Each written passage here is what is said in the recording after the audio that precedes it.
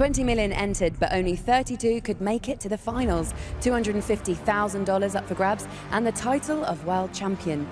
All will be decided this weekend here at the iconic O2 Arena. Welcome to London for day 2 of the FIFA eWorld Cup. Well, yesterday we had a full day of action, 160 games and plenty of emotion. And this morning, the group stages will be concluded. Spencer and FC and I will be alongside you the whole way to guide you through it. But first of all, let's meet the players.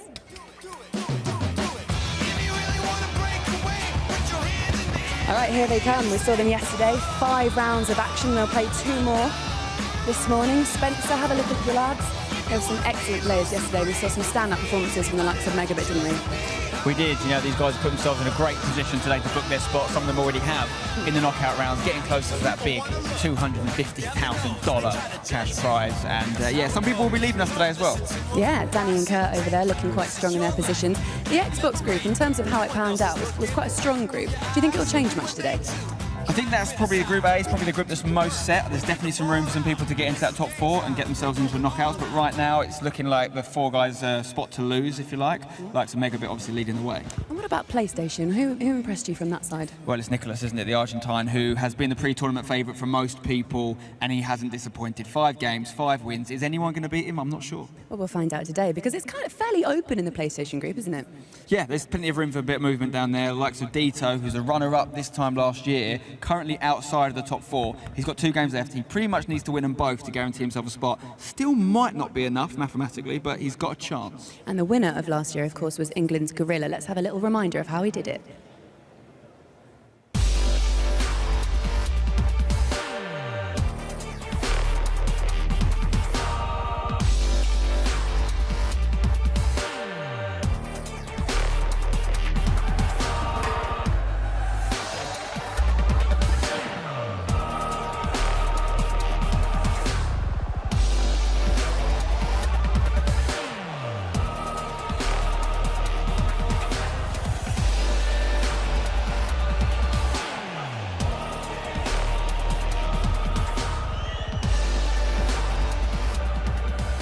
All right, that was all the drama of yesterday, and this is how the group stages panned out afterwards. And that was 5 rounds that we played, 2 more to play in the group stages. In Group A, it was Megabit, as we mentioned earlier on, that topped the group. 5 games and 5 wins, sitting pretty on 15 points, followed by Kurt on 12, and then Alexander on 9, and then Danny also on 9. In Group B, Rasik at the top of the table, played 5 and got 12 points from that. Gorilla, last year's champion, as we mentioned earlier on, he's sitting in 3rd. MS Tassari is pretty good there on 12 as well. And then Crafty, who was an underdog, finished up at 4 yesterday. Nicholas at the top of the table there, also undefeated, played 5, 15 points. Pinna, Yimi and Icevogel in the remaining positions. If it stays like that today, they will be moving on to the next stage of the competition. And then finally, Group D. Aga at the top of the table on 10, he played Marcuso, his mate, he beat him. He's on 9 points, and then also Mabameyang and the Stranger also on 9. It's very tight in that particular group, Spencer, isn't it? It is. That's got to be the most wide open group there. Anyone could still go through and go out pretty much. You've got Aga leading the way there with 10 points, but he's got probably the 2 toughest games of the matches in the group still to come against Aubameyang and the Stranger. If they were to go against him, we could see the person that was leading the group at the start of the day dropping out that top 4. How important is it for people that have already qualified and top of the table to stay focused and not take their foot off the gas just because they know they've already qualified? Yeah, I mean, qualifying is one thing, but it's all about where you finish in that top 4 spot with regards to who you're going to play in the next round. You don't want to come up against the winner of the other group. that could be the likes of Nicholas or a Megabit potentially, who are just on fire. So you still want to play for the seeding, and also it's about putting yourself out there as someone that's on form, not just on one day, across the tournament. All right, here's the fixtures for today then. Like we mentioned in the group stages, there's 2 rounds to play for both of the groups this afternoon, and then the remaining 2 groups after that. Group A, Megabit and Kurt up first. Alexander and Danny, I mean, which games here stand out for you? Well, we talked about this group being fairly established with some strong leaders, but I'm really interested in actually that bottom game there between Presende and Fabio Danuso, because whoever wins that game has got a really good chance of breaking into that top 4, so it could have huge repercussions on one of them going through and maybe someone else dropping out. And that's the one that we're going to stream first actually today. And then when you look at the PlayStation group, the likes of Dito, who was last year's finalist as well, I mean, he started off badly in the competition, pulled it back through. He'll be everything to play for him. Yeah, every Dito game now is essentially an elimination match. If he loses either of his 2 today, I don't think he's going to go through. Honey Badger versus Boras, that's great. Stefano Peanut from Belgium is doing really well. Maybe he can get a big upset and beat Nicholas and show that he is human after all. When you look around this arena, we mentioned it yesterday how amazing it is. It really filled up. It looked brilliant. The atmosphere was amazing, and the teams and the individuals really set it in and took this really seriously. It is a huge competition and it is a huge event. And like we say, if you want to come down and have a little look, you can get tickets on the door. You can come and join us in the crowd, and we do urge you to because it's absolutely brilliant. Anyway, let's get straight into our commentary team for our first match. Thank you very much, Laura and Spencer. And as I said, welcome back for day number 2 of the FIFA eWorld Cup. We saw 5 rounds of action yesterday from, of course, Group A, B, C and D. And now they've kind of left it in a great way now, because we've still got 2 rounds of fixtures left. And for some players, you have to win both.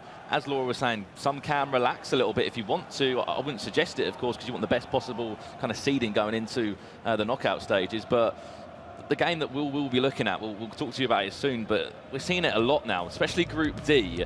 Incredible. Like, not everyone's on 9 points in there. Yeah, there's 4 players on 9 points, Aggie on 10, 1 player on 7. It's pretty much elimination football from here on out for a few of the players, Dito being one. Both of these players that we're about to focus on right now, Resende and Fabio Danuso. It's elimination football. If you win, you're guaranteeing pretty much that you're in for the hunt in that final round 7 fixture. If you lose, there's a good chance that you're going home. Of course, Resende from Brazil, from left to right now, and it will be Fabio Danuso. What a great story, the way he got here. The Italian, because they're a veteran in the FIFA scene, been in it for a very, very long time. So he got an extra time winner against #Ryan back in Amsterdam to send him here. And then Resende, a 4-2 win against Bailey, the Englishman, and it could be Resende early on, and it will be. Look at the emotion. He scored 3 minutes in. Massive celebration for him. He knows how important it is to get an early start in a game like this. It can really push on. You can get 2-3 in quick succession. The game's over for your opponent pretty much if you do turtle up. It even caught me off guard, Richard. 3 minutes in, and we have our first goal of the game. Danuso's got his lanyard in a mess with his headset. But Resende, just look at the concentration on that man's face, the Brazilian's face. We know what the Brazilian community in FIFA is like, very passionate. There's a lot of them at these events. I'm sure they'll be very behind him. And of course, JSSF Senna. Yeah, another player who's got off to an early start in Group C. I mean, I should say on the PlayStation side of things, Brandon. Honey Badger, really good start for him up against #Boras. Because that is worth a mention, Richard. Obviously, Group C, a group we looked at yesterday, Dito on 4 points, Webb on 4 points, Honey Badger on 4 points. I don't know if 10 points would be enough, depending on how it goes, but you have to go into those 2 games. You can't be looking at other results and go, if this happens, if that happens. Go and win your 2 games, then start worrying and seeing maybe if you just made it. Could be an equaliser for Danuso. Ronaldo one-on-one, he's onside. And just in 10 minutes, Richard, we've seen 2 goals. Really, really good FIFA there from Danuso. Passed it through, he carved him open early on. And I don't know what some of these players have had for breakfast, but early starts here on the second day of the FIFA eWorld Cup. Fabio Danuso and Resende both had the Weetabix this morning. As you know, it's a 2-legged game, 7 rounds of fixtures. Obviously 4 groups of 8. You play your opponent once, over 2 legs, aggregate scoreline. This is only leg number 1. You know, speaking of some players, had an incredible day yesterday. Megabit being one of them, 15 points, played 5, won 5. See Nicholas as well, played 5, won 5 there as well. Some really top quality players, and then we'll be coming on to Group B and D later on this afternoon. However, in this one, it's make or break for both these players. Both on 6 points in Group A. One of them wins this to go up to 9. And they could set themselves up for a potential 12-point finish, Richard. Yeah, 12 points potentially could get you through in some of the groups. In Group D especially, 12 points might not even be enough with how tight that group is. So many players on 9 points. The main thing was yesterday to still have a chance to get through. Rafsu, for example, he came in as the number 2 seed on the Xbox. 0 points after 5. It's over for him, he's out. Just wasn't at the races yesterday, was he, the Frenchman? Recently just signed for Team Vitality.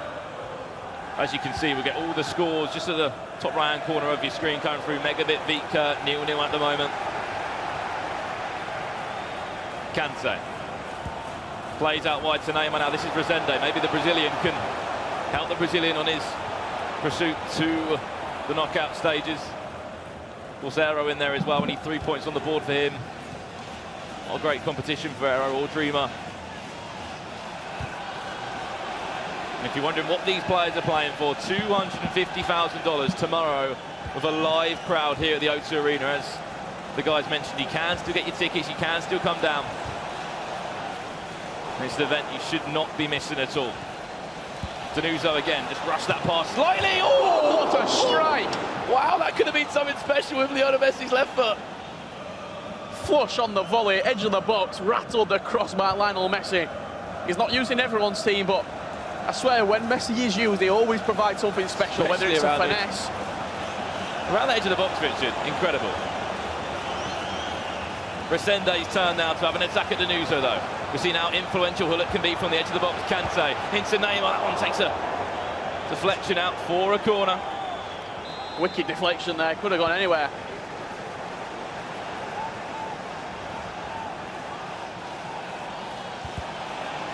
Kante into all the way to the back post. We got a goal. The Brazilian scoring for Resende. Yeah, really good, well-worked corner. He had it with Kante. He kept the ball for a little bit in the corner, moved it around, waited for the opportunity to arise. And then that back post cross, it's so good this year. It's one of the real meta things in the game. Just dinked into that back post. And we are going over to this game now. Over on the Xbox side, the same group, Megabit, unbeaten at the moment, or maybe it's just changing now. Kurt from Malta in that top 4, as we know, and is currently beating the German. Seemed like he plays a lot better, Kurt, against the, you could say, the highest seeded players in his group. Yeah, he has been. He's one of the best players on the Xbox at the minute, Kurt. And yesterday we saw a different side of him. We saw the defensive side. Usually he'll score a lot of goals, but he'll also concede a lot. Yesterday, when we saw him on stream especially, keeping clean sheets, only conceding 1 or 2 goals, and defence wins you championships. Ronaldo. This is Kurt on the attack in that red strip, remember, from right to left. This is only the first leg here as well. I seem to remember in Barcelona when Tex went on that unbelievable run.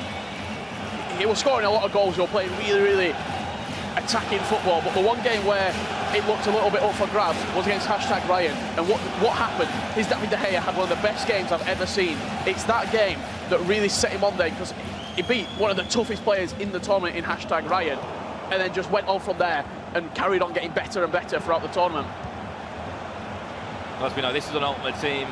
We've seen a number of festival football foot items come into play. Anyone that's really impressed you, Richard, that you've seen? The 94 Son, the 99 Luis Suarez as well, both being incorporated into a lot of players' teams. There's an 89. There's a little bit of a gap on this Valencia side. Valencia, of all people, to find it, but of course he's one of those players as well.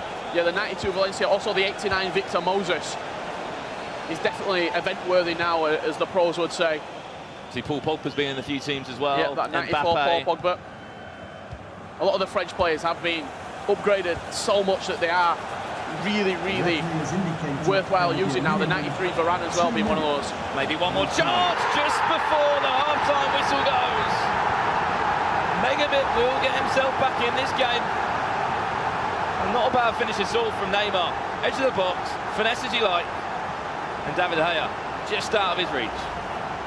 Yeah, Neymar picked it up there. One of the other festival football items, 98, Neymar on the edge of the box.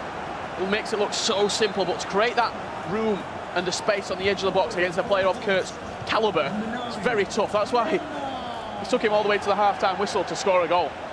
And of course, just like yesterday, we want to hear from you at home. Get involved. #FIFA eWorld Cup. Let us know who you think is going to get through, maybe a favourite that you think you go the full way. But in this one, the man that is currently unbeaten, just got himself back in this game. Still early though, Richard, still got 3 halves of FIFA left. And this was the highlights from that game. 24 minutes on the clock, that's not a bad finish at all there. Love a little back heel. Back heel and then into it to score. Yeah, he was high pressing up, nicked the ball off Megabit in his own defence, and we saw the goal here. Little back heel from R9. It's almost painting the picture before it's even happened. He knew the run from Hullet was going to come in. He'd probably already planned out that he was going to do a back heel, so he didn't have to turn on the ball. He could get the pass away a little bit quicker, and then Hullet slots it in from just the edge of the box. And I think an interesting point we need to look at, Richard, is the choice of items that Megabit is using. Leon Goretzka, Milinkovic-Savic, I know he's just come on as a sub now, but that midfield is very diverse, isn't it? Yeah, both the team of the season, Leon Goretzka and the Milinkovic-Savic, are pretty ridiculous, to be honest. They're very, very good in the game. I've had to wait a long time to replace Ruud Hullet or Patrick Vieira or Ronaldinho, whoever it might be. Thierry Henry we see as a centre midfielder as well, whoever it might be in that midfield. But Goretzka, Kante, the 95 Festival Football Kante, Paul Pogba, these players have come in and really threw a cat amongst the pigeons, you could say, in terms of the squad selection. Of course, you're kind of sport for options, aren't you? And this is, it makes sense, obviously, to hold your grand final now at this kind of area or time period in the game cycle of FIFA 18. You've had all the real-life tournaments, the World Cup, all the football seasons, obviously Team of the Years, Team of the Seasons, you know, players that have been playing fantastically well. Now you can just literally pick whatever you want, Richard, and make your dream team. Really good bit of passing of football here from Megabit, the ping-pong passing with the 4-1-2-1-2. Oh, you saw the idea there. Oh, that's poor defending. He's just got away with that one. Didka, Milinkovic-Savic just jumped onto a loose ball, passed it into R9. And unfortunately on that occasion, didn't score. Here he is again though, that man from Lazio. Oh, that's a lovely bit of play there. Valencia inside, one-touch football here. Doesn't even need a touch, in fact. First-time football. Which you can't go away without looking at the success that Megabit has had this year, and Kurt as well. They've all been to a number of events, but got to look at Megabit's FUT Champions record as well, an Xbox and a PlayStation player. Primarily an Xbox one, but can do both off the post. It's a great strike from Kurt. That's not over yet. Finesse the other way.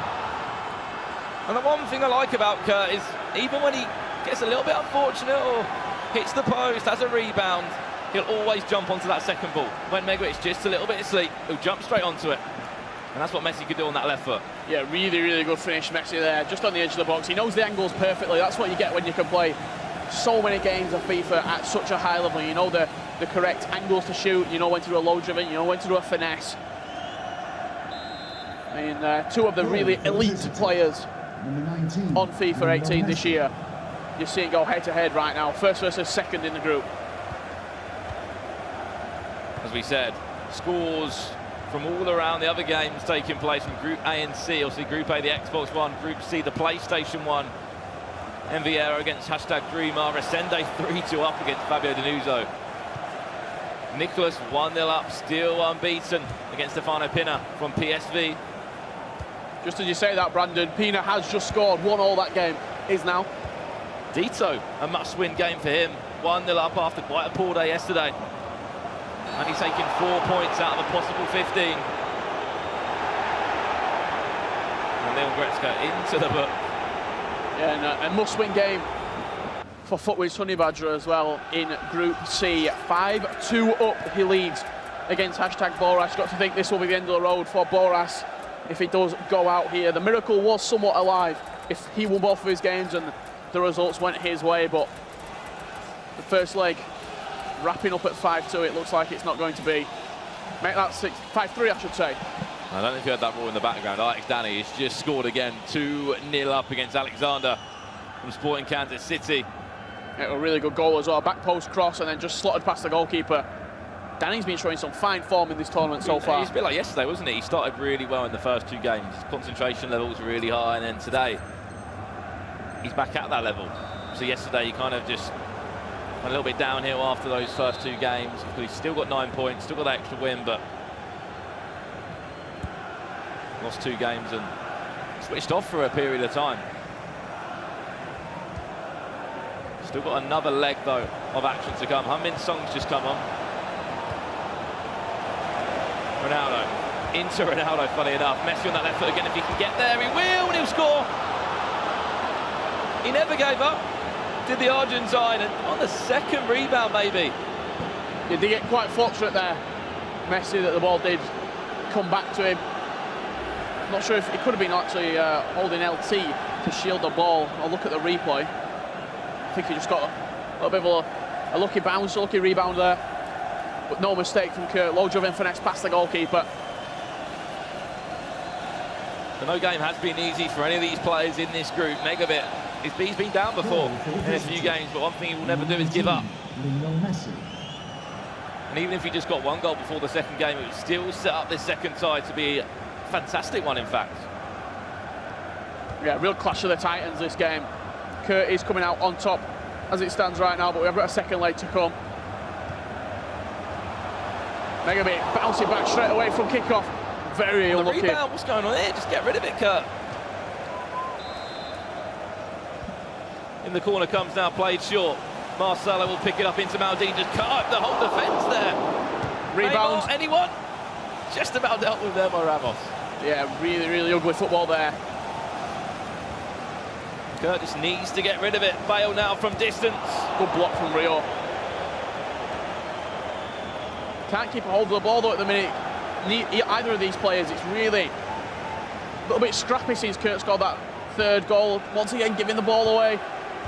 Can Megabit make something of this attack right now? As we know, Kurt's second in the group. Kurt's second in the group. Megabit up top, as we know. A plus 13 goal difference for Megabit. Used to scoring quite a few goals, and of course that will change after this game. Scored 36, conceded 26 coming into this match. So it's now 39 and 27 for Kurt. Just 10 minutes left. As I said, a goal. Just one goal would be great for Megabit going to the second game. Will Kurt go and get himself another one there? He saw the idea with Cristiano Ronaldo, wants the heavy touch.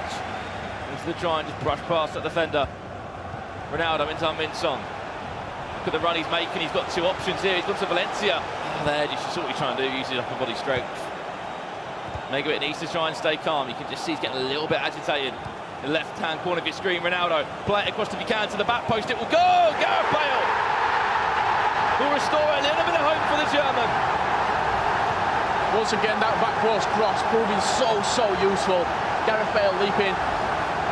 Great jumping, good height on him, 94. I believe that's the item he got when he scored the bicycle kick in the Champions League final. Really worthwhile play. I think Megabit's probably the only player that I've actually seen use him though, and utilise him in his team. We've seen quite a few different faces, haven't we?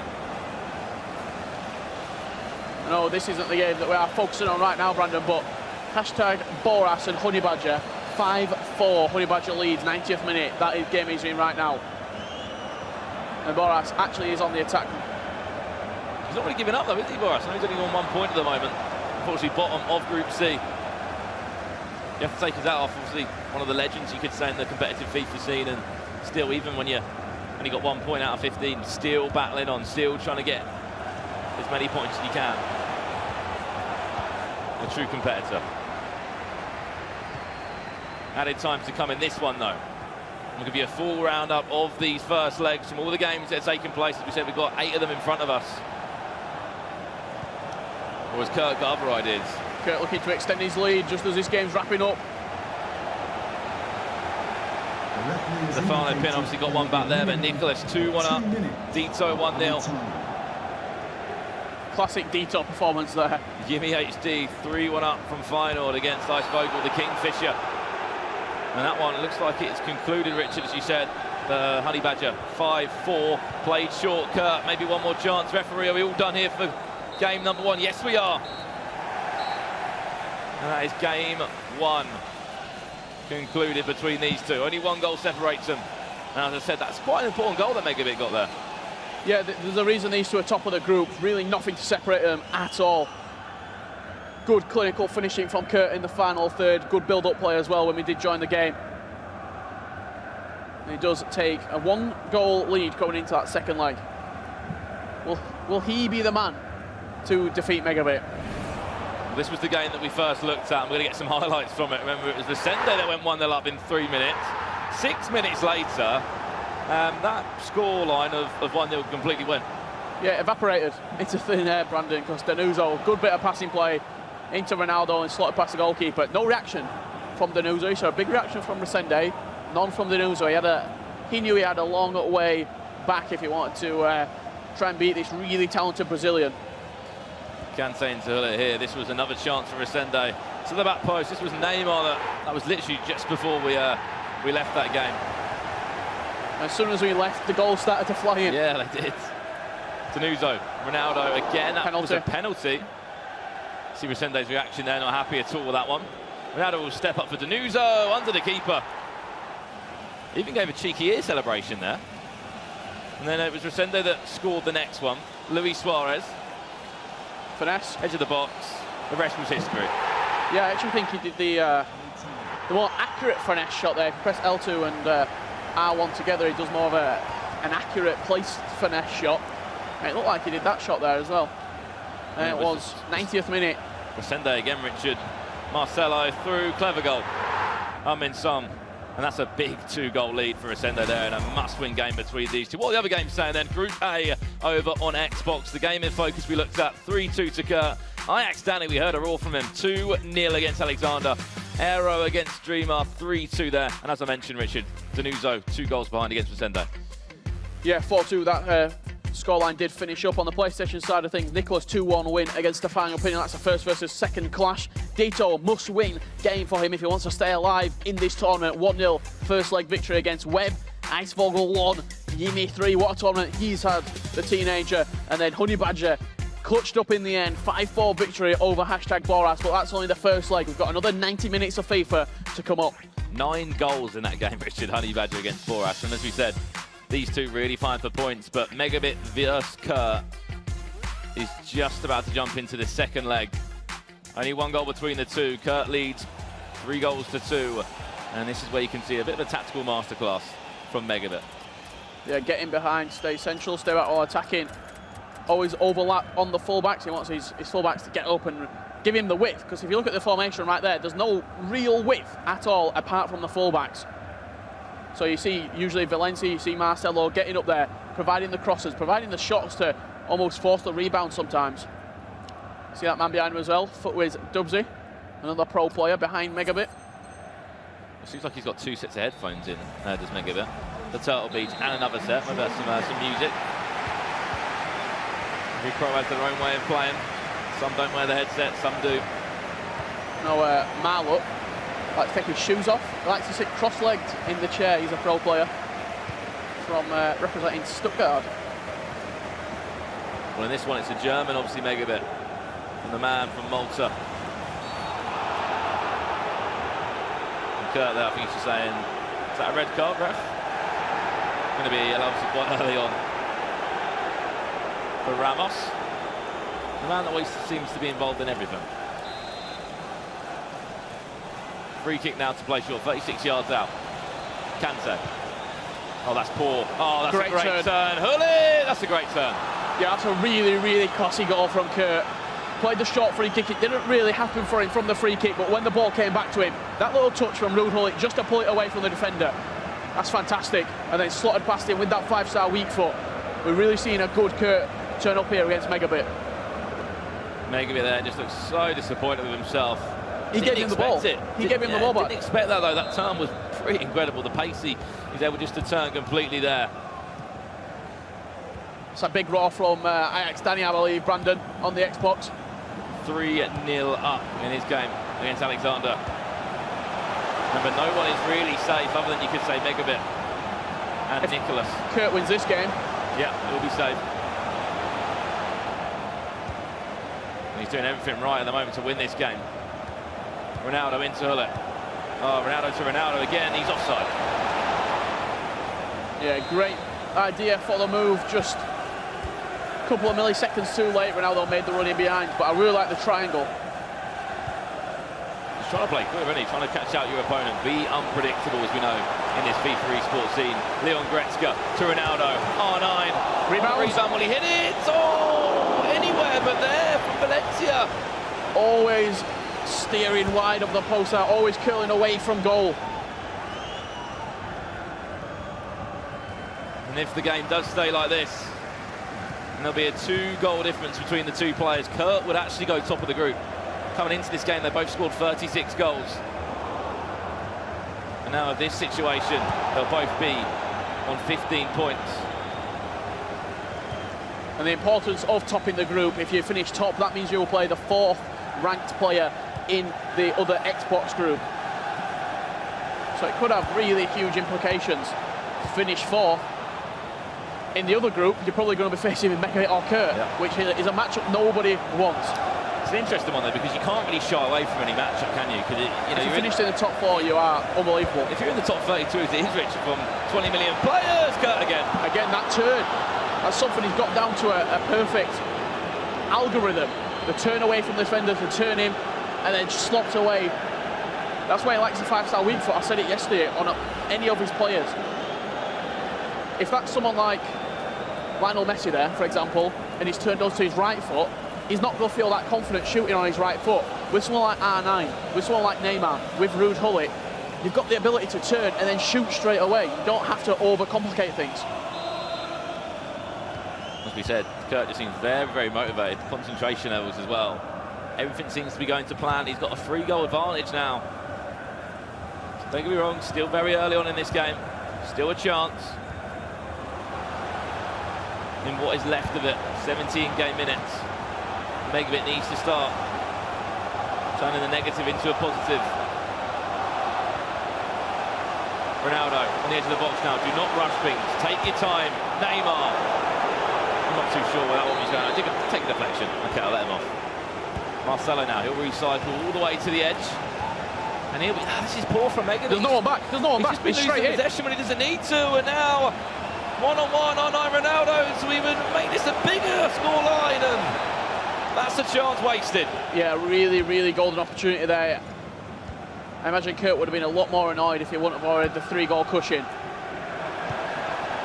I think you're waiting for the goalkeeper to commit, either to be able to load you and finesse in the post past him, or you can go for it again now. Doesn't matter on that one again. Same corner, same goal, and same goal scorer. He loves that man.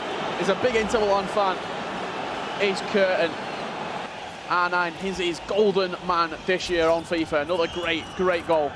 As we said again, this would put Kurt top of the group on goal difference. Group A, both be on 15 points, these two.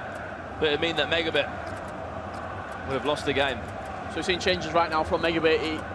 He likes the 4-1-2-1-2. He also likes the 4-2-2-2. He's trailing by 4 goals. But there's so much FIFA left to play. There's over 65 minutes left. Can we see something from the playoff champion? And the #1 seed coming into the tournament. The Xbox winner, wasn't he, from Amsterdam? Against Rafsu in that final. Long time coming, really, for Megabit. He's been at all the events. He's been dominating, you could say, the weekend league leaderboards. 160 now, only 3 players got it in November. And then he got his big win, you could say, in Amsterdam. Came here as #1 seed, had a great day yesterday. Everything was going to plan. But now he seems to be getting a few questions asked of him. Now he's 4 goals down overall in this tie, and he just seems very open at the back. Look, he's struggling a little bit. See a VFL booker who's been there for quite a long period of time. After this season, he will be moving on somewhere. We don't know where.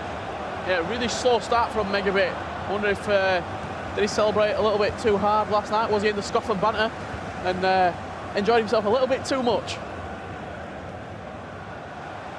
Leon Goretzka into Ronaldo. Take a shot there if he can. So he's going to just try and play a little bit easier. Simple pass. Gullit, Neymar, Gullit again. Tee it up, have the shot, and then will score a goal. Still need 3 of them though to get back in the tie.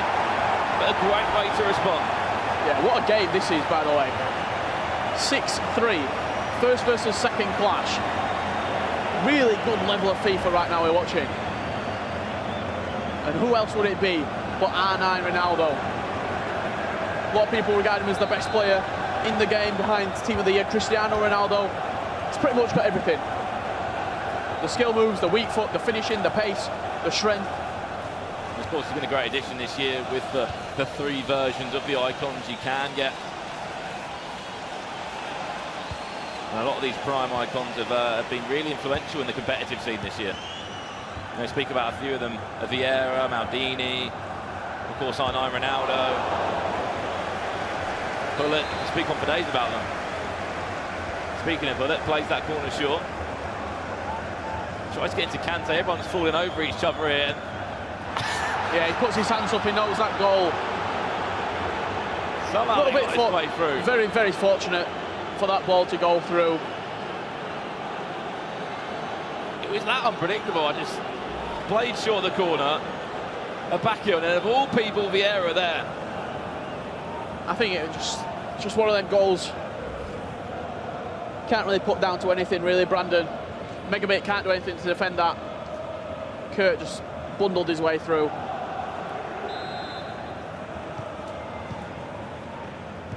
And now it's back to square one for Megabit. Needs 4 goals, unfortunately. And Stefano Pinner just gone in front in that game. He has, yep. 3-2 maybe, he's up now. Kurt scores again. Literally has a turn ahead to watch at a Stefano Pinner game. 5 goals. He is up now. Yeah, this game looks like it's away from Megabit right now. Looking around the ground, Dito just gone into the second half. Dito up against Webb.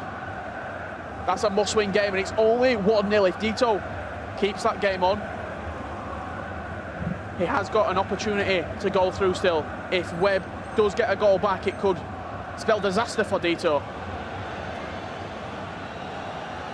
Well then, probably not what many people expect to come to. I think we're on Kurt, a fantastic player, but the confidence that was being shown there. You've got some great games happening around us. Honey Badger 6-5 up against Boras. Boras is not giving up there. Boras still has he's got a sliver of hope of getting through. If results go his way, if he wins both games. 7 points would be the magic number. Again, it's one of those situations where you've got to hope and pray. Yeah, for other results to go your way, and you just can't really do that at this level.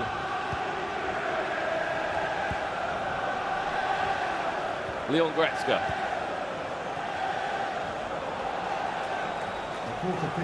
Kurt just on the stroke of half-time now, leading 8 goals to 3. If you are just joining us, you're watching the FIFA eWorld Cup. Get involved. What do you think of this game? Hashtag FIFA eWorld Cup on Twitter. Tell us, is Kurt the future champion? We want to hear from you. R9 once again forcing a good save from David De Gea. Added time of 3 minutes. Kurt coming again, will try and score again. David De Gea couldn't even reach that one. And Vieira will score to make it 9-3. We've seen 7 goals in this half, Richard. 7 goals. Yeah, De Gea in no man's land. Vieira, little diving header number. He's up for a hat-trick, isn't he? Diving header at the back post. Hashtag Boras and Honey Badger now 7-5. Honey Badger leads. What a game that is. Well, we're going to have a look at a PlayStation game. That the situation there, I'll say, and it's the game between Nicholas and Stefano Pinner from PSV. And this one, though, Kurt, all one-way traffic in front. This game, though, Kurt, obviously we know we left that one. Nicholas, top of the group, same story as Megabit, played 5-1-5. And at the moment, he is losing to Stefano Pinner. Yeah, so it's the same story as the Kurt Megabit game. First versus second tie. And in both occasions, it's the second place player who is winning. This game a lot tighter. Nicholas. What a tackle. Came in the end there. If Stefano Pinner wins this game, he'll be on 16 points. Be in front of Nicholas as well. And if anything, it will prove that this man is beatable in Nicholas 99 FC. Here he comes again. What a save, David De Gea. No idea how he got a wrist around that one. Yeah, big paw from David De Gea to keep that one out. Kanse, Pele, recycling exception well. Look at the numbers forward there from Nicholas, and everybody back defending for their lives. It's a team effort for Stefano Pina. The Great Wall of Belgium back there. Every single player is in his own half. And it's good to remember as well, Stefano Pina just signed to PSV. One of the 4 players that represents Belgium now on the FIFA stage, similar to the programme that Sweden have done, France have done, to find the best FIFA players in their country. And Stefano is one of them. You've got the best players in the country. You've probably got the best player in the world right now in Nicholas. 99 FC. Well, as we know, Stefano beat Yoksan in that round of 32. And these two actually did match up in Amsterdam. Nicholas beat Stefano Pina 3-2. So it looks like he's getting his revenge right now, Stefano. And that quarter-final as well, Richard, it was a really tight game. And funny enough, you said 3-2 to Nicholas. At the moment, it's 3-2 to Pina. With not long left at all, but yesterday we saw a really slow start from Nicholas. And just as we've left it, Brandon, the Kurt game, Kurt is now leading at 7-1 in the second leg. I think that one's pretty much all over. I think that's 10-3 now in aggregate for Kurt. As we know, he'll be top of the group on goal difference and by a long way as well. I was speaking, as I was saying, to Nicholas's manager, and he said, Nicholas isn't playing his best yet. He's not at that high level yet. We see a lot of pros do this. In the groups, maybe just struggle. I wouldn't say struggle, he's just won 5 games, sorry, but you know, not play his best. Not hit that extra level, the extra step on the ladder. Yeah, he's changing the custom tactics as well. He's going to a more offensive structure. There's not many people that have beat Nicholas this year, at events and at home as well. Trying to think who has beat him. Tex beat him in Barcelona. That was in the final. Marcuso beat him in the Swiss-style format, I believe, as well. Trying to think. You're looking, Icevogel beat him in Manchester. I think that was a very fortunate goal. I think it came off a deflected Ruud Gullit goal. I think it was 4-3 in the end. Icevogel beat him. And then in Amsterdam, no one beat him. He's always a player that's been getting to the latter stages, though, in the tournament. Was the #1 seed from Amsterdam, of course. Got his scarf on the sofa. Played some really good FIFA there against Marv from Bayer Leverkusen, as you mentioned, Richard. However, lots of pressure here. Can Pina defend it? That's the question. Half-time, Ronaldo off the post. Everything's going Pina's way right now. Off the post, the deflection of De Gea. Just can't get the ball in the net, can Nicholas? Usually has a lot more possession than that as well. He's got 51%. Usually looking at maybe 56, 57% possession. If you just look how close he is as well to the console as well, literally so close, focusing as much as he can. He will get that one more chance. But Pina, I'd say, needs another goal to ensure that he could win this one. Otherwise, I could see this being a draw, to be honest. I think it's safe to say as well, Kurt will go top of the group. He will, and he'll on goal have difference. a few goals going his way as well. Yeah, maybe. 11-3 up he is now. Look at the space for Pina to attack. Ronaldo, one more. Oh, you saw the idea there. He'll have 6 goals on Megabit. And Nicholas will come forward again, the Argentine.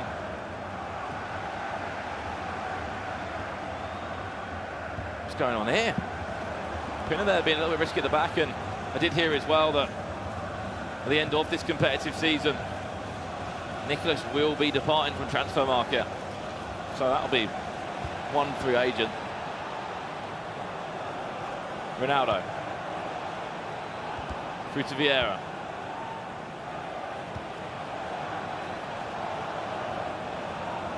Walker now. Can he feed it through? Still just trying to wait for that one chance. Pina, I think he'll get it, to be honest. Cristiano Ronaldo. Back to goal for Neymar on the finesse again. David De Gea, the hero for a number of players. Composed play out of the back as well from Nicholas on all out attack right now.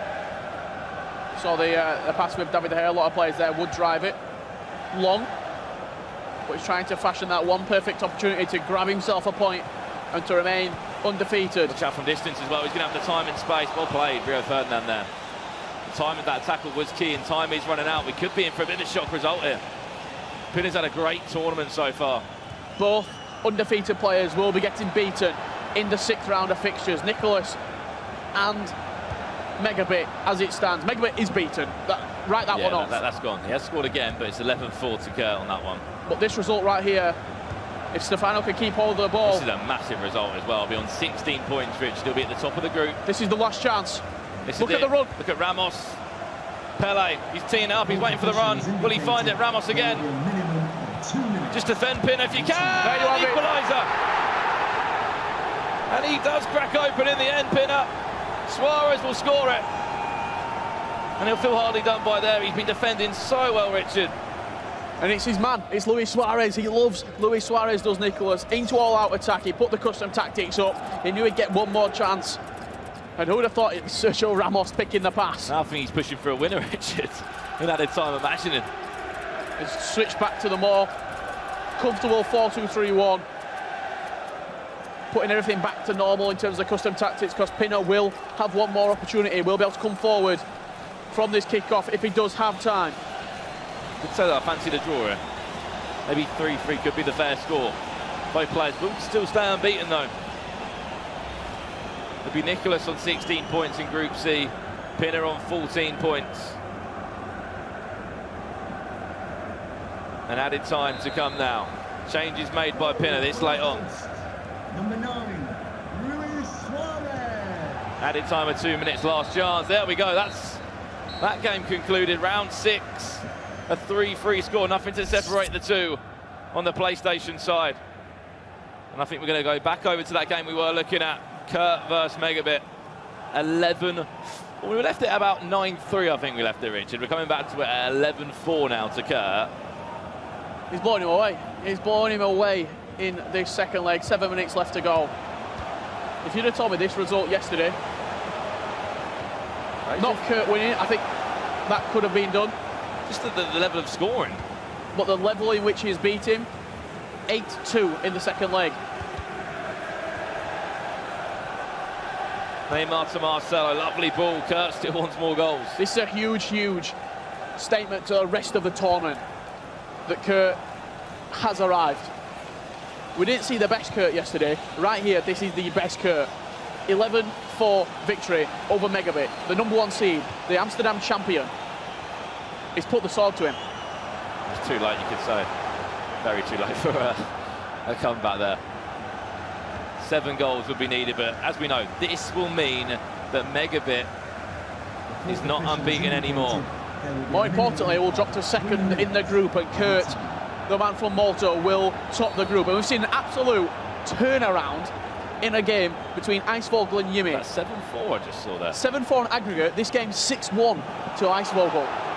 And Ramos sent off to make Megabit's day a little bit worse. Icevogel lost the first leg 3-1.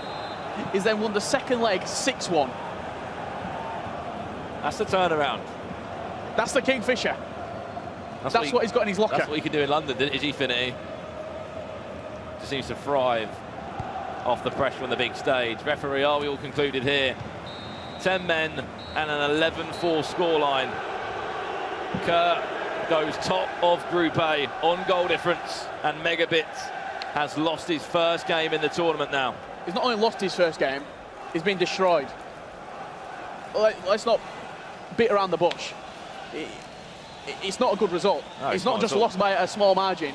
He's lost 11-4 on aggregate. It was when he started conceding a few, his head just dropped a little bit, and he just was in a bit of a rut that he couldn't get himself out of. And you can see they can both talk about the game afterwards. And let's have a look at some of the results then from round 6 then, Richard. I'll start with Group A. The game we saw, 15 goals in it. Kurt goes top of Group A. Danny seems to start well. He started well yesterday, started well today. 6-0 up and a clean sheet as well. Aero, 6-5 against Dreamar. Fair play to those two that are currently at the bottom of Group A. And then Resende against Danuso. Resende will go on 9 points now. And then Danuso, unfortunately, only on 6. And on the PlayStation side of things, Nicholas and Pinner drove 3 goals apiece. Dito, 1-0 victory over Webb. Icevogel turned around a huge performance against Yumi HD. And Honey Badger from Footways beats #Boras 8-5. Well, let's catch up with that man who is now top of Group A. He's speaking with Laura. Thank you very much, boys. Congratulations, Kurt. As they said, top of the league now. How does that feel? It feels amazing. You know, I came into the game, I wanted to send a statement. I knew it was going to be easy against Megabit, especially since he's not even lost. So I thought I've done that now. The commentator said just now that yesterday it wasn't your A game and today it is. Does it feel like that? I didn't think I had to play my A game yesterday, you know. It was just, I started slow, then I got a bit better. Obviously, this was my standout performance. Yeah, it was just one of them to make a statement. You know, I wasn't apparently one of the players to watch, so, you know, wanted to make sure that I am. Listen, I am the best player right now, and today it's going to be an important day for sure. We could just see shots of how emotional you are when you play, and I think this is probably why you've got such a large fan base, as well as being quite vocal. Is it important for you, or to you, to be vocal? I mean, vocal, obviously, with purpose. People might think sometimes, you know, I say things I shouldn't say, but in my opinion, it's all facts. If people don't like it, whatever, I don't care. You tweet a lot and you say things like you are the best player, and there's lots of tweets actually supporting it, saying that actually you are the best player in the world. Do you feel like you've got a point to prove this weekend?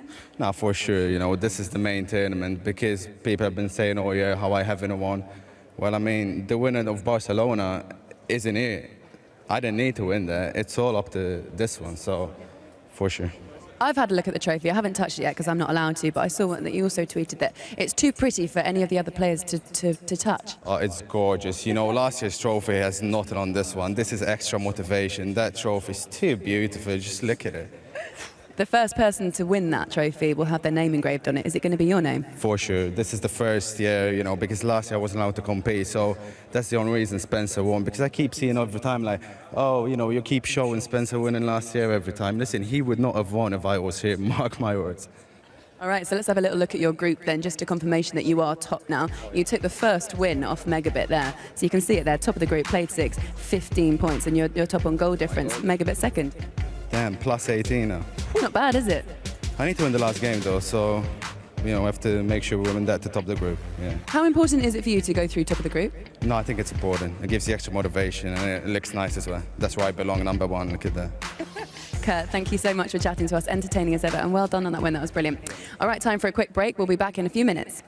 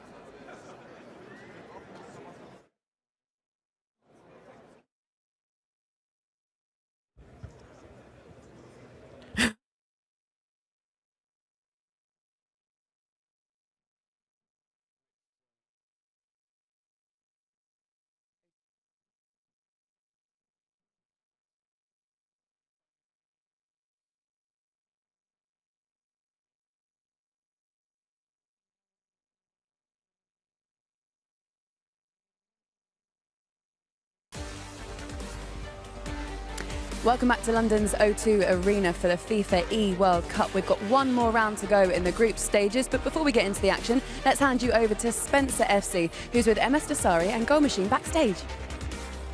Okay, guys, here I am in the player lounge with two fantastic players. To my right, I've got MS Tassari. To my left, I've got Goal Machine. And a load of you have been getting in touch with us asking about these guys' journeys, like how did they become professional FIFA players? That's what I'm going to ask these guys. Starting off with you, MS Tassari. How long have you been playing FIFA at a professional level?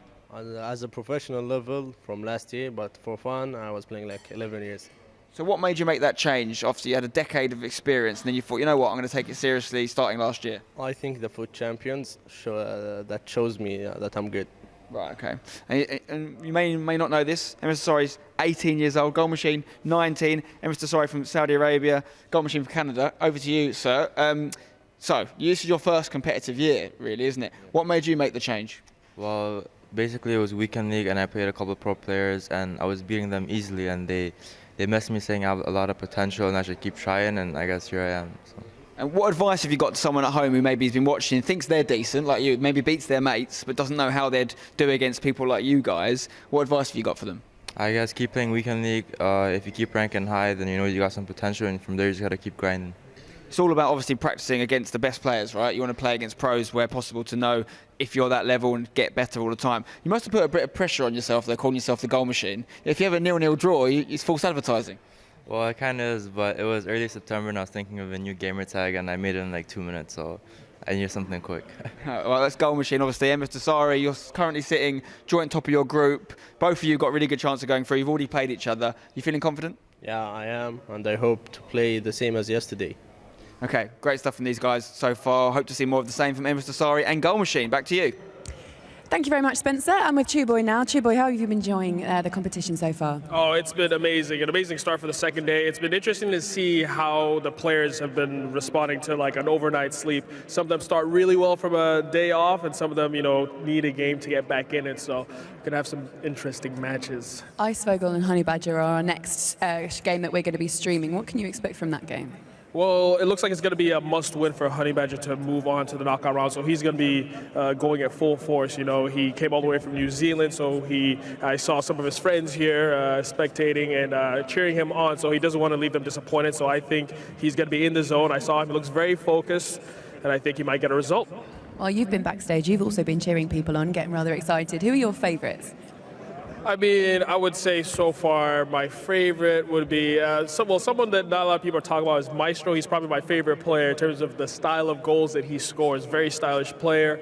Also, yesterday I did enjoy watching Goal Machine, who's going to be up later on. You know, he does need some results to go his way. So those are the guys I've been looking at, some unknown guys. Because Goal Machine actually is right on the edge of that promotion spot. So basically, if he wins a couple of games, they've got 2 more rounds in that group. But he really needs to. I think he's 5th at the moment. He really needs to get himself up there to qualify.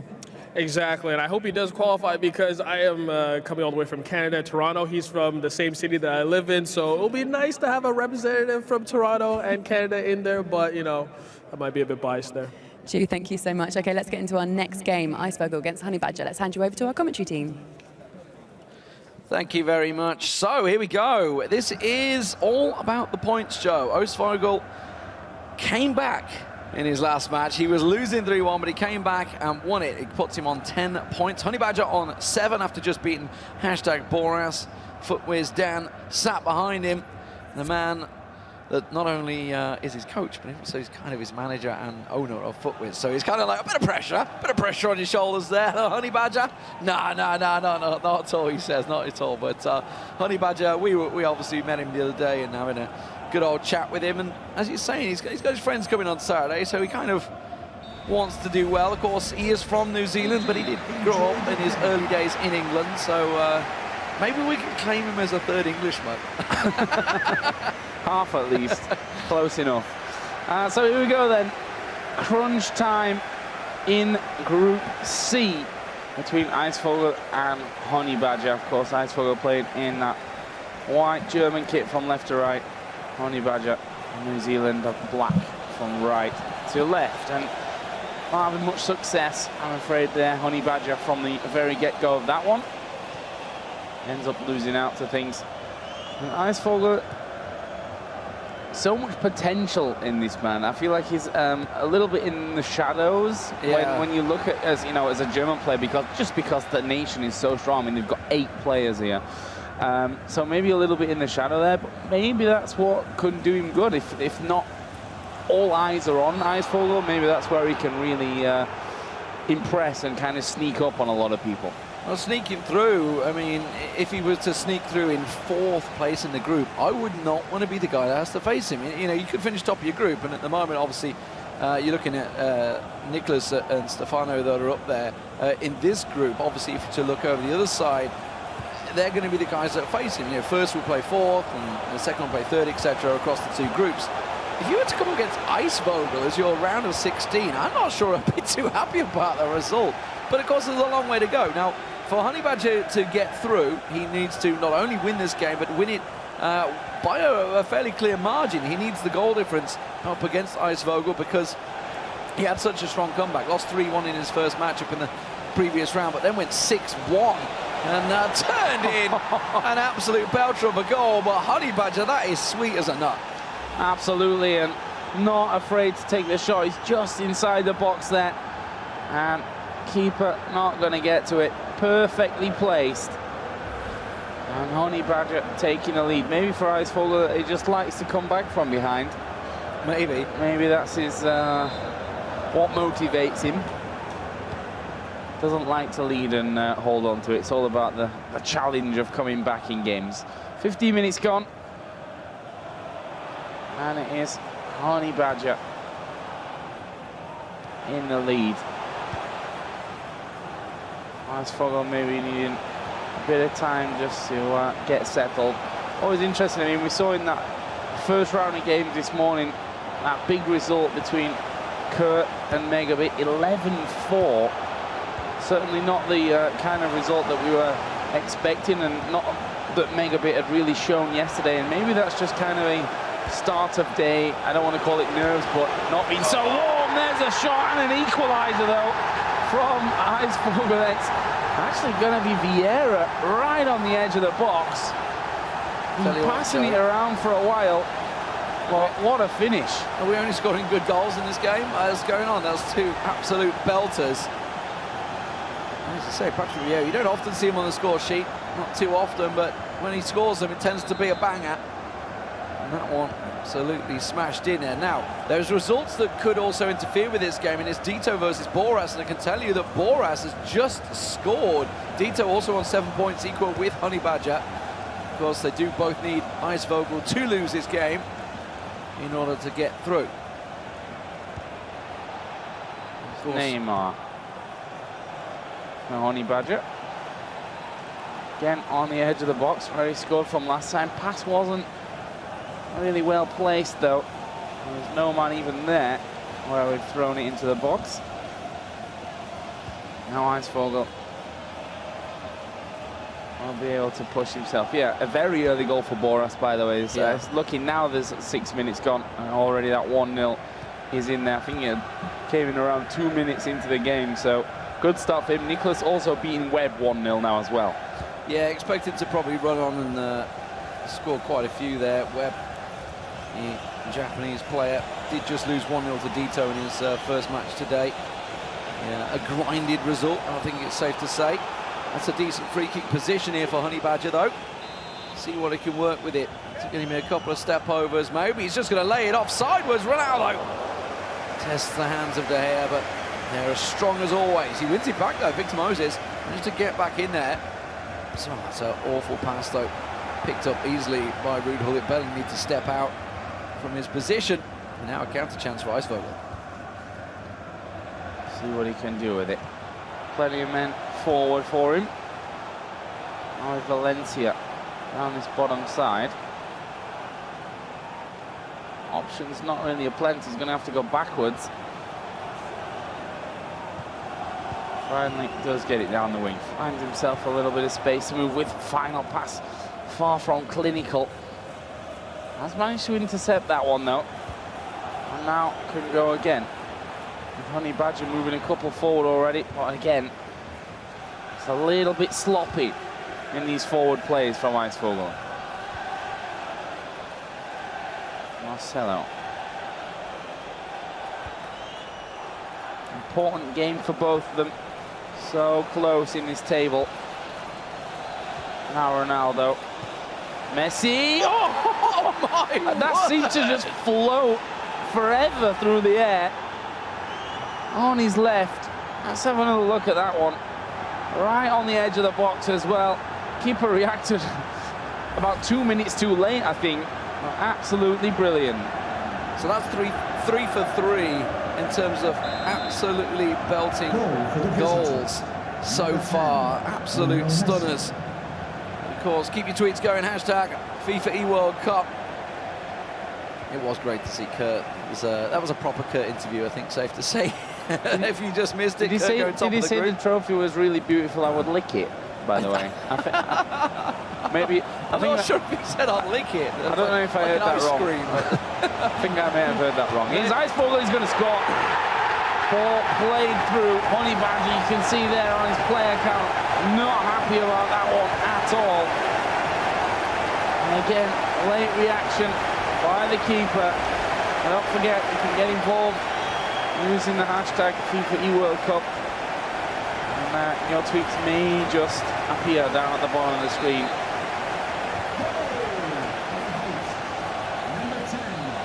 So there are results that could change in Group A, of course. And that one, we're looking at Presende on 9 points, along with Alexander, who is also on 9 points. Now, he is just waiting to get his game underway. I can tell you that Presende is 1-1 currently with Aero. Goal difference favours Presende at the moment. We'll see and keep our eyes on that one. That's going to be Group A, of course. Here in Group C, this is the match to watch. It's all about the Honey Badger. Can he do something and challenge the Icevogel, or will he continue? Honey Badger needs to not only win this game, he needs to win it by a decent goal margin after Icevogel picking up a number of goals in the last match. Yeah, 2-2 here at the half. I think both of them will be fairly happy with this one. Honey Badger, obviously, we saw his disdain at conceding there for that equaliser. But before that, the other 3 goals are all very, very sweet. All of them from the edge of the box. Some other scores going on. Nicholas 2-0 up. Dito equalising against Boras. Presende just scored. That puts him on to 12 points. So that puts the pressure on Alexander, who has yet to start his game, actually. That one's been delayed at the moment. So that's going to put a bit of pressure on him in the final game. Tough positions for a lot of these players. Great to watch. I'm sure nerve-wracking to be playing in. At this point, though, you've got to kind of block out everything else that's happening around you and concentrate on doing the deal for yourself. Here is Hazard. Actually hit the no? Okay, he's just sliced it out there. Just a damn awful shot. Yeah. It's like watching me play FIFA. Icevogel, 2-2. Yimi just ahead of them actually in points. Of course, if Icevogel were to go and win this game, not only would it put him through, it could also be about positional play. Could maybe slip him up to 3rd place instead of the 4th. Nobody really wants to be. You want to get through, you want to get in groups, and sure, everybody is happy to, I just want to get through groups. But really, then you've got to be looking ahead, and you've got to be thinking, if I finish 4th, I'm going to be playing 1st place from the previous group, and that next group is pretty good. At the moment, Aga's sitting at the top of the table, of course, but he's got 2 tough games ahead of him today, so we'll see whether they get through, because that group, I believe, if memory serves, it was Aga on 10 points, and then 4 players on 9 points, if I recall, so really very tight, the next group, of course, which will follow on after this matchup. That's a good ball, but didn't quite get past Sergio Ramos as Honey Badger in the black continues to try and work his magic, but the Icevogel looking like he's going to play slow and steady. A brilliant performance from him. Obviously, not only in Amsterdam to get here, but when we were in Paris, he was the man to beat.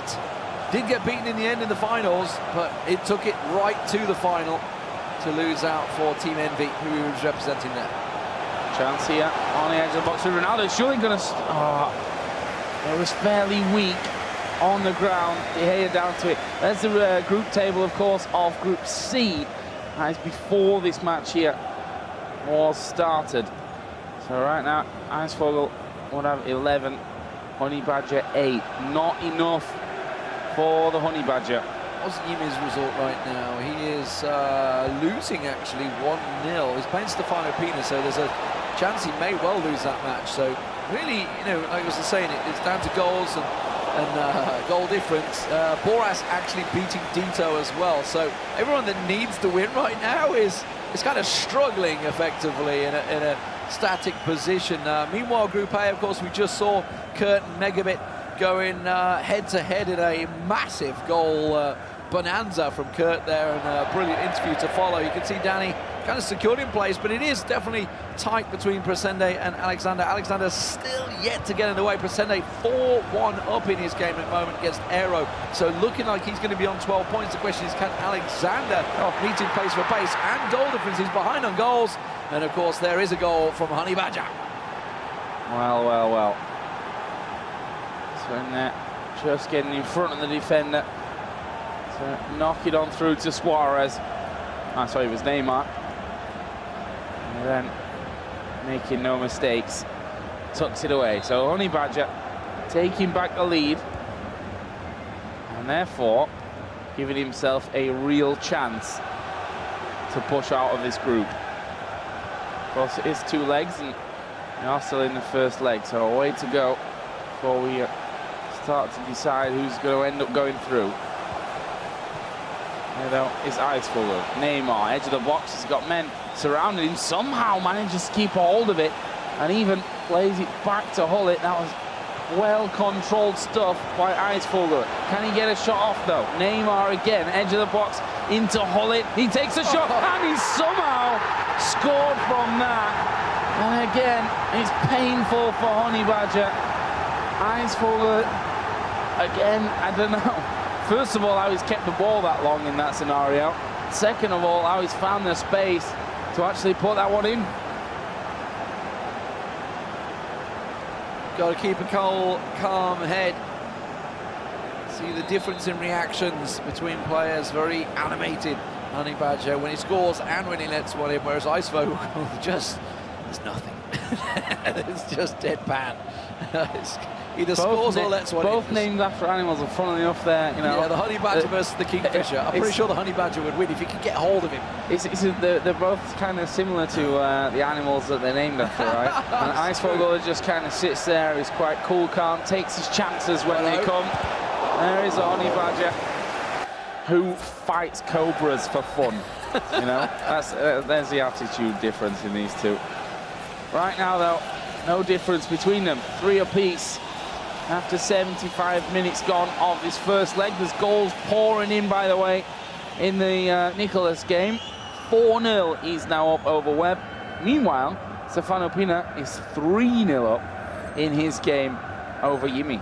Dito's brought one back. He's back 2-2, which obviously is a big points difference there, but he still needs the win, because Yimi was on 9 points. He would put Dito currently on 8 points. He would also put Honey Badger on 8 points as well with the draw here. So both of them currently need the win, and Yimi, even though he's losing 3-0, would go through. Of course, he is against Stefano Pina, so maybe, especially the way Stefano's been playing in this tournament, you'd expect it to go that way. And Boras has just scored again, which means Dito is losing 3-2.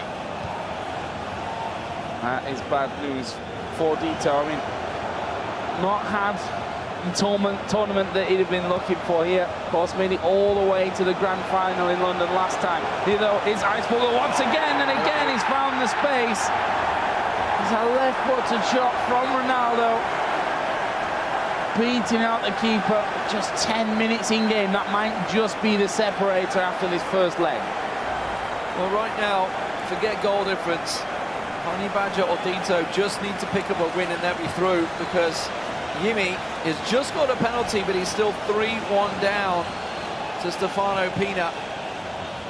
Meanwhile, over in Group A, Megabit is actually trailing to Danny right now. It's been a good start for Megabit. We were talking about form. Today's the day to definitely be in it. It's looking good for Kurt. He's now 3-0 up over Dreamer, a game you'd expect him to win. It doesn't look like Dreamer, unfortunately, is going to pick up a point in this group at all. Languishing with the 0 points at the bottom of the table. I can tell you Alexander and Fabio Danuzzi has got underway.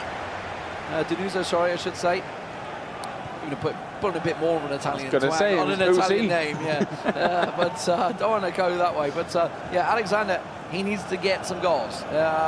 Presende is now 4-1 up. He may actually go 4-2 in a second. It will. I think he's offside. So yeah, stays at 4-1 at games, which does give Presende actually the goal difference advantage and would put him through. Speaking of goals, will we see another one here in our featured match? Icefogel 4-3 up against the Honey Badger. Shots on the edge of the area being common, and they've found the target more often than not. Is another one going to happen? Suarez tries to play it in. Honey Badger does have that covered. Can he nick a last-minute equaliser? Fourth official has indicated there will be a minimum 2 Time minutes. added on. 18. Here's Ronaldo, going to feed through Suarez, back towards Ronaldo. Where's he going to go? Up towards Son, takes a step inside, takes a shot. Keeper down now, and he rebounds out to the defender who will clear. And there is the full-time whistle in this first leg. Honey Badger gutted about that one, but he's still got another leg to do the business. There's the trophy they're all fighting for, Honey Badger. You can see what it means. It's not all done and dusted just yet. The first leg is over, though, and he's gone 4-3 down. He needs to get himself a turnaround in the second leg. Lots of goals throughout this game, and a lot of belters, Joe. Yeah, absolutely. See the first one here. Ronaldo for Honey Badger. At that point, still fairly calm. So more and more emotion from him pouring through as the minutes ticked along in this game. And then, of course, it was levelled up.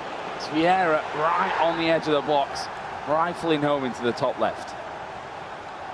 Smashing the goals, another belter comes the way of the Honey Badger. Ronaldo lays it off and Messi just floats it into the left-hand side. He just held in the air for so long, didn't it? It's just a drifter straight across. But then Icevogel started to slowly take control of the game. A simple tap-in from Messi. Did what he needed, and just perhaps it's starting to get to him when you start not just getting aggrieved with yourself, you're arguing with yourself and thinking, why is this happening? Why am I allowing this to happen? Maybe the mentality needs to sort of toughen up a little bit, because Icevogel, you saw, just had a reply to everything Honey Badger had on offer. This goal was absolutely insane. I mean, there was a lot of work before that done by him on the edge of the box, somehow keeping the ball, then finding the space to put himself back on level terms. Then, of course, with 80 minutes almost gone, Ronaldo on his left foot and gave Icevogel the goal that he needs to stay in front from the first leg. Still very, very close, though. There are other games, as you can see, which you're not quite as close as that one. Yeah. Kurt is just racking him up once again. 5-0 against Dreamer. Alexander 2-0 up against Fabio Denudo. That was a late starter, though, so they're only halfway through the first half. Presente 4-1 against Aero. That one also still going on. Meanwhile, in PlayStation Group C, Nicholas is walking away with it against Webb at 5-0. Stefano Pina 4-1 against Yimi. Close one, though, between Dito and Boris, which is what we're expecting from these last two, actually, because these last two games are really the big deciders of this group, most likely. Right now, it's there to be taken. Stefano Pina is beating Yimi 4-1. That is a big goal difference right there. So all we need is Dito or Icevogel, Honey Badger, sorry, to step up and maybe take that fourth spot. Meanwhile, obviously, Group A, as you can see, Presende now 5-1 actually, just scored again there. Setting his goal difference up, it's going to put him in the positive. Alexander alongside him is going to be equal on points. He needs more goals right now, as crazy as that seems. While he is winning his game, it's all about the goal difference and the head-to-head between the two. I'd have to double-check the results between the two, as I see that Alexander scores a third, so he's now 3-0 up in his game. Yeah, it was -4 goal difference at the start of this game, so every one that he can put on the board is certainly going to be helping. 6-0 up. His goal difference is going to be plus 20 plus. It's way up there. Megabit Danny 3-3 right now as well. Obviously, they are both looking like they've qualified anyway, so in terms of points, it's not so much matters who wins. It's all going to be about positional, of course, who's going to be in that second and third spot. Well, Danny, you say that, but he's on 12 points, which if Presende and Alexander both win, they'll also have 12. Danny's goal difference is pretty decent, though, so he's going to have to lose heavily in that one if he's to go out on goal difference. So still, I think, a little bit to be considered in this second leg as we go through, and we'll obviously try and keep you updated on table positions and goals going in. But here we go into the second leg, Icevogel versus Honey Badger. So, can the Honey Badger step up and take victory? Can Dito step up and take victory against Boras? Meanwhile, Stefano Pina is 4-1 up in his match against Yimi. Yimi, of course, on the edge right now, the Dutchman, just hoping that results go in his favour to make it through to the knockouts. The round of 16, when the money really starts to happen. Round of 16, quarterfinals and semi-finals are going to be played out today. And of course, tomorrow is the big day, the console finals and the grand final. It's all going to be live here in the O2, and you can be here with us to see history made as we crown the very first FIFA eWorld Cup champion. Name on the trophy and $250,000 to take home with them. I suppose they're not going to get it in cash in a suitcase, but that'd be a bit of security to follow them on the way.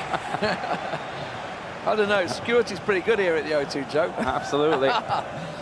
They don't let you in with anything, that's for sure. And they're going to follow him through. Nicholas, 5-1 up in his game against Webb. A statement, I think, from his game. And, well, he remains the only player unbeaten in the PlayStation groups. Of course, we have Gorilla, I believe, still unbeaten in Group B on the Xbox as it stands as well. After that last-minute equaliser that he got against Stefano Pina there, Nicholas Alexander, you can see he's let one in, so Fabio Danuzzi's got 3-1 result. There's also been a goal against Presende. I believe that is 6-2 that game has ended against Aero, 6-2. So that's +4 goal difference on top of the, I believe he may have been around 0 or -1. 0, exactly, yeah. So he's going to be on +4 right now. Alexander himself will be on +2. Danny, of course, is drawing 3-3. So we've got to keep our eyes on all these games and all the goals that keep on rolling in. Right now, it's looking like Icevogel going to try and work a bit of magic in the box there. Almost a bit of a tight shrug tackle there. You've got to be careful in the box when you start shoving a player around like that. But it's going to be the Honey Badger that tries to clear his lines. Does so decently up until now, at least. Victor Moses at right back. Certainly a less common. Oh, that is maybe going to cost him here. Giving the ball away. Needs to find the man, thread the needle. In the end, decided to play it back, bring a few more up with him. Now Vieira pull it on the edge of the box. Little touch from Messi, I think it was. This wasn't good enough. But again, it's sloppy in the middle of the park. A man down, which is not going to help Honey Badger here if he wants to mount an attack. The quicker he gets up, the more chance he has. There is Moses, going to charge down the line. Surely a foul, maybe even a card to come out there. No, we'll just get the free kick. He's going to float it in there. He's holding it. Oh, wow! Off the underside of the bar and bounces out. So close for Honey Badger. No cigar though. It does mean he's still trailing 4-3 on aggregate as we approach the half-hour mark. This is a fairly quiet game so far, considering the pace that it set in the first matchup. 4 goals to 3. Has been much more contained, as you tend to find between these players. You know, when they're trying to find weaknesses. There's another foul, this time on the other side of the pitch. See if he can swing one in. He got close on the header a moment ago from Rudol. Let's see if he can get a little closer. He's going to try and play it short. Tries to swing it in. Goes in for the head. He might get beat De Gea? No, you're not going to beat the big man. No, with the keeper, not much chance of getting onto that one. And Icevogel holds on to his lead. Closing in towards half-time. Other PlayStation games currently all goalless. Actually, I'm telling a lie, one has just gone in the Yimi game. I think that's Stefano Pina that scored another one in that game. Yeah, the Benelux affair is going very much the way of Belgium. They are looking very strong. Stefano Pina's been looking very strong throughout this one. Just pushed Nicholas all the way. Goal from Boras. And that puts Dito now 4-2 down in aggregate, I believe. So as it stands, Icevogel and Yimi will still go through. Looking around the other goals, Alexander currently 3-2, so the goal difference is slipping away from him. Danny and Megabit have just kicked off. That is obviously remaining at 3-3 in that game. So we'll keep our eye. Obviously, the results may affect Danny if these guys all get dragged into a 12-point slot. Messi for Honey Badger. Fair bit of space he had there, but he's tried a little bit too much fancy footwork. Good sliding tackle from him though. Does get possession back. See if he can put one in the back of the net just before half-time. Perfect time for it. Here is Ronaldo, will shoot and puts it away. It is top corner for Honey Badger once again. And these shots from the edge of the box, I don't think we've seen many games that's had so many similar goals from that kind of position. An absolute thunderbolt from R9. Wearing the number 8 shirt. But we know him as R9, the big man. That evens things up, but it still doesn't help Honey Badger. He needs the victory. Of course, that makes it 4-4 in aggregate. Would put him on to 8 points. Yimi currently residing on 9 points. And Dito on 7. Icevogel will be ahead on 10, actually 11 points. Correct myself there. A lot to play for still. Dito still trailing in his game. Half-time approaching here. Honey Badger just with the slightest of leads. Can he extend it just before half-time? That would be very nice. This is looking like a good little through ball there, but his man's stepped offside. Comes back on. Neymar wriggles it round. Tries to get it through. Messi with a bit of an adventurous shot just before the final whistle. And he puts it well over. A lot of support coming through on Twitter for Kurt, as we were expecting. See if he can... I think, honestly, he said it himself a few times here, it's all about peaking at the right time. You know, some goals of the day, and some cracking ones there were as well. Absolute belters today so far. Dreamer, of course, against the Aero, that was yesterday. There's been some fantastic goals throughout the tournament. Megabit and Kurt, my God, you could pick a number of goals from that game. That one, a simple header in the end there. Megabit's just like, oh, what is going on with my defence? I don't know. Beautiful, what a ball through. You'd be happy if you had a delivery from that, wouldn't you? Just swings it in there. Rude hauled it through to Ronaldo. It's a little roulette and puts it in the goal. Look at that, beautiful. That's when I have goals like that scored against me, I'm just thinking, all right, time to turn off the console. This, of course, you could have picked about 5 goals from that game, I think, the current one we got going on. But Alexander is up against Fabio Danuzzi. Oh, that is absolutely spectacular. Cheeky. On the volley. If you can do that at a tournament of this caliber, fair play to you. We're going to get back in, though, to the second half. Icevogel against Honey Badger. 1-0 in this second leg.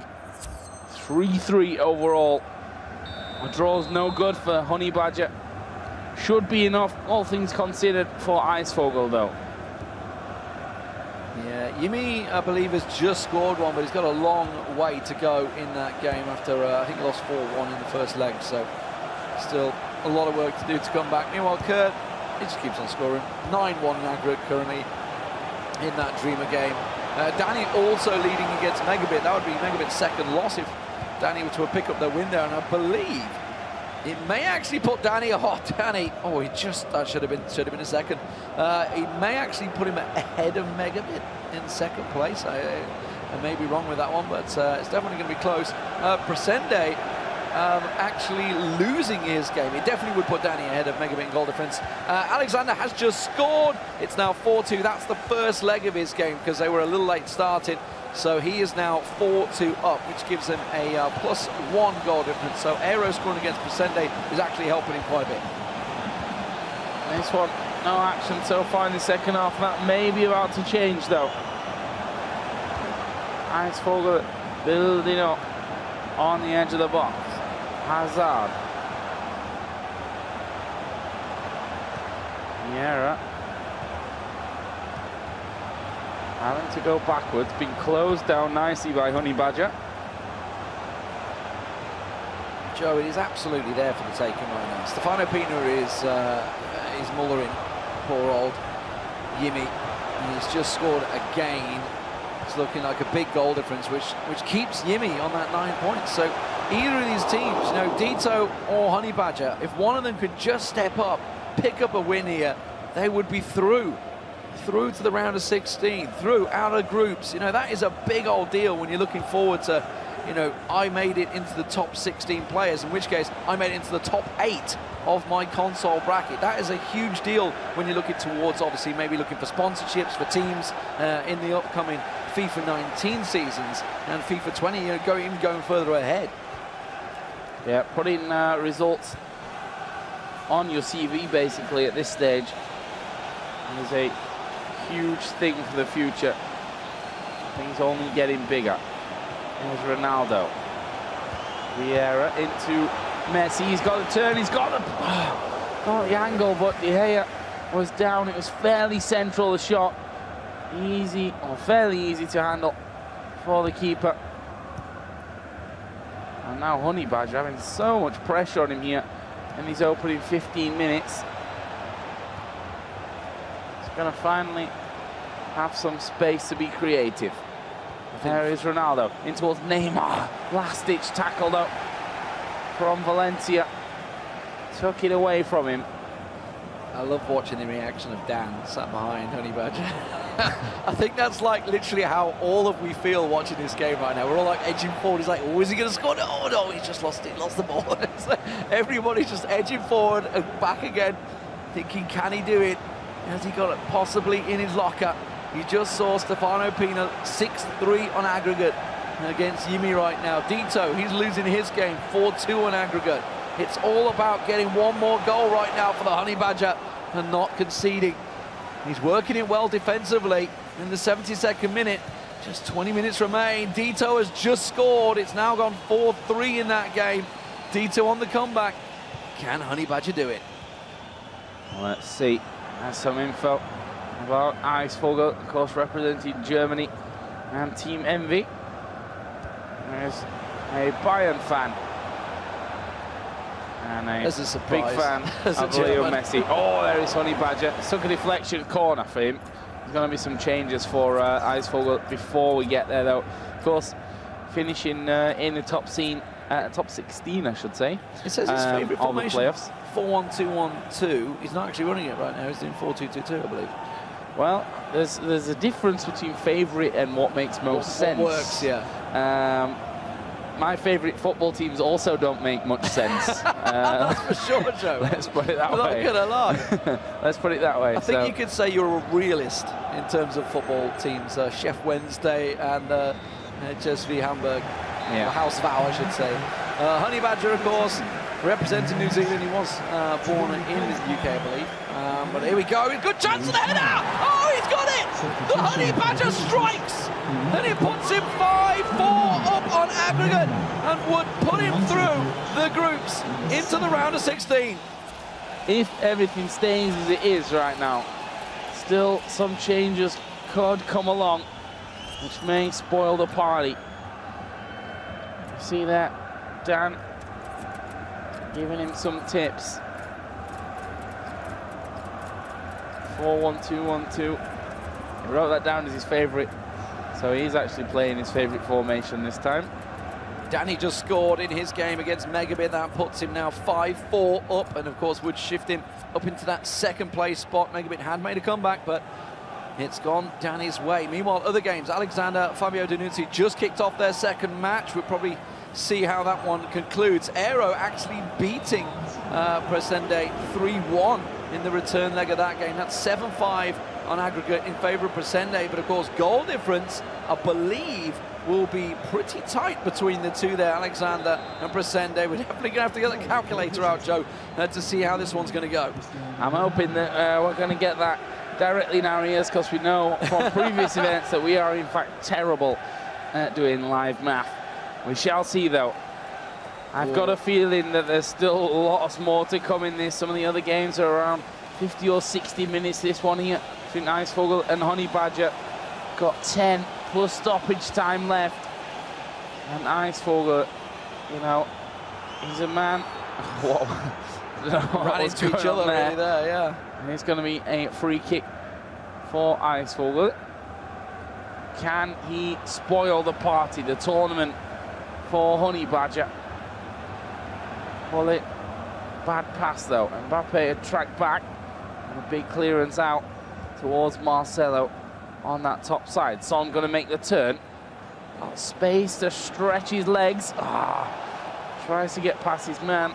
Sliding tackle stops him. Now it's Valencia to show how speedy he can be. But again, a sloppy pass. 85th minute, Joe. Time is running out for Icevogel. Of course, he will most likely qualify anyway. Honey Badger, can he hold on to this one?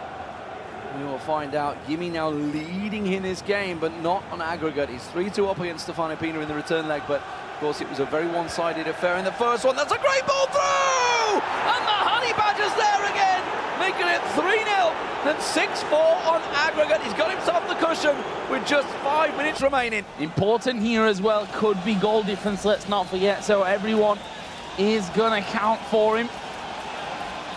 And you know, you always want to finish as high up in these top four as you can. It means you, in theory, have a weaker opponent in the first playoff round, which we all know, you know, at this kind of level is difficult to really say, because the level is just so amazingly good anyway. But even for survival, those goal differences could come into play. Dito against Bora still 1-1, by the way, which means 5-4 to Bora still on aggregate. Meanwhile, Yimi 3-2 up in second leg, but 6-4 down. Nicholas has finished against Webb. That one was a big, big win for Nicholas. I believe 6-0 on aggregate overall. The Danny game, ignore that result, it's actually incorrect. It's actually, I believe, 4-4 all square, which would make it was 3-3 first game, wasn't it?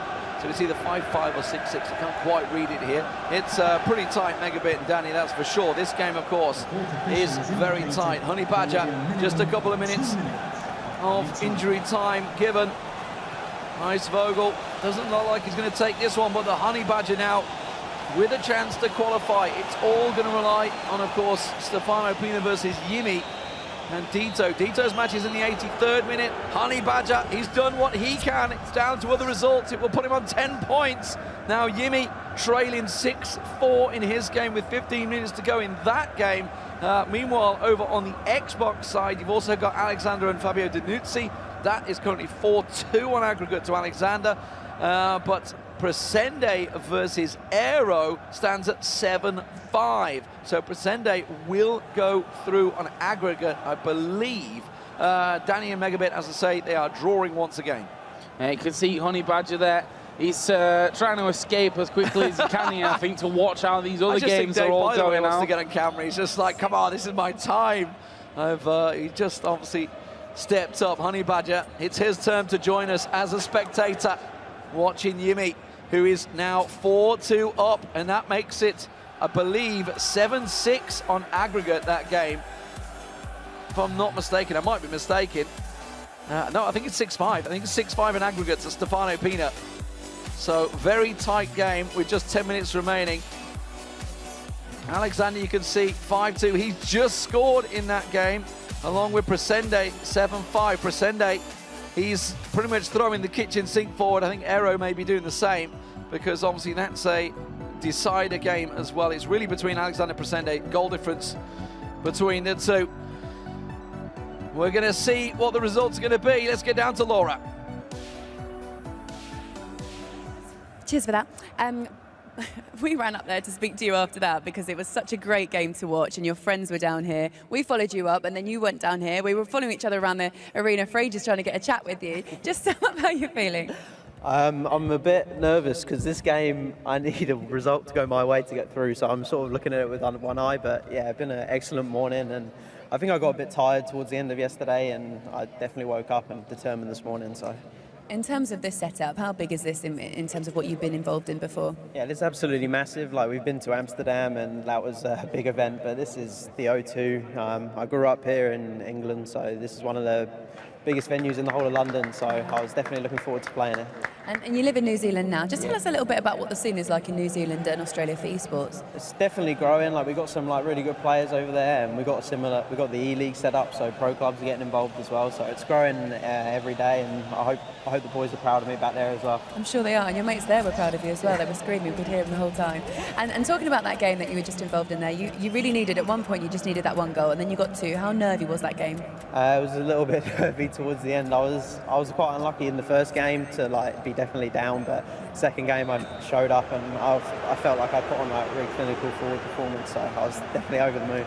In terms of your performance so far in the group stages, has it taken a while for you to settle in, or how do you feel like you've gone? I think it always takes a little bit to settle in, and especially when we play on this build and when we're here as well. We're in the pods, we've got people watching, the streams on as well. So definitely takes a while to warm up for me, but something that I think will come better for me when I have more experience. And now, like you say, another nervy wait, but we wish you the best of luck, and that was a great game to watch. Congratulations, well done. All right, let's hand you over to our commentary team.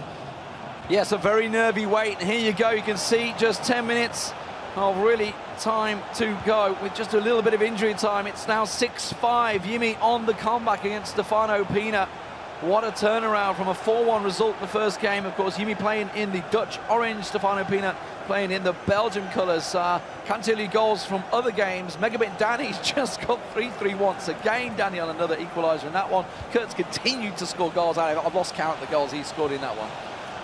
And this one, though, is an absolute decider. What can Yimi do to boost his chances? Vieira has 2 minutes plus stoppage time in game left to play.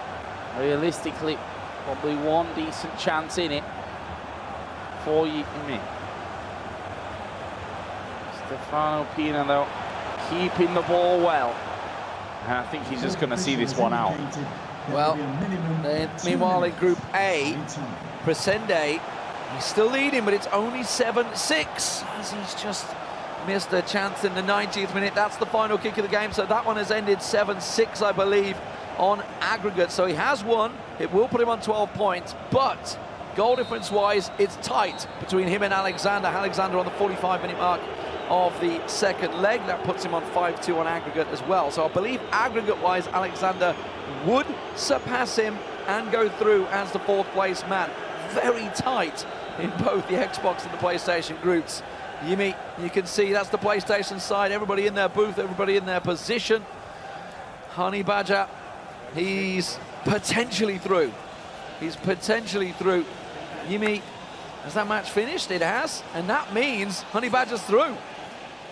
Yeah, Honey Badger is through. It was a nerve-wracking finish for him here in the group stages. We saw him basically jump out of his pod once that game was done, trying to get into the crowd. You got to feel for Yimi, though. He's put up such a great performance from the very first matches. He pushed Nicholas all the way, and it was a 90th minute equaliser that cost him there. So Yimi, I mean, wow, you got to feel for him. But Honey Badger, he's done it. He took the ball by the horns. He took down Icevogel. It does mean he'll go through in fourth place. Icevogel in third. Alongside him with Stefano Pina in second, and of course Nicholas at the top of the table. That is Group C. Group A is still going on. Currently Megabit and Danny 6-6 on aggregate. There's just a minute remaining in that game, so that's almost done. Kurt, well, he keeps on scoring for fun. I think that's, what's that? That's 23 goals in 2 games for Kurt there. Wow. 5-2, Alexander currently leading, so he will go through on goal difference as it stands, as Presende only managed to get himself a +1 there with a 7-6 win over Aero. Will keep them both on 12 points. Yeah, and of course for Group C, Nicholas 6-1 against Webb. Webb only picking up that consolation goal really at the end. The heartbreak for Yimi as he loses 6-5, although let's give him the credit he deserves. It was a comeback in that game as well. Boras beating out Dito 5-3, and Icevogel, of course, losing a couple of last-ditch strikes from the Honey Badger. 6-2 for Alexander, just popped one in. That looked like he's going to go through. What an amazing game for the North American. Thank you very much, boys. All right, we're nearly there. So that was Honey Badger with the win, actually, in his own game by 2 goals, Spencer, but then having to wait for another game to be concluded. A really nervy wait for him. You could tell he was in pain, waiting to see what that result would be, to see whether he'd qualify or not. Yeah, he's done fantastically well, representing New Zealand, but also England as well, because he lived in England for a long time, so he's kind of double nation. Bit of a dual, yeah, dual heritage. And remember a stat I said earlier, which is that the 2 finals that have happened in England before have both been won by an Englishman. Does he count? I think he does. I mean, I suppose it depends on what he fancies, really, doesn't it? But brilliant from him. And we went out to chat to him, and he was so overwhelmed with emotion at the time. And like we say, having to wait for that other result. But we spoke about the scene down in New Zealand and also Australia, and in terms of how esports is developing there. Do you think it's coming on as well as it is in other countries? Oh, definitely. I mean, the addition of all these E-leagues, we've had obviously the E-league for the A-league, and we've had the EMLS, we've had all these different new virtual leagues. They're giving all these other areas an opportunity to practice more and build that infrastructure of tournaments, which is why, for example, the Germans have been so dominant here in the amount of people that have been present, because they have had that for a number of years, so it's definitely helping the other places. Looking over at the Xbox table and how that finished, it looks a little different to how it did yesterday. Megabit was obviously very dominant, and then today, Kurt showing the form that he's promised everybody that he can be in, and the goals that are going in. He scored so many goals as well. What do you make of him? 100%. Listen, Kurt has absolutely turned up today. He's in fine form. If he can carry that form through to knockouts, we could be crowning King Kurt, okay, guys? On the other side of it, Megabit, who was so dominant yesterday, is exactly what we talked about. You don't want to peak at the wrong time. Yeah. Has he peaked on his first day? Is he struggling today? Well, he certainly is. And are we going to see him go much further? I don't know, which seemed crazy to think this time yesterday. Yeah, I know. We're going to have a little look at the league tables in a mo, but if you missed it earlier on, I caught up with Kurt after his game. This is the main tournament because people have been saying, oh yeah, how I haven't won. Well, I mean, the winner of Barcelona isn't here. I didn't need to win there. It's all up to this one, so for sure. Last year's trophy has nothing on this one. This is extra motivation. That trophy is too beautiful. Just look at it. The first person to win that trophy will have their name engraved on it. Is it going to be your name? For sure. This is the first year, you know, because last year I wasn't allowed to compete, so that's the only reason Spencer won. Because I keep seeing all the time, like, oh, you know, you keep showing Spencer winning last year every time. Listen, he would not have won if I was here. Mark my words. When you know your worth is more, you make your own curriculum. Study in the industry. I know you see me.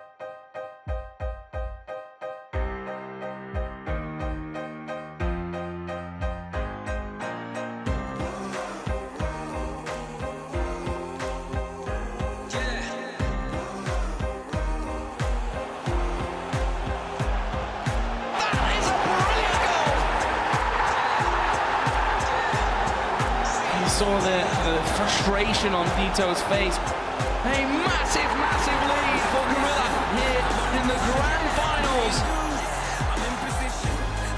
It's got to be! And Gorilla scores! England are victorious in London. Spencer Ealing, aka Gorilla, is the 2017 FIFA Interactive World Champion. There you go, that was Gorilla last year. Who will it be this year? Whoever it is will have their name engraved on this trophy between Spencer and I. I still haven't touched it. Spencer, have you touched it yet? No, I haven't touched it. Am I allowed to? No, you're not, because you haven't won it yet. I nearly knocked it over earlier on, though, but I'm trying to be very careful about it now.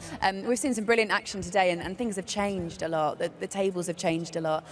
We saw an interview from Kurt earlier on after he just came out firing today. 2 wins for him, and the goal difference for him at the top of the table is absolutely massive. Things are shaking up a little bit. Over in the PlayStation group, we saw Honey Badger with a last-minute qualification, and Yumi missed out. That's devastating, isn't it? An awful way to lose.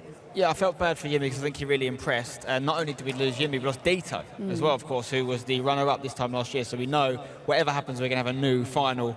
We might have the same finalists, we might have the same winner, because Gorilla, who we're going to see shortly, is still in the mix and looking pretty good so far.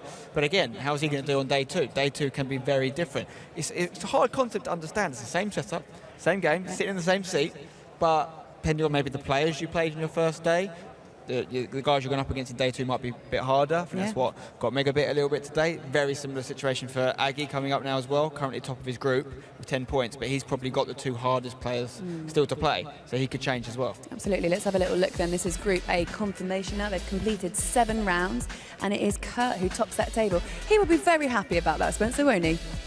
Yes, Kurt has done fantastic. He came in today in second place. He managed to trump Megabit, not just on points, but he actually played him directly and absolutely obliterated him, as he did to Dreamer as well at the end there. So he's scoring double figures in most games now. If he can keep his defence tight, he has to be taken very seriously now. I've been one of the first to question Kurt and some of the things he said over the years about his sort of confidence and bravado, despite the fact that he hadn't won an event. But as he rightly said in that interview with you, this is his first time in the sort of new setup of competitive FIFA, being able to compete here at the grand final. And right now, he is one to watch. Yeah, and then Megabit, Danny and Presende completing that group. This is what's going on in the mixed play at the moment. That's Megabit having a little chat, and you can see Dito there.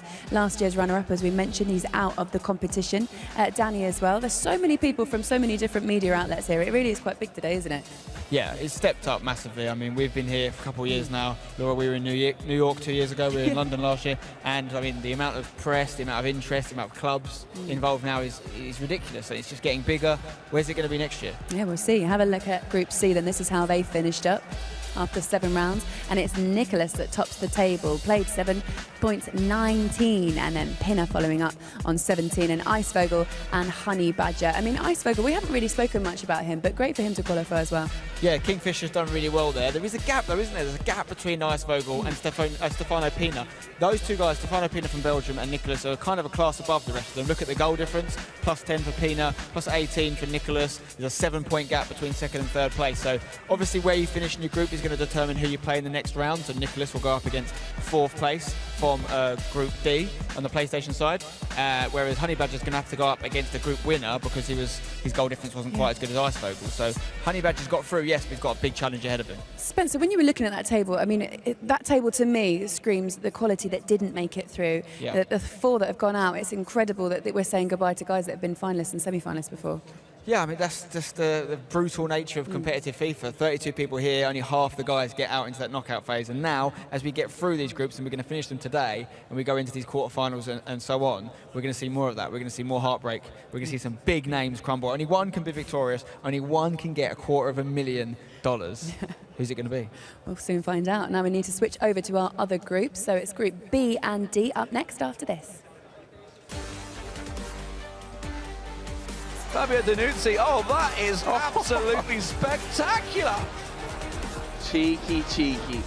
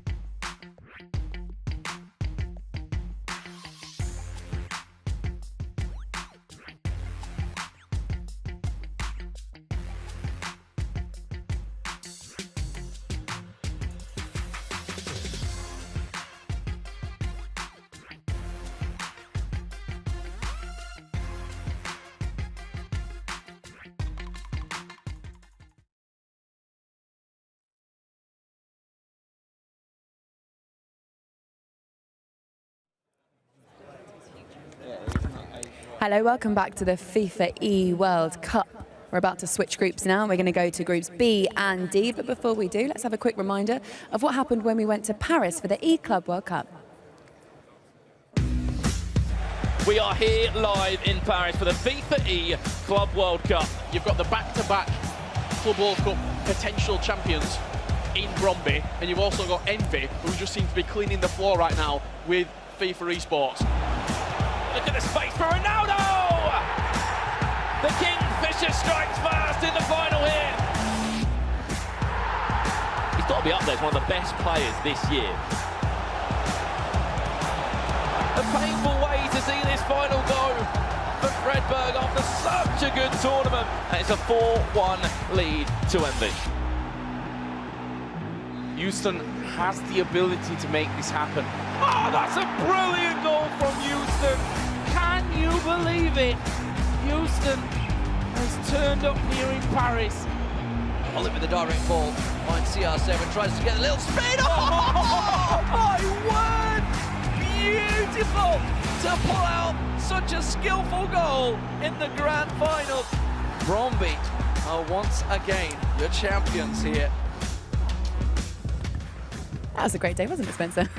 Let's have a little reminder then of what we've seen today and what we're going to see now. So it's Group B are in action. So there's 2 rounds left to play before we find out who will be qualifying for the next rounds. And at the moment, Rasek is top there and MS Dasari both on 12 points. And then Gorilla is in 11th and Crafty is in 4th at the moment. Do you see that changing much, Spencer?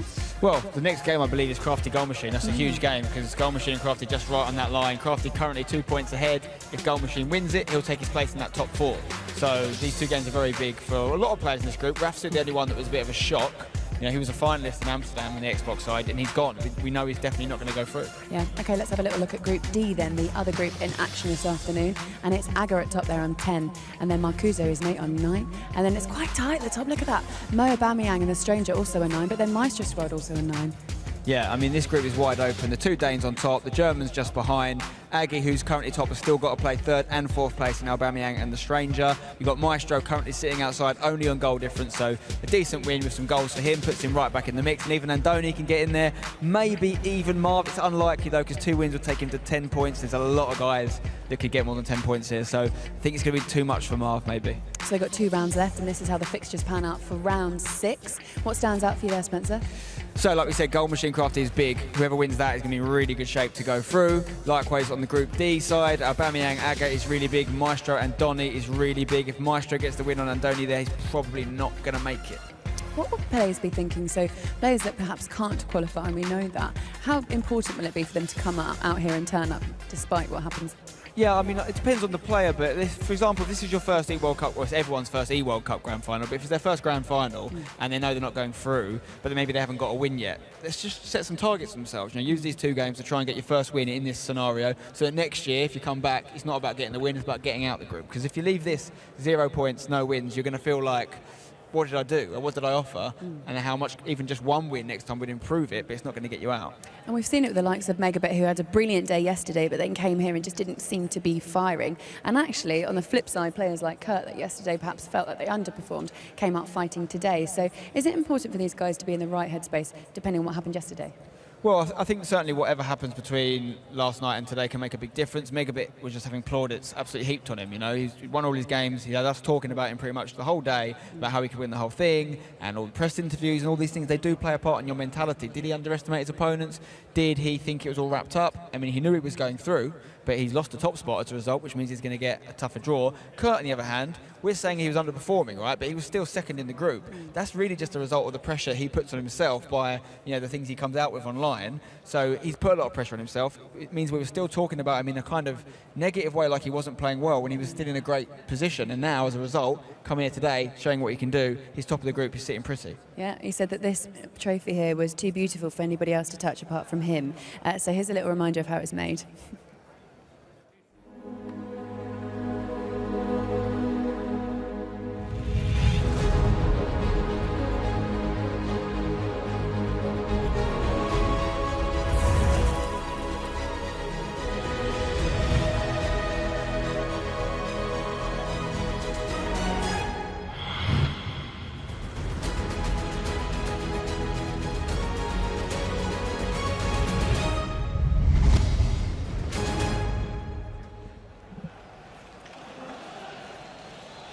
Well, thank you very much. And here we go then. We're back for the other groups now, Rich. We've seen how A and Group C have both concluded. Who's going through, who's going home? And now it's time for Group B and D to find out the 8 players that will be going through to the knockout stages. Just a word on Group D. Obviously, we were looking at it. 4 players on 9 points. You've got Marv on 4 down there as well.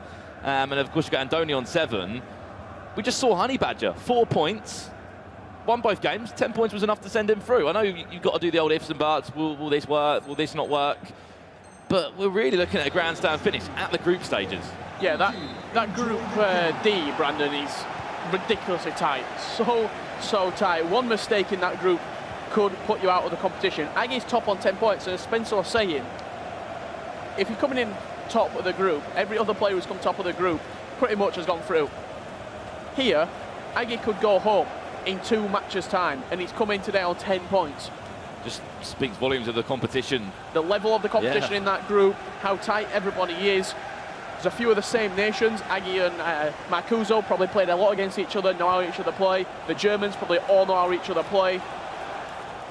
Well done. In this game, it is Group B. This is an Xbox tie.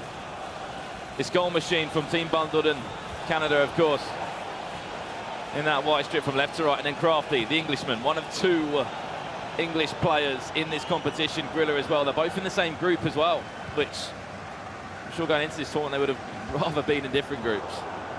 And by the looks of it, at the minute, both going through if it carries on as it is currently. Unless Goal Machine's got something to say about that. I remember yesterday pretty much. Yesterday afternoon we saw that game. Scrafty comes forward now, tries to get a rebound maybe on Hamidson there. The point I was talking about, I remember yesterday, Goal Machine against JSSF Senna de Bone. Obviously a very well-known Brazilian player. I think he was like 5, at one point he was like 5 goals down or something like that, or 4 goals down, turned it round in like no time at all, went and won that game, and really just showed off he is a goal machine, and he's coming forward now. Suarez into Ronaldo, inside to Messi on that left foot. We know what he can do. And you're looking just a little look around the grounds. Goals flying in already. Surprise, surprise, MS Dasari leading 1-0. On the PS4 side of things, the Stranger leading Marv 1-0. Make that 2-0, the Stranger now leads. And Dami leading Marcuso 1-0 also. Crafty, chance there, space, goal! Took a little ricochet on the way up. And it just bounced to the path of Neymar. And Crafty will take them all day long. Yeah, very fortunate how that did drop to Neymar, but slots it away very, very nicely into that bottom left corner. You can see the man there just behind Crafty. Excel Painter, another pro player this year. Been to a number of the major events, part of the G4 Elite Series. It's a good man to have behind you. As we were saying, Richard, about this Group D, we'll keep you up to date with all the games, 8 of them taking place in front of us. This is the game, the feature game, you can say. MS Dasari 1-0 up. Rafsu has had an awful competition, I have to say. Coming into it, his 2nd seed on Xbox, Richard. Griller 1-0 up against Nicholas Rajek, the German. And Crafty coming forward once again. Still a free agent, remember. Been a free agent all year. Yeah, he has. He's done it himself. He's done it his way. And if he's going to perform well here, he's setting himself up for the FIFA 19 competitive season in the best possible way. I imagine he goes in defending champion. Back post. Goal Machine. Ronaldo will control it. Goal Machine from Team Bundled. Been at a few events this year. Gfinity obviously was one of them. Manchester beat Gorilla there. Was the man that was using the super subs, you could say, the Alessandrinis, the Lozanos. But maybe not everyone can afford, the Ronaldos, the big names. You have to use those guys to the back post again. Ronaldo will be there. I think Goal Machine saying, never day, do we not fancy catching that? I'm trying to... And as that goal's literally just gone in, Brandon, Cristiano Ronaldo just scored on 4 different games. He scored in the game we're watching, he scored for MS Dasari, he scored on the PlayStation 4 as well twice. This man is a machine. One of the best finishes in the game as well, especially in the competitive structure the Ultimate Team is used. Build your dream team, and Cristiano Ronaldo is in everybody's team. It just caught me out because I saw him running away doing the celebration. As we said, goals are literally going in everywhere at the moment. In this pivotal It's huge, this game. For some people, you don't win this game, you go home. You win this, you set yourself up with a chance, or you basically ensure that you're going to be in that top 4. If you're top of the league at the moment, or you're top of the table in your group, one win could be enough just to ensure that you are going through, you are going to be in that last 16. And here comes Crafty again, Neymar this time outside the boot, 3-0 in 29 minutes. Crafty's come out of the box. With Crafty. Come out of the box flying. He said to me yesterday, he came into the tournament feeling very nervous, like that he wasn't being able to get any points at all. He's on for another win. Goal machine does like that 4-3-2-1. That's a formation that he does usually start with, switching now to a 4-2-2. Maybe he wants that centre defensive midfielder support just in there. It's so hard to explain this to anyone that's probably like watching at home. Like, you're 3-0 up, you're going to win this game, aren't you? Right now, this is where you really test yourself mentally, because a lot of players' approach will be to kind of sit back occasionally or try and maybe change the way they're playing. You have to just try and keep scoring goals. Yeah, 3-0 in this game as well. Look at the top of your screen. Mo Aubameyang leading #Aggie 3-0 as well. The group leader #Aggie. Spencer said earlier on he's got 2 very tough games in Mo and the Stranger. Well then, 3-0 to Crafty. Round 6 of fixtures. And then one more round to come after that. And we'll know who will be the last 16 in this tournament. And we'll find out who the 16 players are that are going home. Make that 4-0. 32 minutes on the clock in that one. Mo Aubameyang 4-0 up against Aggie. The Stranger 2-0 up. Dami 2-0 up against Marcuso. I know he was only on a point from yesterday, but it is a bit of a fact file for both the players. Obviously Crafty, a free agent, as we mentioned. Big fan of R9 Ronaldo in the game. 4-2-3-1. And of course, there's his achievements for the year, Richard. A 40-0 in that last chance weekend, ensured he'd be in Amsterdam. And of course, to grab his grand final spot, really. Yeah, favourite player in the game. R9, favourite player in real life. Steven Gerrard for Crafty. And on the other side of that, you've got Goal Machine. It's the Canadian player on the attack now. He's offside there. Favourite club, Barcelona. And it's Messi in real life, Messi in the game. And one thing that I think it's quite important to talk about here, Crafty didn't actually play a match to get into the round of 16 in Amsterdam. Herosier, his opponent, was ill, so he got a bye into the round. A lot of people said, coming into this tournament, oh, should Crafty even be here? Some people said. He's proved that he should be here, that he's one of the best players, not only in England, but in the world right now. And you coming to the scene as well, you have to say. See FUT Champs bringing through a number of players, 20 million, trying to get to this level where they are right now, and only 32 players, or soon it'll be 16 that will remain. That is Group D after round 5, so coming into today, Aggie, as you mentioned, was top, but now he's 4-0 down against Mo Aubameyang in 3rd place, and look how tight that group is. I don't think you can call 4 players that are going through right now. You can't. Dami has been eliminated, so you could put his name in red at the minute. Marv, he's looking like he's probably not going to go through. He's got 2-0 down to the Stranger. A talented German player as well, was 2nd seed coming into this tournament after losing to Nicholas, but just hasn't been at the races. Maestro is winning currently. Marcuso is losing. Aggie is losing. Everything's up for grabs in that Group D, Brandon. And then Group B, the top dogs, Razek, Dasari, Gorilla, Crafty.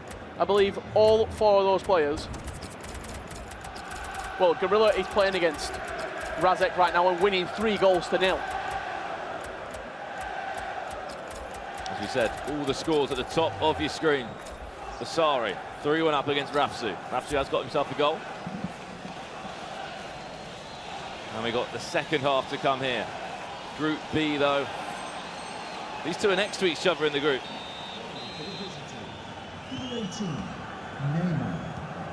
And Mo Aubameyang leads 5-0 against #Aggie. And that's only at half-time in the first leg. He's had 5 shots on target, 5 goals. Well, he picked up 9 points yesterday out of a possible 15, Richard. Even though that's not a bad result in this group, a very tough group, he'll be wanting more than that. 3 wins, 2 losses for Mo Aubameyang. Both players in that game need points to cement their spot in the top 4. Suarez. Plays to Ronaldo. Switch all the way to the other side now for Neymar. Back post. Interesting ball back across. I saw the idea there. Just to try and maybe head it back over and see if anyone was lurking for it. But since that early start, 30 minutes in, we haven't really seen much more of Crafty yet. Goal machine has had a few chances. Grilla 3-0 up and in cruise control against Enrajek. And of course, get your tweets in. Hashtag FIFA eWorld Cup. We want to hear from you. Who is your favourite in the tournament? Who are you supporting? There's a lot of love for Honey Badger. And we recently did a predictions video, Brandon, and we both had Honey Badger to go through. I think in 4th as well. Yeah, in 4th. He's one of those players, though, Honey Badger, though, that he always gets through. He will get through whatever way he can.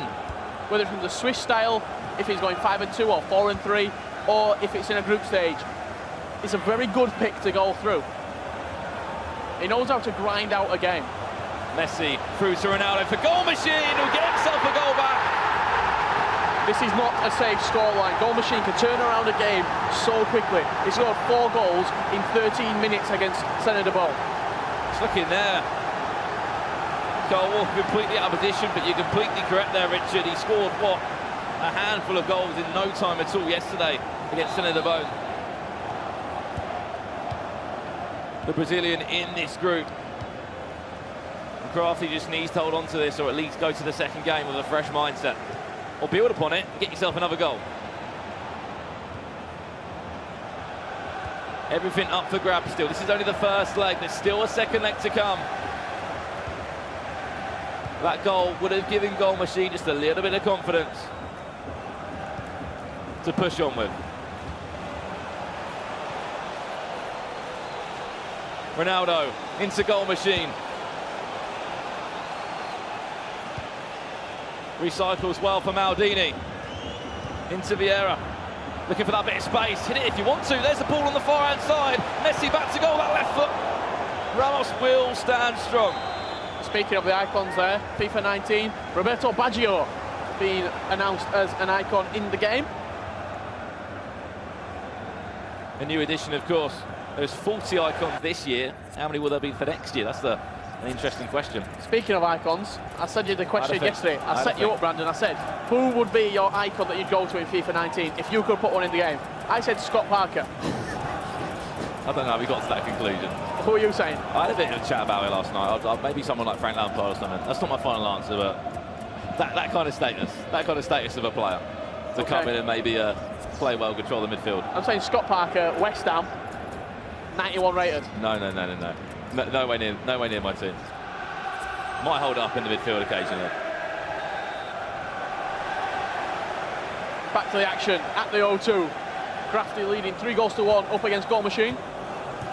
One more round of fixtures to come, then we will be getting into the nitty-gritty, you could say, where all the money is up for grabs. Chance for Crafty! Just needed to do with the outside of the boot, but went with the inside. Inches wide of that left post. Couldn't really have much control over that other than just hitting the B button and hoping he would nestle the back of the net.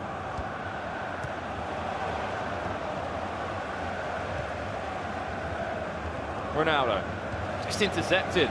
Is that Lozano I've just seen come on? The Goal Machine. Hazard's on his well, it looks like. There's Hazard, he's off, and he can just about get there. No, he can't. Rebound. Ronaldo! Somehow! It just finds its way into the back of the net. Well, this is what I want about, going 3-0 up so early on. We might have to rename Goal Machine the comeback kid, because he loves getting back into games when he seems dead and buried. 2 goals in quick succession have really put this game up in the balance. And he only needs a goal now to be right back in this tie, going into that second leg. And of course you can join us here on Saturday for the big final, $250,000 up for grabs. All the details you need to know at the bottom of your screen right now. I'll tell you what, I cannot wait for that tomorrow, Richard. It's going to be epic. It's going to be, if not, a showcase for this esport. Lovely ball. Can he get there? Cristiano Ronaldo just push off that runner if he can. He's one-on-one. Can he get it? Yes, he can! It was actually Lionel Messi who were tracking Ronaldo there. I'm not surprised that he outstrengthened him. What was he doing back there? Covering for Marcelo or something? Completely out of position. If that's a Sergio Ramos, if that's a Maldini, even a Kyle Walker, you've got more of a chance of tussling with Ronaldo. Messi just got outstretched far too easily there. Ronaldo, the more physical of the two players. Goal for the visitor, number 7. And once again, restores that 2-goal advantage, 2-goal cushion in this first leg.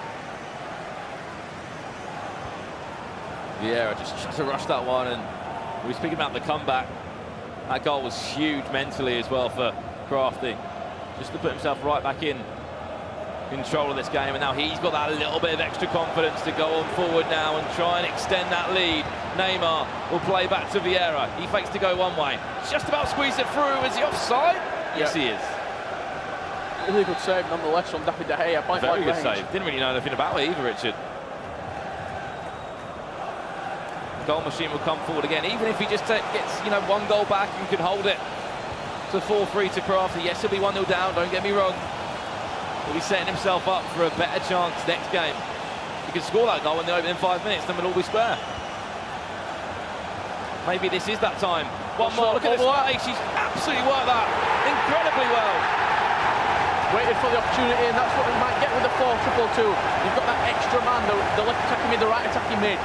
Worked the ball really nicely across the box, and Neymar was that spare man. First time finesse past the goalkeeper, slotted into that bottom right corner. You can see what he wants to do there, didn't he? Just suck the defenders across, open up that space. The right back was nowhere to be seen. He's obviously jockeyed across to try and score up that ground or keep the defensive shape, but he left acres of room on the left-hand side, and it was just as simple as he made it. A simple pass and a first-time finesse. Any other games catching your eye, Richard? There is. Dami, 5-2 against Marcuso. Bottom of the group versus second. It's good as well. Dami came out yesterday after this attack I'll talk about as Crafty comes forward. I've just had to blink there. 6-0 Gorilla against N Rajak in that first game. 6-0 Gorilla leads. We often say Gorilla turns up on the second, third day of the tournament. What a statement that is. Marcuso has got himself a goal back. That victory right there from Gorilla is saying to every other person in this tournament, whether it's Kurt, Megabit, Danny, MS Dasari, I am the champion and I'm willing to do anything to defend my title. Well, we've seen the runner-up, Dito, crash out the tournament, came in today with 4 points, and so did Webb and so did Honey Badger. And out those 3 players, it was Honey Badger that made it the full way. Goal machine scores the equaliser. The comeback kid is alive. Wow, what a turnaround. You saw Ronaldo just get away from it. He used the big touch out of his feet. Look at it right here. Ramos comes across, away. And a really good low-driven pass into that back post. Neymar runs away in jubilation. They make it look so easy, but really it's not. And this is setting up this game in a great way for the second leg. Neymar coming in on 2 occasions, 83rd and 90th minute, to pretty much make this a draw. And if he goes and gets himself a winner now before the second leg, the confidence is oozing out of goal machine. Crafty was 3-0 up in 30 minutes, let's remember. And there we go, full time in the first game here. 8 goals, and we're still square. Wow, what a performance from Goal Machine. And of course, still so much more action to come. We'll join you for the second leg after this short break.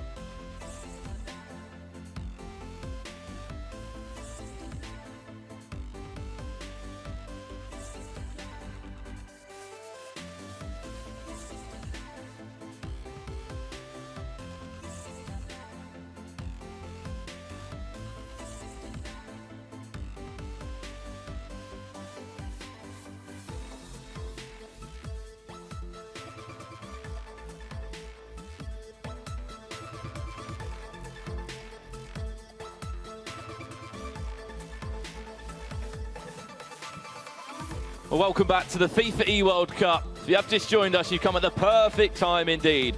This is literally one more game to go, and then we've got one more round of fixtures, and you'll find out the 16 players progressing through to the knockouts and the 16 players going home. This is how the first legs look, Richard. Yeah, Group B and Group D. MS Dasari 6-2 against Rafsu. Rafsu had a terrible tournament so far. Gorilla 6-0 against Razek. Crafty and Goal Machine 4-4. Sakul 3-2 against Senna de Bourne. On the PlayStation side of things, The Stranger against Marv, all German affair. Stranger comes out on top 2-1. Dami beats Marcuso 5-3 after Dami had a terrible time here at the O2 yesterday. Mo Aubameyang at 5-0 against group leader #Aggie, and Maestro and Andoni all square going into that second leg 2 apiece. Well, of course, our game in focus, Goal Machine against Crafty. 4-4 we left that. A little bit of a story about it. Crafty, 3-0 up in 30 minutes. It's crazy as it sounds. There are risks when you go, you know, 3-0 up so early. It does sound so crazy, but just how FIFA works now, the mindset of it, you just, when you're 3-0 up, you kind of feel like, comfortable. You feel like, oh, I've done it already, I've completed the game. But especially in a two-legged game, it's super, super risky to have that mindset, have that little bit in your mind. Will that pay dividends here? Well, you called him the comeback kid, Richard. Will he get himself in front this time? Game number 2, we're underway in Group B, round 6 of the action here at the FIFA eWorld Cup at the O2 Arena. And soon we will be approaching the knockout stages, where the prize money starts to come into play. $400,000 the prize pot is for this event. Split up, of course, throughout the quarterfinals, semi-finals, your finalists and your world champion. Someone's walking away tomorrow at about 7, 8 o'clock, Brandon, with $250,000 and that brand new trophy. Not a bad trophy, is it?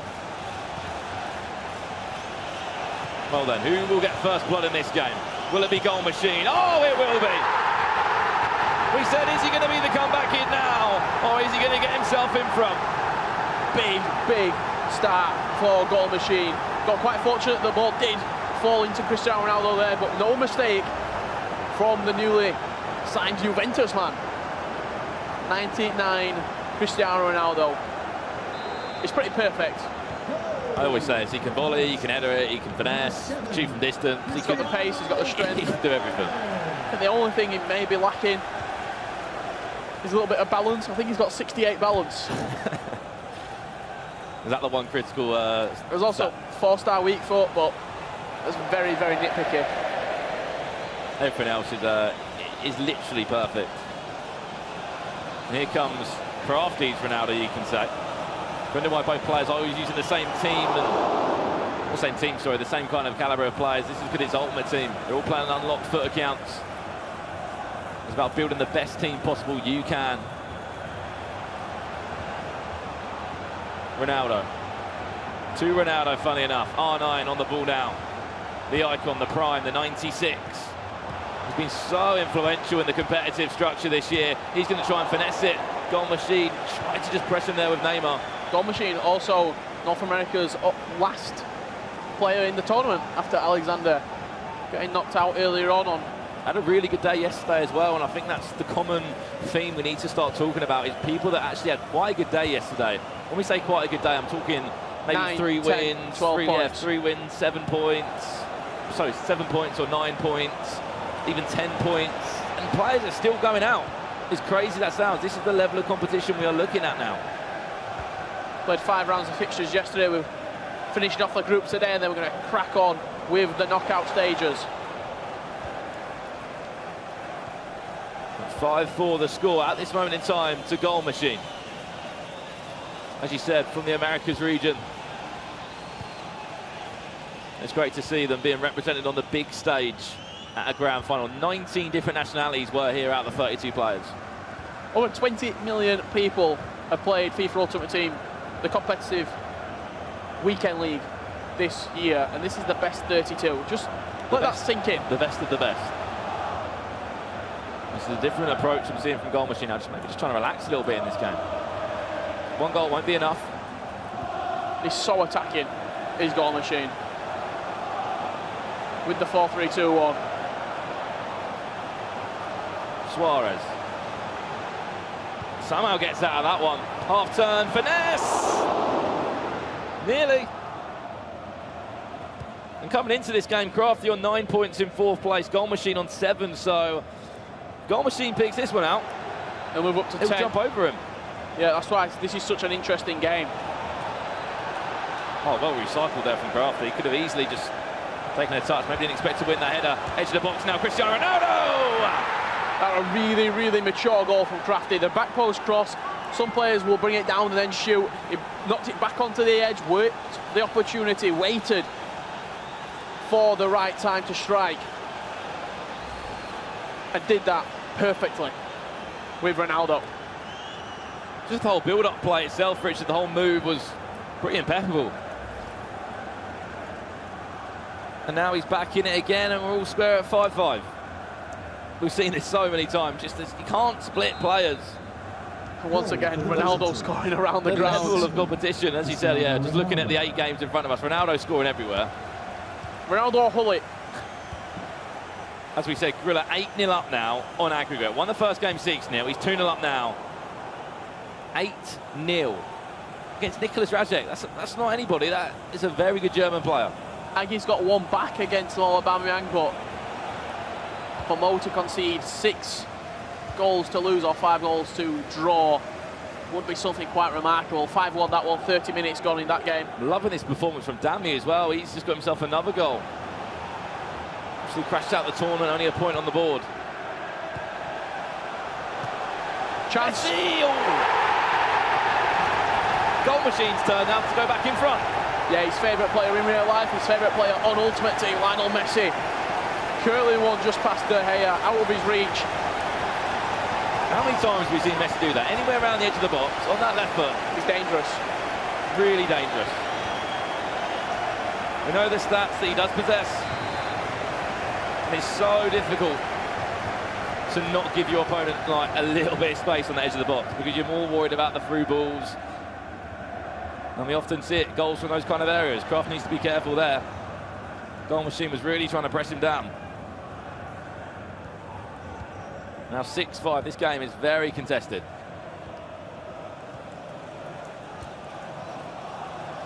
Crafty goes and scores now. That'll be 12 goals scored between the two.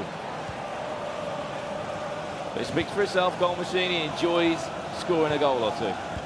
Results going through up the top, as you can see. Maestro from France, 3-2 up against Andoni PM. Yeah, that's really big in that group as well. 4 players started round 6 on 9 points. Maestro will push up to 12 points right now. Could even top the group. He's played well. He's had a good year as well. Gorilla 8-0 against Rajek. That's a statement. A statement. I think Rajek was at the same place Megabit were at. Both thought they'd gone through like yesterday. Sure. Ronaldo just pushed off the ball. The air will get in front. Suarez through to Ronaldo. Lovely through ball. Suarez now again. They're just trying to find that little bit of a gap. It's good to see. We mentioned it yesterday. Suarez back in a number of teams and starting and actually scoring a lot of goals. We saw him so much when we were here last year in London back in August. Yeah, that Team of the Year, Luis Suarez last year, 98 rated. They were pretty special. He's done one better this year with the Festival of Football, 99, Luis Suarez. Added time of 2 minutes to come, referee. And are we going to play any more? Or one more attack for Crafty? There we go, into half time. And it is Goal Machine that leads 6 goals to 5 on aggregate. Let's have a look at some of the other scores. So looking at the PlayStation 4 side of things, Marv and the Stranger, that's 2-1 to Marv in this second leg, just coming off on the back of half-time. Dami leads Marcuso 6-3, I believe that is. Dami leading this game 1-0. Maestro and Andoni, 2-1 Maestro. And Aggie trailing 5-1, but winning the second leg 1-0, so might have a little bit of a potential comeback on his hands. He needs to produce a Goal Machine-esque comeback, does Aggie. And Dami has just extended his lead now to 7-3 against the Manchester City man. Well, here we go. 1/2 away from concluding round 6, and I'm looking forward to seeing how this Group D table is going to set up. Obviously, this is Group B. sure we'll join a few of the games just to conclude them a little bit later. But this one is still really up for grabs for any of these players. Look at the runners. The Crafty's got R9 and Cristiano Ronaldo. That's Suarez making that ongoing run if he wants to find him. Back Suarez, inside, back inside. Play back into Ronaldo, one more to the back post. That's so clever, but great defending from Goal Machine. As you said, Richard. Really good defending. Yeah, I read the move. I knew that it was going to pass it to Suarez and then look for the reverse pass to Cristiano Ronaldo. Really good manual defending from Goal Machine, though. Dragged his player across and then made sure that he swept up any danger. Messi, look at the space for Suarez to hit it, and he'll score. We spoke about what kind of finisher this man is in London last year in competitions. And he's back in many teams again this year. Luis Suarez. Yeah, nothing fancy about that at all. Get your foot over it, get your body over the ball and put your laces through it. That's exactly what Goal Machine and Luis Suarez did right there. Edge of the box, fired it past David De Gea. Both players, he's just switched into a 4-2-2 as Crafty. And let's remember that coming into this game, Crafty, 4th place, 9 points. Goal Machine, 5th place, 7 points. Goal Machine stays like this in front. He'll leap over Crafty. And he'll be on more points than them. Big. Big. Big. And it's going to set it up for a great finish in round 7. Here's the goal again. Watch Luis Suarez, that pocket of space that it just seems so hard to really, cancel out unless you hold a CDM in there or something. That's all I can really think of. Big change in the groups happening right now. I'll be very, very interested after this round's finished. Going into that last round 7, if we thought Honey Badger had a lot riding on it, some of these groups, there's about 17 different potential solutions that could happen. Who's going through, who's going out. And that's the beauty of competitive FIFA events like this. We've seen Group A and C, we've seen them being concluded. Nicholas did stay unbeaten if you missed some of the action. 9-0. Look at the top of your screen there, 9-0 Gorilla, not conceding, and 9-0 up on aggregate against Nicholas Rajek. Yeah, it's no surprise Gorilla scoring 9 goals, but to keep a clean sheet as well against Nicholas Rajek, that's absolutely huge. That's a turnaround and a half as well. Marv at the top of your screen, 4 points coming into today. Now, bit of a Honey Badger story, but beating the Stranger 4-3. Marv can turn that around. Stranger was winning that first game. 3-3 Maestro versus Andoni. Will be a London miracle. Goal Machine, 2 goals up here, 7-5. Not really spoke about MS Tassari during this round of fixtures. Brandon, how is he getting on? It looks like 9-2 he's winning. It looks like a 9-2. No surprise, really. But Rafsu just hasn't been in the races, unfortunately. Yeah, Rafsu's not been able to get his game implemented at all, really. And Tassari is pretty special on the Xbox. A lot is from Dami as well. Same kind of approach as Boras. Yes, they've both really gone out. They both ended with 1 point yesterday. But they're back. They're still playing the best FIFA they can. And was that an equaliser from Stranger? Yep, 4-4 now in that game. In this one, though, can we get a comeback? Crafty's piling a few numbers forward. Looks for that through ball. I think it was a driven pass he actually played there in the end. He's in behind again, 4-3-2-1. He'll try and drop on that left foot. Went for a fake shot, I'm guessing just to try and open up that space on left foot. Cuts back inside to Rudolitz. Time finish! 3 goals, he leads now. Yeah, and that's the beauty of the 4-3-2-1. He's always got that out ball out wide. You saw the gap in between centre-half and full-back. That's where that ball went through, the driven through ball. When you've got look at the options on his bench as well. And he's just switching to a 4-4-2 now as well, which I like. Hazard, 99 up top, and also that Hervin Lozano Festival of Football item, I believe, probably coming up. There you go, 91, Hervin Lozano coming on as well. Extra pace. More than 8-5 the score. And of course, let us know at home who you are following in the FIFA eWorld Cup. Hashtag FIFA eWorld Cup on Twitter. Let us know who you're following, who you think could maybe go the full way. 9-0 Gorilla, last year's world champion. Looking to defend his title again. I would say trophy, but it is a different trophy as well. Defend the name of being champion. Of course. And the prestige that does come with that. Some really good games though, Richard, happening all around us. 3-3 Maestro Andoni, 4-4 Marv Stranger. This was a great game as well, but it's just taken that extra goal maybe away from Crafty. Just to kill off the game a little bit, goal machine here. Unless there's a goal, maybe in the next 5 minutes. Yeah, I think if Crafty can get a goal from this kick-off, potentially could see a real tight finish.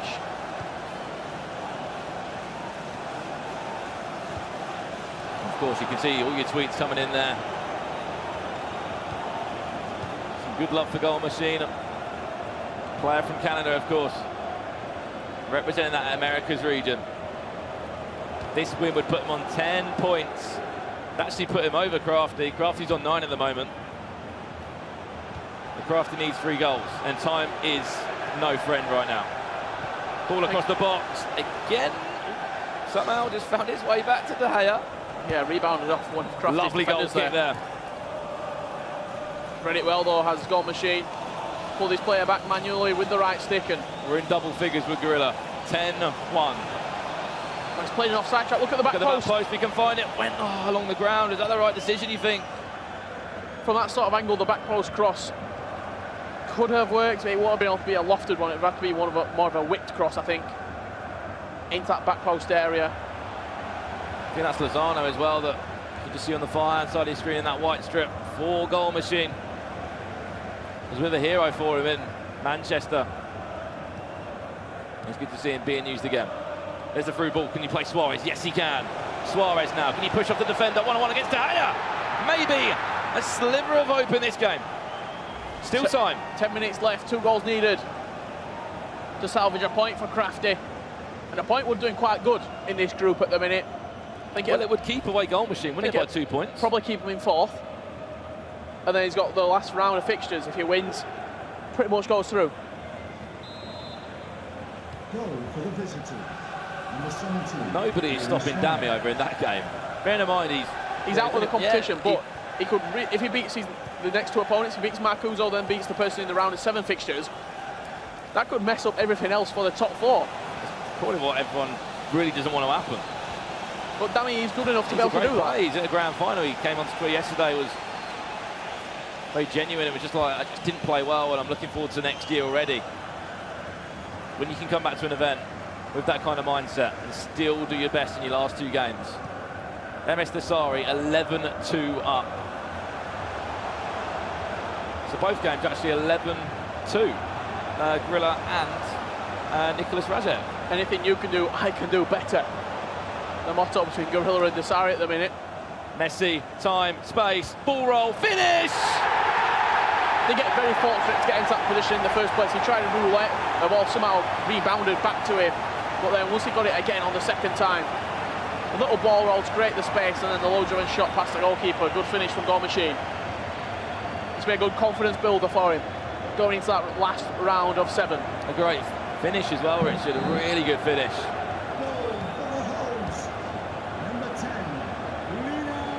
Sergio Ramos trying to maybe just restore anything if he can. I think it's too late. Really too late now. 3 goals in this time.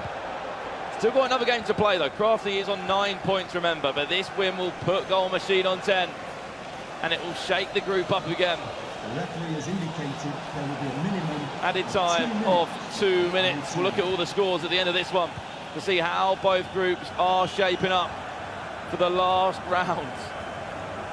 Group D, I'm looking forward to having a look at, Richard. Yeah, that's going to be so tight. It'll probably come down to goals scored, goals against, I imagine. And there we go. Congratulations, Goal Machine. 3-0 down in the first game. And now he just walks away from this one at 9-6 up. Yeah, big performance from Goal Machine. Representing team bundled. Let's have a look at all the scores from that round of 6 fixtures. Brandon, MS Desari, 11-2. Gorilla, 11-2. Wow. Juventus, I can pretty much copy your result. They've done that. They've both scored 11 goals over the 2 games. Both against very good players as well. Let's remember that. Goals have been flying in. JSSF, aka Senna, wins that one against Sakul. Goal Machine, we know, won 9-6.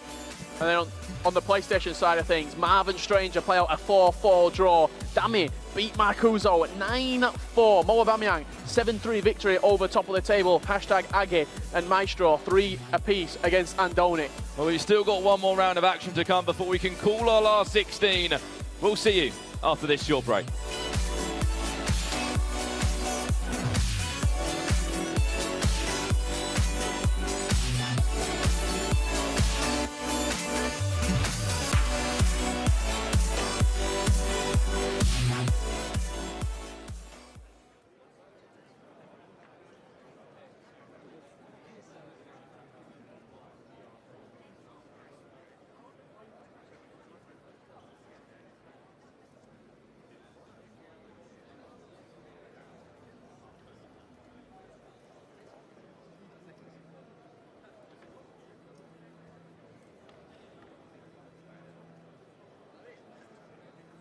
We'll do it.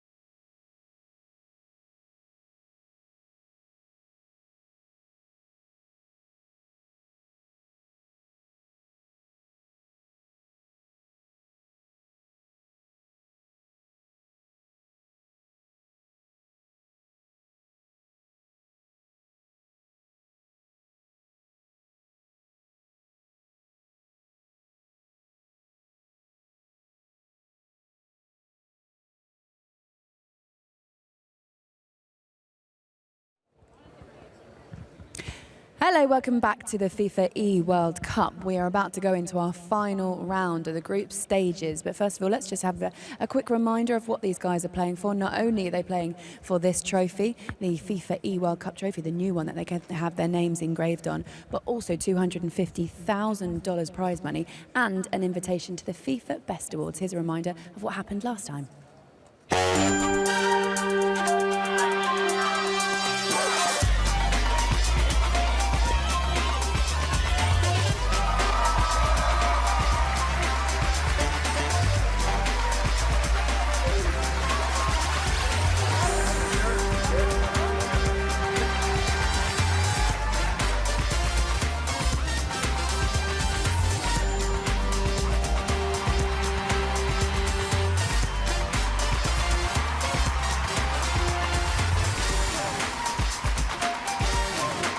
Cristiano Ronaldo.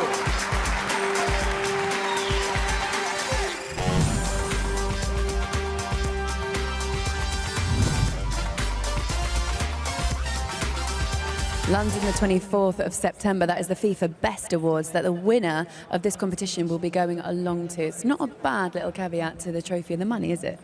The best, literally. It was decent. I was there last year. It was really good. I said yesterday as well, the winner doesn't just go. He literally sits next to the likes of Ronaldo or whomever. So, yeah, it's an unbelievable prize. Did you get to meet anyone famous when you went? I had a cheeky selfie with the original Ronaldo. Did you? R9, yeah. That was quite enjoyable. The better one, do you think? I think if you're comparing their stats, what they've done, you'd say that the newer Cristiano Ronaldo has probably done more in football, but I grew up in the R9 era, so he was a big deal for me. Let's have a little chat about the groups then and what we've seen so far in this round. And we know that there's obviously one more round to go before the group stages are completed. And this is Group B, MS Dasari, top of that group with 15 points, followed by Gorilla. Gorilla and MS Dasari in their previous games both scored 11 goals. Phenomenal. Amazing. Look at that goal difference now as a result, because Gorilla actually scored 11 past Enrasic, which is unbelievable. And the difference now is 16 goals between him and Enrasic, and there's 2 points there as well. So Enrasic's not really turned up today at all. Goal Machine's got himself into that top 4 with a big win over Crafty, who's just outside right now. Could get himself back in, though, with a win. Okay, let's have a look at Group D then, and it's Mo Aubameyang now top of that table. This has changed massively. Aga and Marcuso were first and second at one point in that, and now Mo Aubameyang's top, and Aga's dropped down to second with Stranger and Maestro Squad completing the top 4 with 1 round to go. Yeah, I mean, anything could happen there. Even Mo Aubameyang's not guaranteed progression yet, but it looks like pretty good for him with that +8 goal difference. Marcuso dropped out, but could get back in. Maestro, that -2 goal difference could hurt him. Aga's got a big game up against the Stranger. That's 2 versus 3. I don't know what's going to happen there. They've all got to dig deep, really. I mean, they've played so many hours of games now. We've had so many games yesterday and today, and it's nearly done just to complete these group stages. It doesn't end, though. It then goes into the knockout stages. But for now, let's hand you over to Chew Boys with one of our players. Thanks, guys. I'm here with Goal Machine from Canada. Like me, we're even from the same city of Toronto. Now, Goal Machine, you blew up on the scene in the Manchester event, and you just played your last match against Crafty, where you won 9-6. Take us through that match and what happened.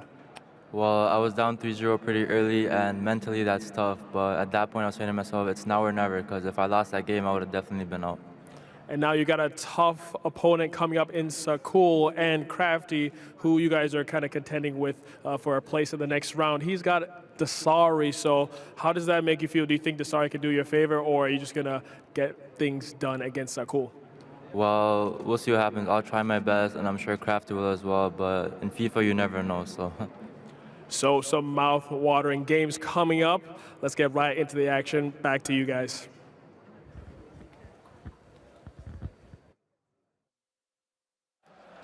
So here we go, ladies and gentlemen. It is the decider time. It is all tight. 12 points. Well, I mean, technically you could just say 4 points separate 6 players. Yeah. I mean, that's just how close this group is. Aggie started the day at the top of the table, but he knew he had a tough day ahead of him. Just lost, I believe, 6-3 on aggregate to Mo Aubameyang in his last game, and now he plays the mighty Stranger, representing FC Basel. He's dominant throughout the year. The question is, can he stop Aggie? Stranger sits on 10 points. Aggie sits on 10 points. It's just 1 goal between the 2 players as well. Of course, other matches that will be taking part could play a difference in this one. We're going to try and keep you on top of the games as they come thick and fast, those goals. Yeah, which I'm sure that they will as well. Obviously, this group is as tight as it really could be, I think, at this point, it's fair to say. Marcuso and Andoni a little bit outside of that top 4, but only by a couple of points. So if things go their way, things could certainly get interesting. But we are underway here, of course, with the Stranger versus Aggie, and it is the Stranger in the white of Germany from left to right, with Aggie in the red of Denmark, his home nation, from right to left. And something we should keep our eye on is not only obviously the goal difference, but as poor old Alexander just found out, if that ties, it could go down to goals scored as well. So you've always got to keep on scoring those goals and keep the ball rolling into the net. As it stands, of course, it is Aggie starting things off with a little bit of an attack there. He's playing in the red. Stranger, of course, representing Germany, is in the white with those 4 World Cup stars on his chest. Now, can he move on and represent his nation out of the group stage, just like they could in the World Cup? Well, we'll see about that. I mean, this, it feels. I got to get it in there. I know, right? I mean, there was only one German team in the World Cup. There's 8 players represented in here, so that's true. Statistically, the chances are certainly stronger. But we'll figure it all out. Of course, there are certainly already players in there from our first groups that we saw today. Yeah, we'll also keep you up to date with the scores. You can see them in the top right rolling in as and when they come up. Of course, Crafty and Goal Machine did play each other. They reside at 10 points for Goal Machine and 9 points for Crafty. And of course, that will be the decider between who finishes 4th in that game as well. There has been a goal, and it's gone against Goal Machine. It was Sakul, but let's not read too much into that one. It was 3-0 down against Crafty in the last game and came back and picked up the win. Here we go, though. Stranger working it through the middle. Good chance here. Hullet, little deflection, going to find its way into the hands of De Gea. Yeah, not really too dangerous there. for Aggie. Let's see him build up. We, of course, watched his game in length in full yesterday against Marcuso, a very slow and kind of, how can I put it without saying boring? The fact was that there's two players that knew each other incredibly well. They know exactly how each other play, and that often makes for counteracting counteracting each other's styles. And for me, that either means that you get a slow and low-scoring game, which is what it was, or they just banging goals in left, right, and centre, and it's a case of who's actually scored the last one when 90 minutes rolls around. But this one here against the stranger, certainly going to be a big test for Aggie. As you mentioned, he came into today as the leader of the pack here in Group D. Finds himself a little way off that now after a loss against Mo Aubameyang in his last game. Here we go, the ball being played in. The stranger, I think there's an offside in there. It was indeed Ronaldo who was offside, meaning a free kick, and Aggie can breathe a sigh of relief. Well, I can tell you that Goal Machine is now 2-0 down against Sakala, and Crafty has scored, just scored, so it would put Crafty currently in 4th place. That is in, of course, Group B on the Xbox. Here on the PlayStation, I do believe I just saw a penalty chance. It's Damia versus Andoni. Andoni residing on 8 points is about to let one in, and he has. He's conceded. Dami won his first game against Marcuso earlier on, and now Aggie finds himself 1-0 up against the stranger, and that would put him in a great position going through. Absolutely would. There's also been a goal for Mo Aubameyang, 1-0 up now over Maestro, and in the other game, as you mentioned, Dami going 1-0 up against Andoni. So a lot of goals. Interesting. They all score at the same exactly. time. I feel like it's the period after the nerves have settled a little bit and they've calmed themselves down into the game and start to really, you know, release then the beast, if you like. Release the beast. Let's see if there's a strange beast in there or not. He's 1-0 down. Had to came from behind in his last matchup against Marv. It was a tense one. Ended 4-4. Just an equaliser coming in the late few minutes of that game. Dami now, I believe, 2-0 up against Marcuso. That's not good for him. Not Marcuso, sorry, against Andoni. That scored one, and there's another one that goes in. That is Marv scoring against Marcuso. So the goals coming thick and fast. At the moment, Aggie's looking good. The stranger, however, needs to be careful because he's perilously close to going out here. Well, trying his best, certainly there, having a bit of a chance. Defenders behind the ball, though. Oh, that's just hit Hullet right in the face, and it's going to be Hullet that comes through, and he's going to score as well. And you see Aggie, a scrunched face, and indeed it's a bit of an unlucky one for him. You see the clearance from Hullet right into his opponent's Hullet, who then is fed on through and will be able to slot it past the charging keeper. Couldn't quite get there fast enough. And just like that, Aggie's lead. Of course, a former champion of the FIFA Interactive World Cup himself. It's been a while. He's certainly due for one, I think. Well, the Chew Boy curse seems to have struck. Sackle now 3-0 up over Goal Machine, so be careful, anyone that speaks to Chew. As the games go on, this is looking like a chance. The stranger, it's rebounded, and well, it's cleared by Maldini. Agger gets a sigh of relief. Now, can he get a counter from this one? He's got numbers forward, but it's not too much of a big attack. Stranger had 5 back there, and he's just going to recycle it and try and work something down his left wing. Yeah, meanwhile, fellow Dane, Marcuso 2-1 up against Marv, which is an important one for Marcuso. He's one of the fringe players, if you like, that's going to be battling for these spots. So Marv, who unfortunately for him right now is already out, along with Dami. They're basically the guys that can just make the other players cry if they want to, right? They're the ones that can spoil these groups and how they should go down. Of course, on paper, weaker players, but when you've got no pressure on you, it's incredible what can happen. Well, there is a comeback chance, maybe, who knows?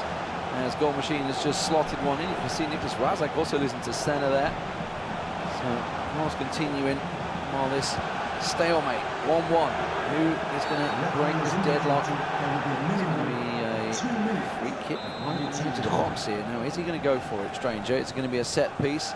Looks like he's going to try and put Vidal forward there. Tries to set him up, and the pass in the end was just a stray one. And it's a simple goal kick.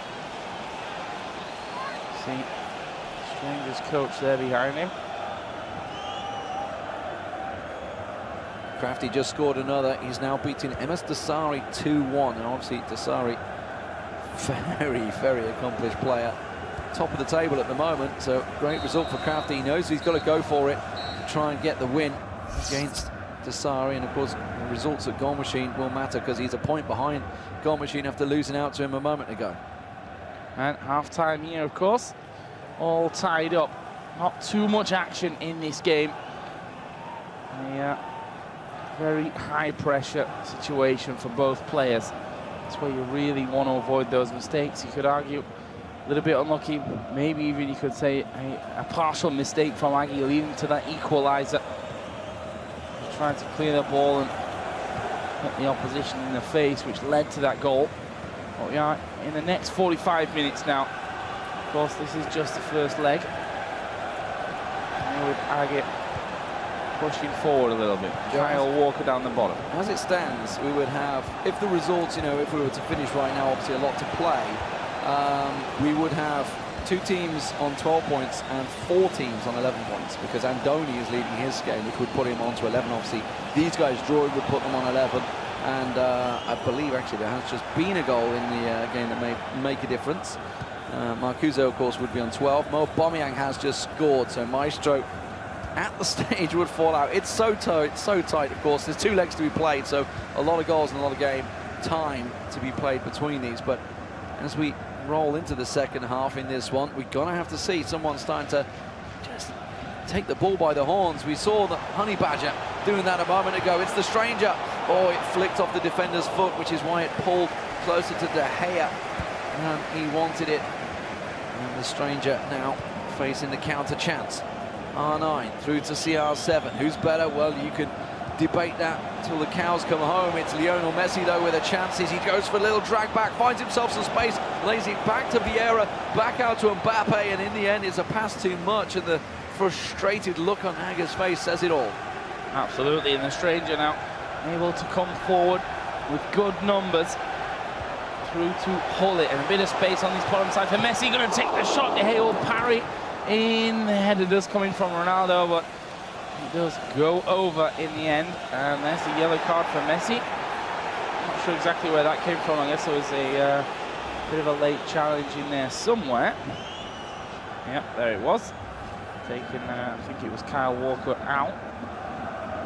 Either way, doesn't matter. The chance was there, but didn't hit the target. Maestro, by the way, has equalised. 2-2 in that game now against Mo Aubameyang. Get your calculators out, boys. Exactly. Aubameyang would go through, Marcuso would go through, Stranger, Maestro, Aga and Andoni would all be tied on 11 points as it stands, and it's all going to be down to that goal difference. It's really about taking the wins right now. That's probably the best thing you can do to try and secure it. Andoni has just let another one into that game at 3-2. And did I just see Aubameyang score? I did. So Maestro back down 3-2, my word. Yep. Could almost split the screen. We'll just have them all going on right now, right? Because there's just goals coming in every single game at this point. This will keep you updated on the Xbox groups as well. Yeah, keeping our eyes on that one. Crafty still leading as Dasari, and Goal Machine still down against Sakal, of course. Senna also beat Nicholas Razek, by the way. It's not going to help the cause. I think Senna, it's a little too late for him. He's on 7 points. But maybe he could throw himself in there. He needs a bit of goal difference to go. Gorilla beating Rafsu. He's looking like he's unstoppable right now. Absolutely is. I mean, Rafsu? No. Rafsu, he is playing Rafsu. He's not been a good tournament for him. 0 points. Yeah. We were talking a little bit about this one earlier, and you said, you know, after his performances, he's checked out, and my counter to that was I don't think we've even seen him checking in so far, which is unfortunate because he showed us already. He was the number 2 seed in the Xbox group coming into this. Exactly. The man he can play. He can certainly play. We've seen it before. Sadly for him, this has just really not been the tournament that you would have been looking for to end the FIFA 18 competitive season. But with that, there are players that are excelling. The game that we're watching now, the Stranger versus Agate. First leg, 75 minutes gone almost. And we are all square with no real big signs of that changing. It's been a good many years since August Rossemeyer was the champion of what was then the FIFA Interactive World Cup. It's now the FIFA eWorld Cup. He wants so desperately to win it. He's talked about retiring multiple years and then came back stronger than ever. As the tournament stepped up, the prize money stepped up, and all the old veterans started to return and show their prowess. A real big chance now. CR7 looking for R9 in the box, but the tackle was crucial from the Stranger. Yeah, didn't get it away quick enough. Looked like he wanted to just pull that one back, cut it across. Oh, that's a dodgy pass though out from the keeper. Now it's R9, edge of the box in towards Hully. He tries to place it. There's the header. It's flicked up off the keeper's leg. A gift from above there for Aggie. And he goes into the lead. Not the cleanest, but they're fighting for the playoffs, and you'll take every chance that you can get. As it stands right now, the players to go through would be Mo Aubameyang, Marcuso, Aggie, and then, well, you got to roll the dice to see where it's going to go. It could be between the Stranger and Maestro. Both of them have a chance, along with Andoni, to get through. And of course, I tell you, Andoni would be on 11, so it's between Andoni and Maestro. That's just how close it is. This is an incredible group, but you don't really often see it that close. Goal Machine's got himself one back, but he finds himself at 4-2, whereas Crafty is now 3-1 up against Amos Tassari. That in the Xbox group, of course, will be the decider between who's going to finish 4th. Insanity here in the final games. There's another couple of goals gone in at exactly the same time. I think it's in the Crafty game there was one. Also in the Rafsu Gorilla game there was one as well. Yeah, Rafsu are just getting one back. It's 2-1 currently with Gorilla. And I think that was Dasari getting one back. It was, so it's 3-2 now. Crafty game leading at the moment. Back in this game we're watching here, Aga in the red, leading it forward. The big Dane, can him and his training partner Marcuso both make it out of the groups? What a dream that would be for the two who've been working so hard and felt they've had a good session coming into this one and have themselves properly prepared. But now the Stranger on the push. It's going to be a clear chance. And big R9 is there. The Stranger strikes. It's 2-2 all square once again. Yeah, and 86 minutes gone, so very possible that that is the last one that will go in this first leg. And it will all come down to those final 90 minutes. Losing doesn't mean you're definitely out here, but it makes it harder considering how everything's going on, and no doubt a nail-biting wait until everything's totally tallied up on the admin side. Goal difference to be counted. Will make it probably the least comfortable 10 minutes of your life. Yeah, no doubt about that. Nicholas Razek has woken up from his slumber, finds himself 4-2 up now against Senna, and there's been an equaliser. Amos Dasari back now 3-3 with Crafty, which would mean him and Goal Machine would be tied on points, but Goal Machine would go through on aggregate. So that is a change in Group B. Here in Group D, well, right now we have a pair of 20-sided dice. We're going to roll and figure out just about where it's going to land to see who's going to go through, because it's pretty much open. It's basically down to the players. You've got to get a win, take the game by the scruff of the neck, and that's the only way you're going to make yourself through right now. Mo Aubameyang is doing it. He's going to finish on 15 points as it stands. Who's going to join him? That is a good question. These are goals here from Goal Machine versus Sakul. Sakul, of course, starting off brilliantly in this one. That was his first one. was fairly quickly followed by number 2. Just 7.5 minutes gone in game time, finding himself 2-0 in the lead. And it didn't stop there because number 3 came just 13 minutes later. With Neymar putting that one in goal machine then.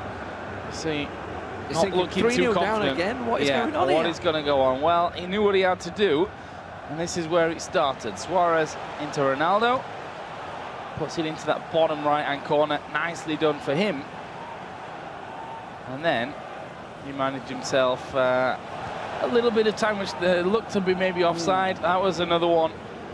There was, though, a goal-for-goal machine afterwards. Yeah, and he's actually got a set piece at the moment. Looks like it's going to go over. Crafty's just scored as well, so he's now 4-3 up in his game. So, yeah, that's the goal machine getting the second back. Couldn't quite get the third back, just missed a free kick chance he just had. So goals still coming in.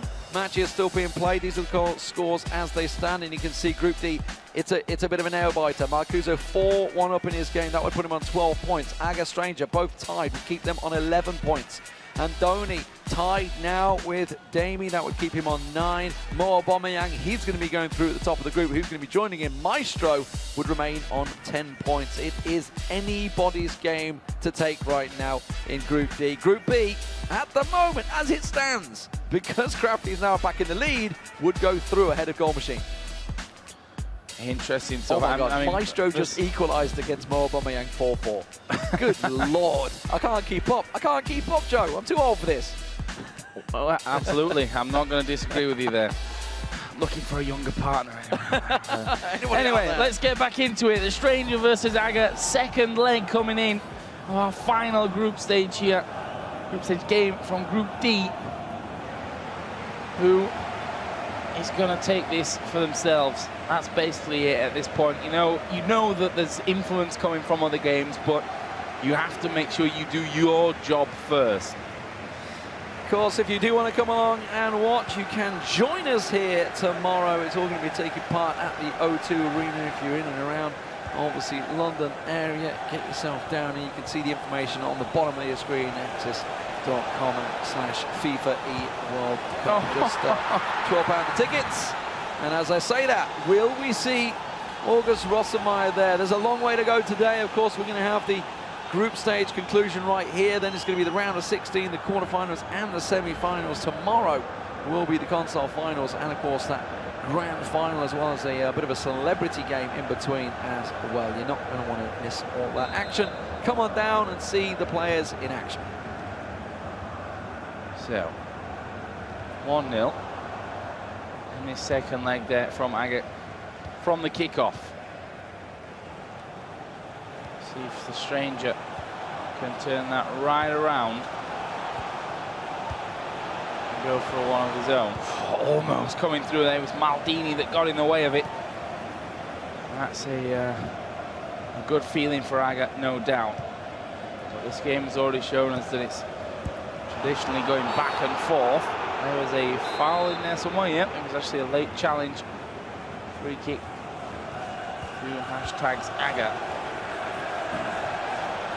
Look at that score.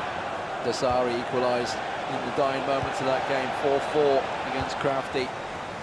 Meanwhile, Goal Machine did lose 4, but it was only to 3. He got himself a sneaky one in there. Mo Aubameyang has just scored again. That's 5-4 that game.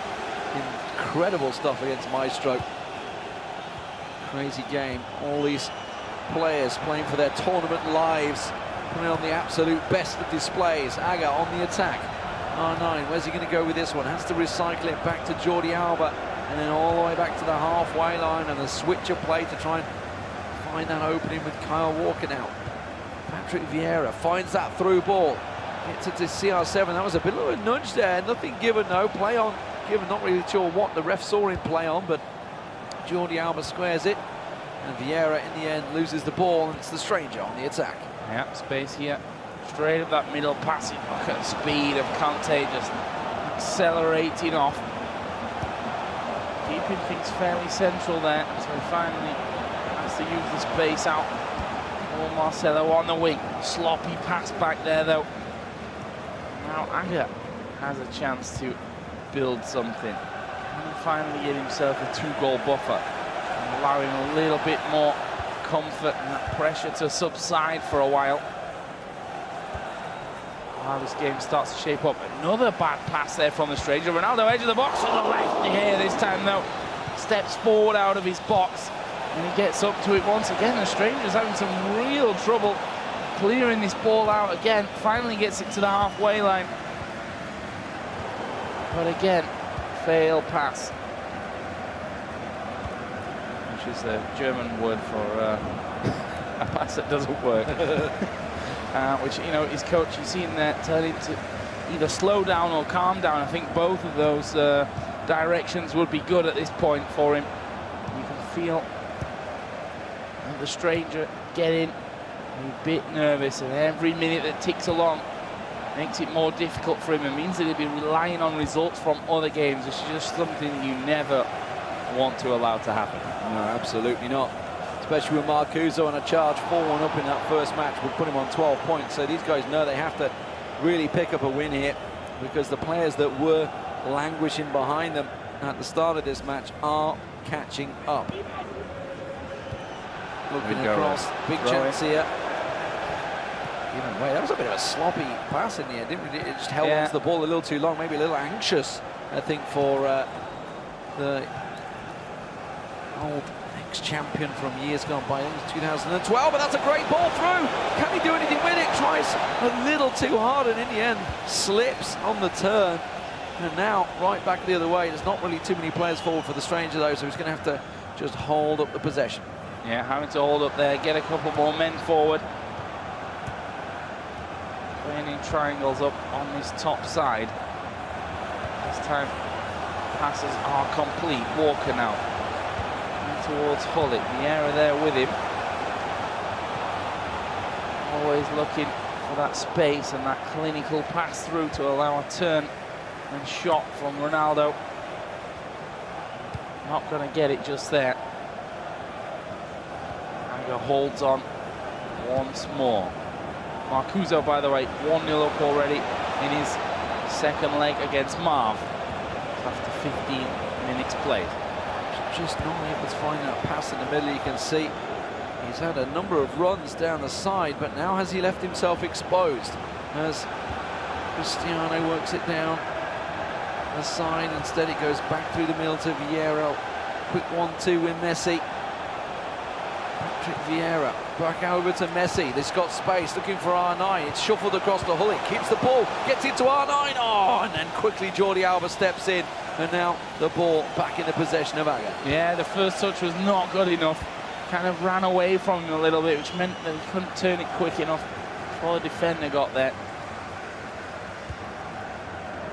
So pressure continues to pile on the stranger. Not far away from half-time. It'll be a great time for him to bag an equaliser. There is a space on the ball. Walker, though, surrounded by two. He's done a good job to get out of that tight situation. As the stranger, he's maybe in a position now to have a shot. Messi into Ronaldo. Where's the turn and shot? The defender got in the way again. Great defending, great work. Something Aggie's been known for a long time throughout his career. Now the counter. R9 lays it up the field. Goes back to Pele. Can he get the through ball? No, couldn't quite thread the pass. Quickly blocked out, and the stranger now. Game's starting to stretch as it goes end-to-end towards the end of the first half. The stranger knows his tournament career in FIFA 18 is maybe, just maybe, coming to an end if he can get something going. Ronaldo, no, misses out, and Messi, it's a possible free kick. No, we're going to go straight to half-time, and it stays 3-2 on aggregate to Aga at the moment.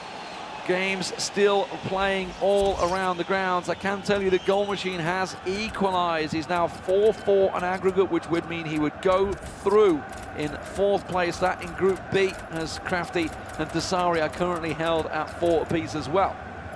Meanwhile, in Group D, well, matches are just all getting underway. As you mentioned earlier, Marcuso is leading his game. That would put him on 12 points and through, joining Aggie and Mo Aubameyang. Who else would join them? Well, I just don't know right now, Joe, frankly, because I got to do a bit of math.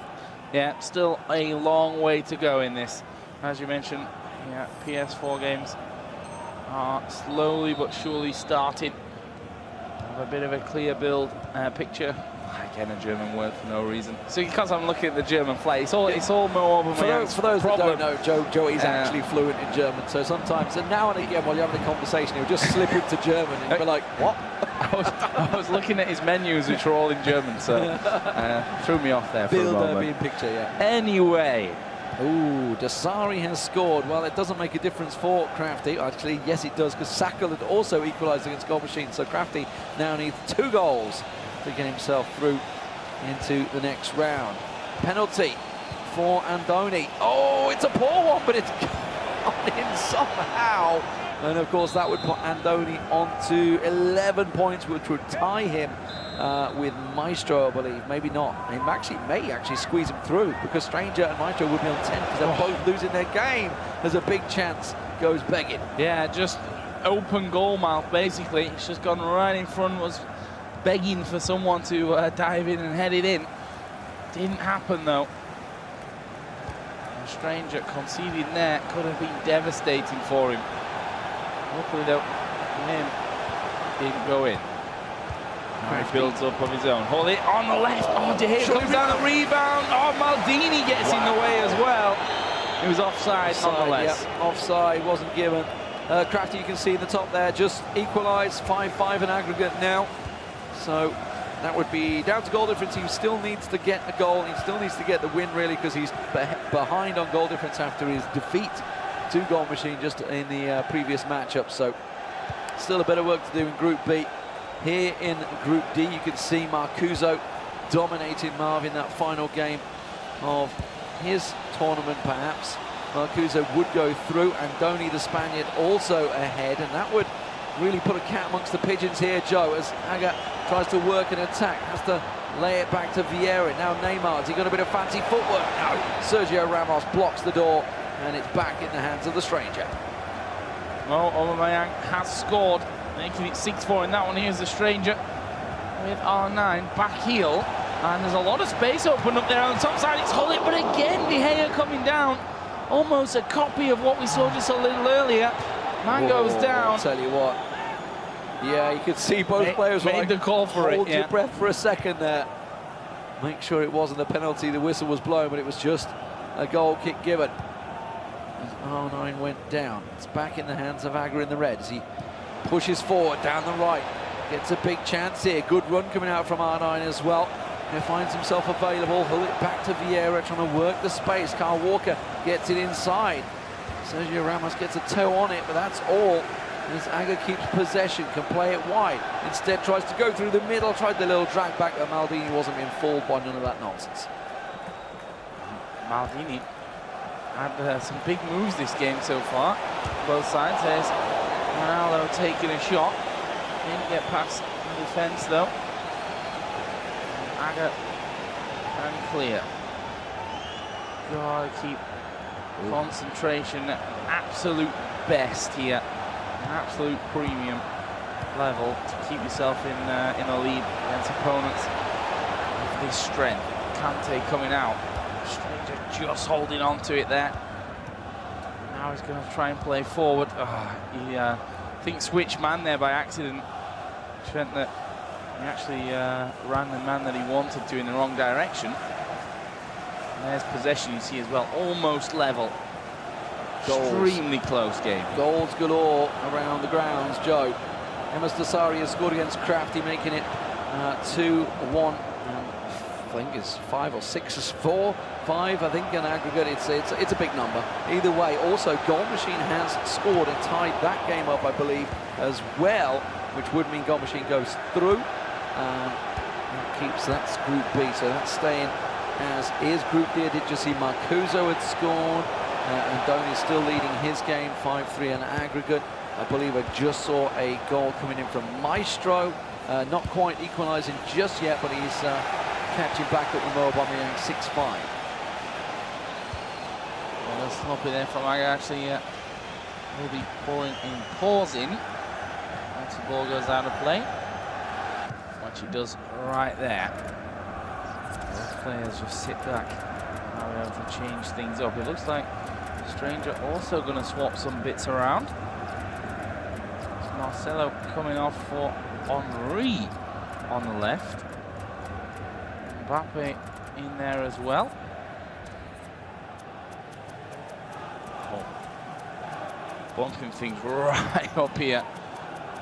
I mean, pressure. He kind of needs and to. aggression. Yeah, I mean, at this point, I mean, it's so difficult to say because, okay, you push forward, maybe you concede one more. Maybe that one goal is what knocks you out of the tournament. But you just don't know it at this point. You're thinking, okay, I have to try and secure a draw, at least at 1 point, well, I mean, maybe even the win. I would say, as it stands, know. Damien did just score, but it does mean Andoni's still on 11 points, which would mean the stranger would be out of the tournament as it stands right now, with all the games happening, because it would be Mo Aubameyang, Marcuso, obviously Aga, who we're watching here, and Andoni that would go through, and Maestro and Stranger would go out. Incredible as that is, as they started today on 9 points. It's something kind of like the borderline you expect to be thinking we're in a comfortable position, but it's far from comfortable right now. Maybe that's a mistake that was made. Always hard, I think, after such a good game one. And, a quote from Kurt earlier where he said, you know, I didn't have to play my A game yesterday. I'm not sure if that's 100% true, but the point is today is where you really have to keep that concentration up, because this is where you finish that group off. You do, you know, you finish the job that you started the day before, and then you go into those high-pressure playoff games where each win takes you a step closer to picking up that trophy. Kurt said a lot of things earlier.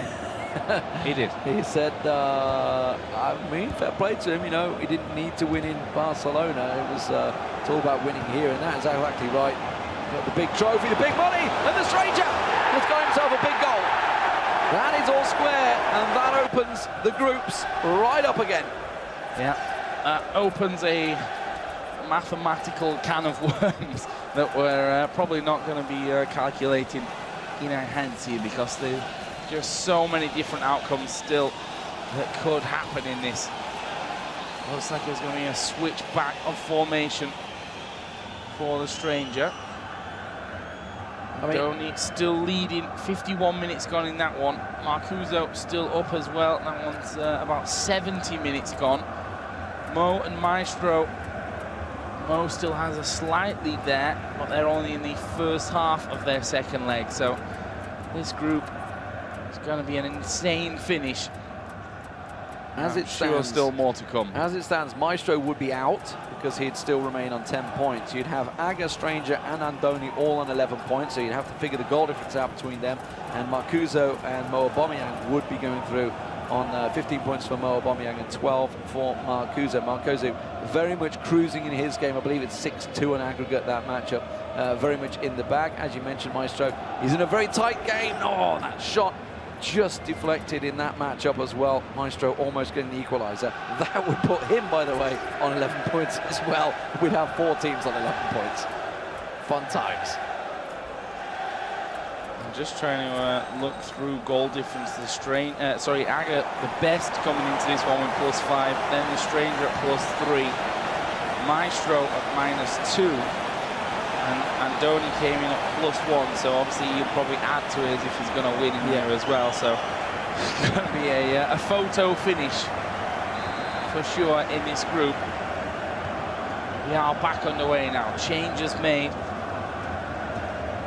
Aga, this is the question that you have to ask yourself. 88 minutes gone. Does he think he's done enough with that good goal difference that he knows he has compared to everyone else? You'll have definitely looked that up before this game started. Does he feel happy that a draw will take him through at this stage? I don't think so. I think, you can see the body language, the facial expression from Aggie, the dismay once he let that goal in.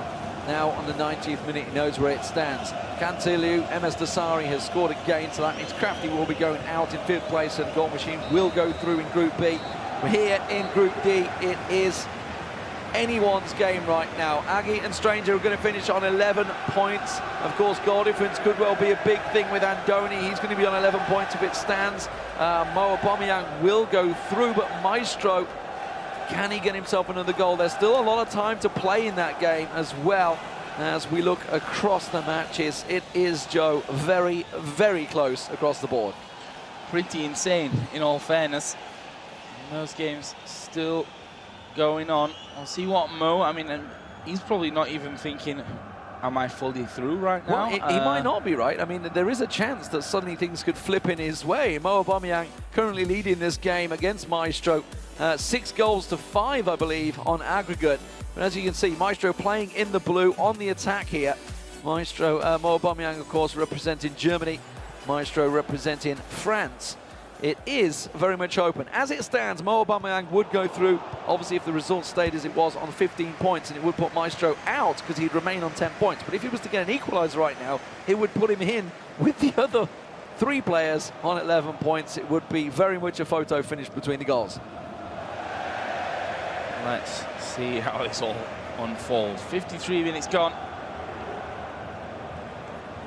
Trying to just push through there on that top wing. Getting a little bit messy. Surely nerves at an all-time high in this one. We will be seeing applause coming in shortly for Maestro. There's just been another goal over on the Xbox side of things. I believe that's against Niklas Razak as well. He's, you know, we were talking about how maybe Kurt and Gorilla have kind of woke up today. Well, Kurt especially. Niklas Razak is yet to shake off the cobwebs, I feel. He's 4-3 at the moment with Senna in this matchup. In terms of goal difference, it does still give him the advantage because he won the first game 4-2. So 8-4 actually in that game, I think I can read that correctly, 8-4. If my eyes do not deceive me. Meanwhile, Gorilla, by the way, maybe looking at his first defeat against Ralf Suhr. That would be his first defeat in the groups. It's not the end of the world. He's going to finish top of the group anyway. Actually, tell a lie, Dosari would finish top of the group if that were to happen.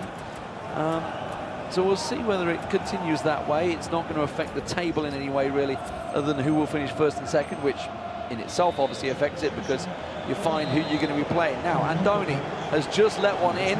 That means he would slip out of the points. It would keep him on 9 points and he would then fall out. That's a big deal for obviously Maestro, who we're seeing here, along with Aga and Stranger.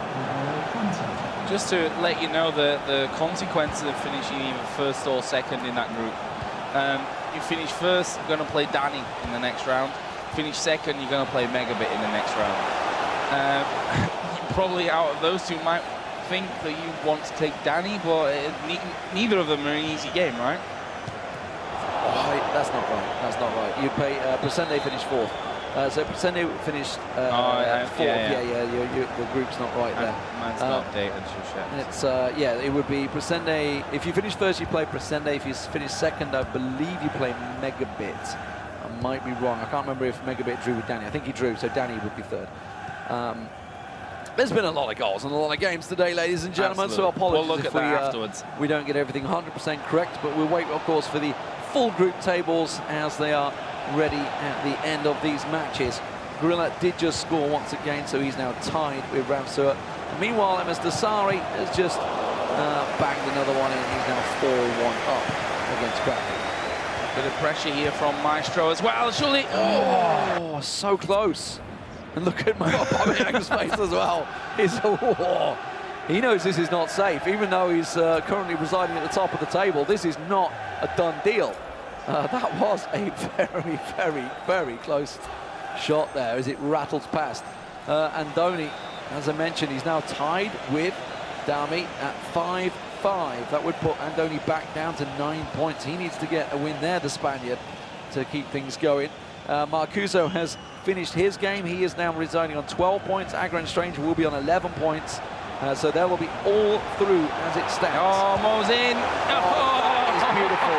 Little chip over the top there from Hazard. Maestro taking the headset off. Does he believe that that is the final nail in the coffin? It was brilliantly worked. One touch on the cross, one touch on the finish.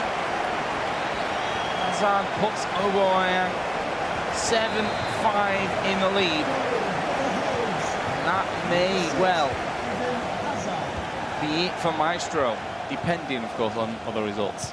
I mean, it just goes to show the sheer weight of hours they've had to do a cheeky finish like that in a pressure situation as it is, just to hit that little chip button and not just try and welly it. as your average player would. It just shows how confident they are. That's a good ball to win back for Maestro, but the pass wasn't quite able to find its mark, as now it's Mo Aubameyang once again cutting through. Salah, he's got himself a three-man advantage, he's through! Oh, but the defender, he had to try and take it round the keeper came off his lines, did the job, but now the counter back on for Maestro. Luis Suarez can't quite get enough on it, and the defender gets a clean boot. Big tackle there for Mo. He's going to start pushing forward as well. Time he has to play with, it's all on his side for now. 80 minutes about to roll around. There's been a goal in the other game, which could tell us a lot about this group now. Yeah, it's Dami once again. Playing spoiler for Andoni would mean Andoni finishes on 8, and that is surely the end for Maestro. As Mo Aubameyang scores, that would put Aubameyang on 15, it would put Marcuso on 12, Agger and Stranger are both on 11, and Maestro would unfortunately go out in 5th place on 10 points. Incredible when you consider how this group has been. Well. Oh, Aubameyang scored so many goals. I mean, at the start of this game, he'd already scored 34. Let in his fair share as well. Let's not say that he's not conceding. He's conceded 5, of course, in this one already, but as long as you score more than your opponent, right? That's what Vindaloo said. That's the rule. The classic British football song. But here we go. This is another big chance for Mo Aubameyang. I feel that Maestro may have checked out a touch here as Mo pushes on through. A good ball across the box. Antonio Valencia. Ooh, I tell you what, just a little peek on it there. Marcelo can't get the ball clear of his own box, though. Kante blocks that pass straight away. He's trying to go for those Hail Mary passes, and it's just not working out. Eden Hazard, one of the few players that uses him, and just tries to curl one in. De Gea steps up this time, but there's only a few minutes left, Joe. Yeah, this corner going to come in. There'll be a bit added on. That one going a little bit wild. That was Mo Salah, and you know, for the other Mo, Aubameyang, he can basically have fun. He can take those shots from there now. Got a 3-goal buffer in this game. He's going to be finishing top of the group, top of Group D. Maestro, who I think after the 7-5 took the headset off, he was basically already kind of resigned at that point that he was likely going. Now there is a full-time whistle. It is Mo Aubameyang that will top the group. 8-5 he wins here over Maestro. And adds a little bit of misery to Maestro's day as he goes. Meanwhile, Dami won that game over Andoni as well. So a lot of tense games. We're going to work things out and figure out who's actually going through. Okay, so we're going to take a quick break now. When we get back, we'll confirm all of the group tables from all of our groups, of course, this afternoon, and we'll confirm the lineups for the next round. See you in a mo. I don't need recognition. I'm on a mission. I'm paying dues. I'm in position. I'm staying up. It's getting late. You're doing good. I'm doing great. Recognition. I'm on a mission. I'm paying dues. I'm in position. I'm staying up. It's getting late. You're doing good. I'm doing great. Hours of practice, they don't feel like working. Overthinking, I don't mean to let the pain and hurting. I was main stage with Tiny at a festival. Realities of just less than 24 hours pass and I'm back to working. The wage is at minimum, but when you know your worth is more, you make your own curriculum.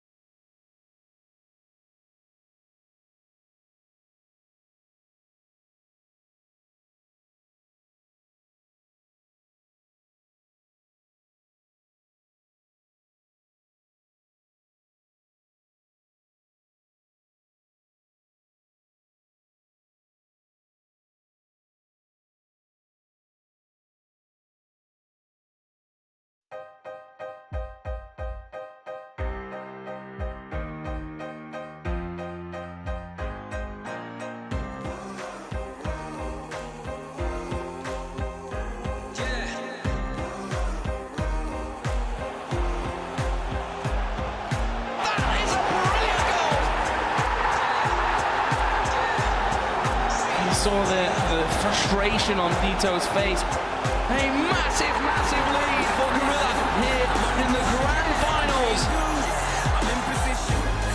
It's got to be! And Gorilla scores! England are victorious in London. Spencer Ealing, aka Gorilla, is the 2017 FIFA Interactive World Champion. Brilliant scenes from last year then. Gorilla winning in the final, and here is your quarter-final lineup. I'm with Spencer FC to go through it now. Spencer, let's look at the guys that have qualified and who they're coming up against. There's some big matches there, and congratulations to everybody that's made it through. Our final 16 out of 32 and 20 million worldwide that entered. What stands out for you? Well, starting off with the Xbox side there, Kurt versus Goal Machine's going to be fantastic. The Goal Machine's going to really have to live up to his name, because if there's been any Goal Machine today, it's actually been Kurt. He has been scoring a silly amount of goals. That's going to be a great game. And Kurt's going to have to live up to his name as well, because Kurt's of what he's always said. Yeah, he's going to have to live up to the hype. And he has been. So far, he has been. Gorilla versus Danny's going to be fantastic. I mean, all these games we expect to be good. I like the all-German battle at the bottom there, on the bottom left of the screen. Megabit versus Nrasic. Only one can go through. You'd have thought, oh, I mean, that's a great lineup, to be honest. I don't know who would have been the pre-tournament favourite for that game. Both of them had poor days today, but great days yesterday. Yeah, let's have a quick look at how the groups finished up then, just to confirm how they got here. And we will start with Group B, so MS Tasari finishing top there, 18 points, followed by Gorilla, who we don't think dropped a game in the end, like was unbeaten. I think he drew through and the rest he won, so really good display from him. Nrasic third, and then Goal Machine fourth. Crafty just missing out there, unlucky for him. Yeah, unlucky for Crafty. Put on a great show and was probably not given much of a chance. One of the lesser-known Brits, considering Gorilla's obviously in the mix. But he was so close to going through, just missing out. Goal Machine gets over the line. Big gap in terms of goal difference between Nrasic and Gorilla. Shows the sort of different performances we saw from them. And Gorilla and MS Dasari scoring sort of free-flowing football, lots of goals. And Gorilla, yeah, drawing 3. So maybe not being as dominant as we expect him to be, but not actually being beaten is one of the few people that can say that. Yeah, OK, let's have a little look at how Group D finished up. There you go, Mo Bamiyang making a storm for the top place there, followed by Marcuso and Aga and a stranger. This group, Spencer, we were watching it and we couldn't work out which way it was going. People were winning, losing, drawing. It was so open, that group, wasn't it?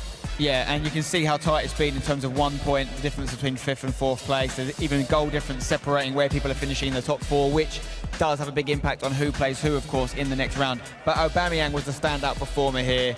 5 wins he got. And even then it shows you, it was quite an open group in the sense that he did drop points, fair amount of points, but 15 points is a very good finish. 11 plus 11 goal difference is solid. I don't think anyone wants to play Aubameyang. Gorilla versus Danny is going to be our featured match at 4 o'clock. That should be a great matchup between those two.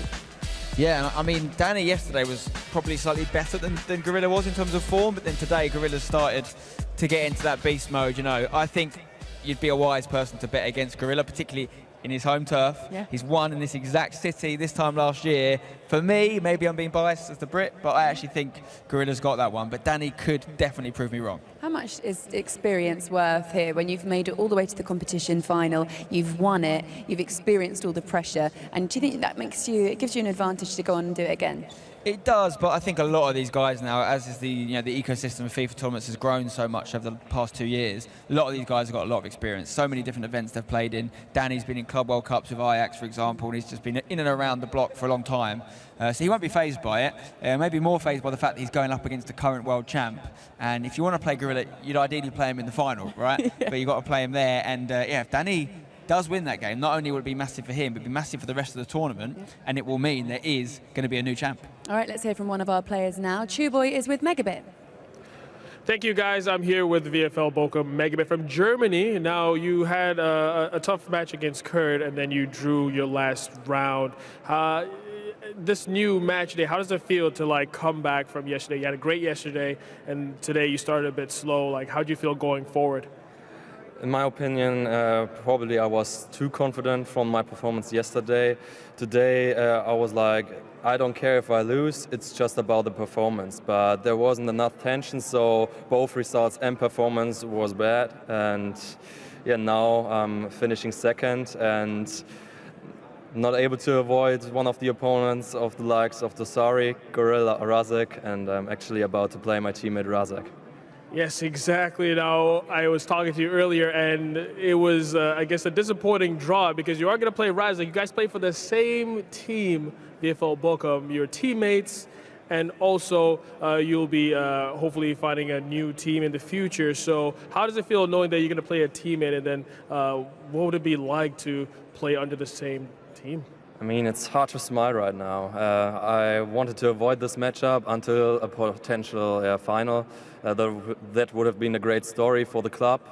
Now it's a bit too early in my opinion, but I mustn't care about him being my teammate. Now we're facing each other, and if you want to be the best, you got to beat the best. So an amazing German derby coming up soon in the next round. Let's head back to Spencer and Laura. Thank you very much, Chew Boy. Oh, bless him. He looks absolutely devastated, doesn't he? Before the competition began, he was asked who he does not want to come up against, and it was Emrasik, his teammate. And now it's happened. Yeah, I mean, again, that's the sort of matchup that could have easily been later in this tournament. It could have been a great final between the two Germans, but this is what we get now. From this point on, we just get big game after big game.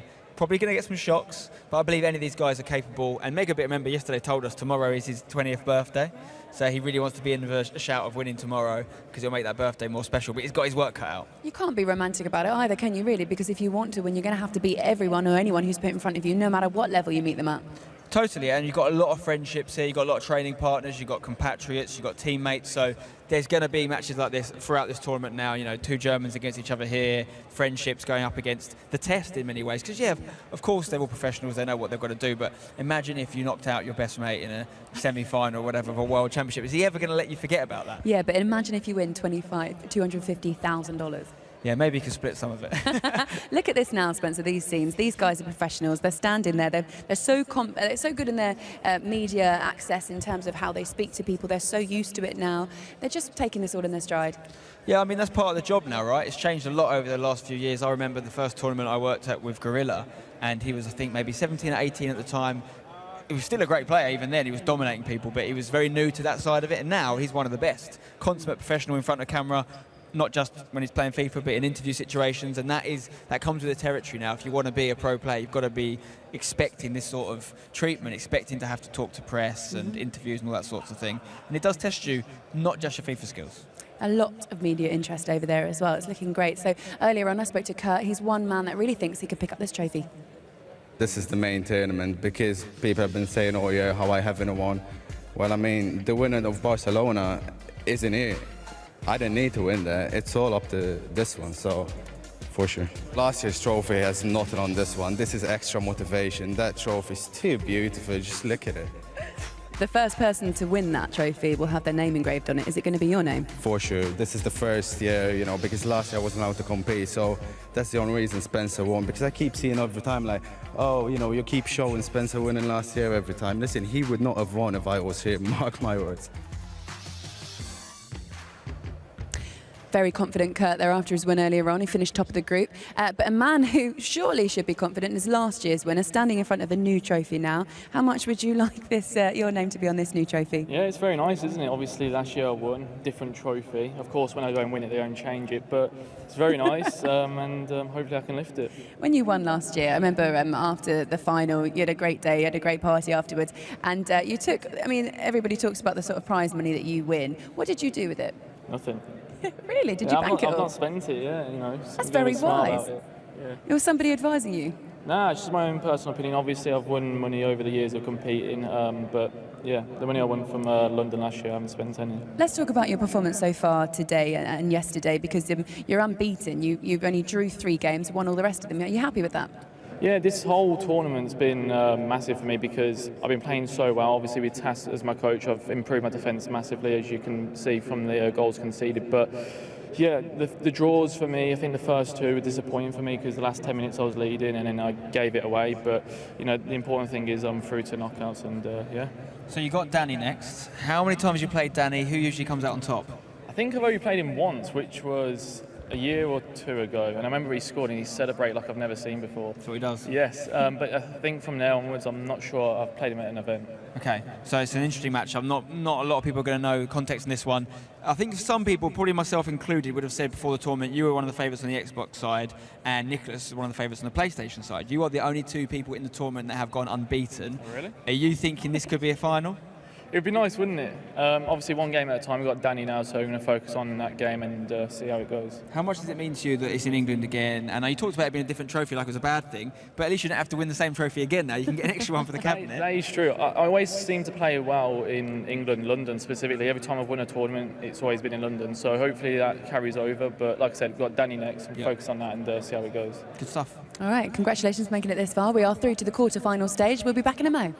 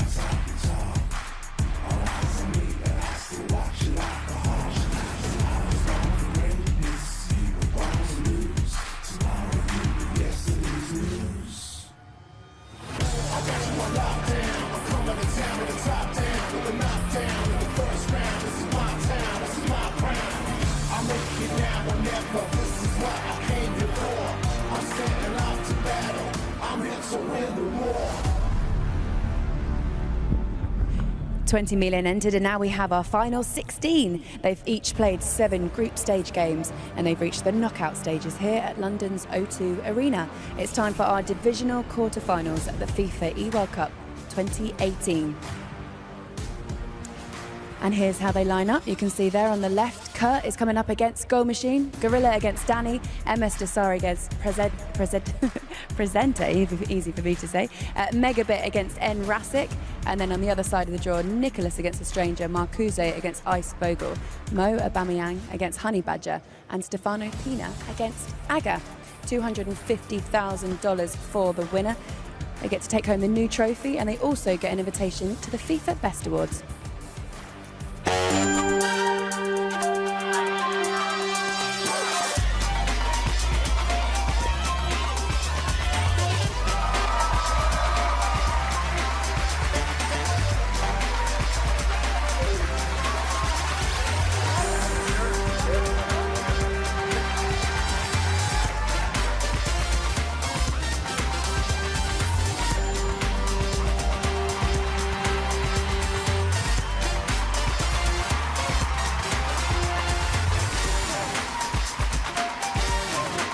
Cristiano Ronaldo.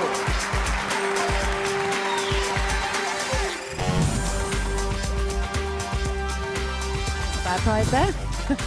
That is in London on the 24th of September, an invitation to the FIFA Best Awards. They get to rub shoulders with some of the best in the business. And let's have a little look at how they line up again. Spencer FC is alongside with the Xbox games at the top in our round of 16. Kurt against Goal Machine. Yeah, big game indeed. Time for Kurt to really start delivering on his words now, and if anything, if we're to take his performances so far seriously, then I'd say he's going to do that. Goal Machine's got a lot of work cut out for him, but for me, the 2 big games for this round here is Gorilla Danny, which I think is going to be amazing, and Megabit and Rastic as well. These are huge games. What about MS Desari? Because he was scoring loads of goals earlier on, as well as Gorilla. There was an 11-2 finish, I think, as well in there. He scores a lot of goals. He doesn't necessarily concede a lot. Do you see him going all the way? Yeah, a lot of people would say he's one of the best defenders in the whole of the community. Certainly going to be there or thereabouts. My prediction, I just sort of did a little map on my paper here, working out who I think is going to get where. I had MS Desari to get to the final on Xbox. I won't tell you if I had him to win it or not, but yeah, I think he's going to go the distance. There's plenty of people that can stop that, for sure. That's how I see it. It's a quick turnaround, isn't it? These guys don't have long to recoup and refocus. Yeah, it is a quick turnaround. It's good in a way, because a lot of people sometimes find at other events, if you have a long break, for example, between games, it can throw you off a little bit. And this way you get some real momentum, particularly if you're in good form. When you look at the difference in Megabit yesterday and today. Yesterday, those 5 games back-to-back, wins them all, he's flying, has a bit of a break, goes home. Don't know what happened last night. He turned up today, he wasn't the same player. So now he's had a little bit of a break between those last group games and now his knockout game. That might actually have helped him this time. Brilliant, Spencer. Thank you very much. It's time to get into the action and hand you over to our commentary team.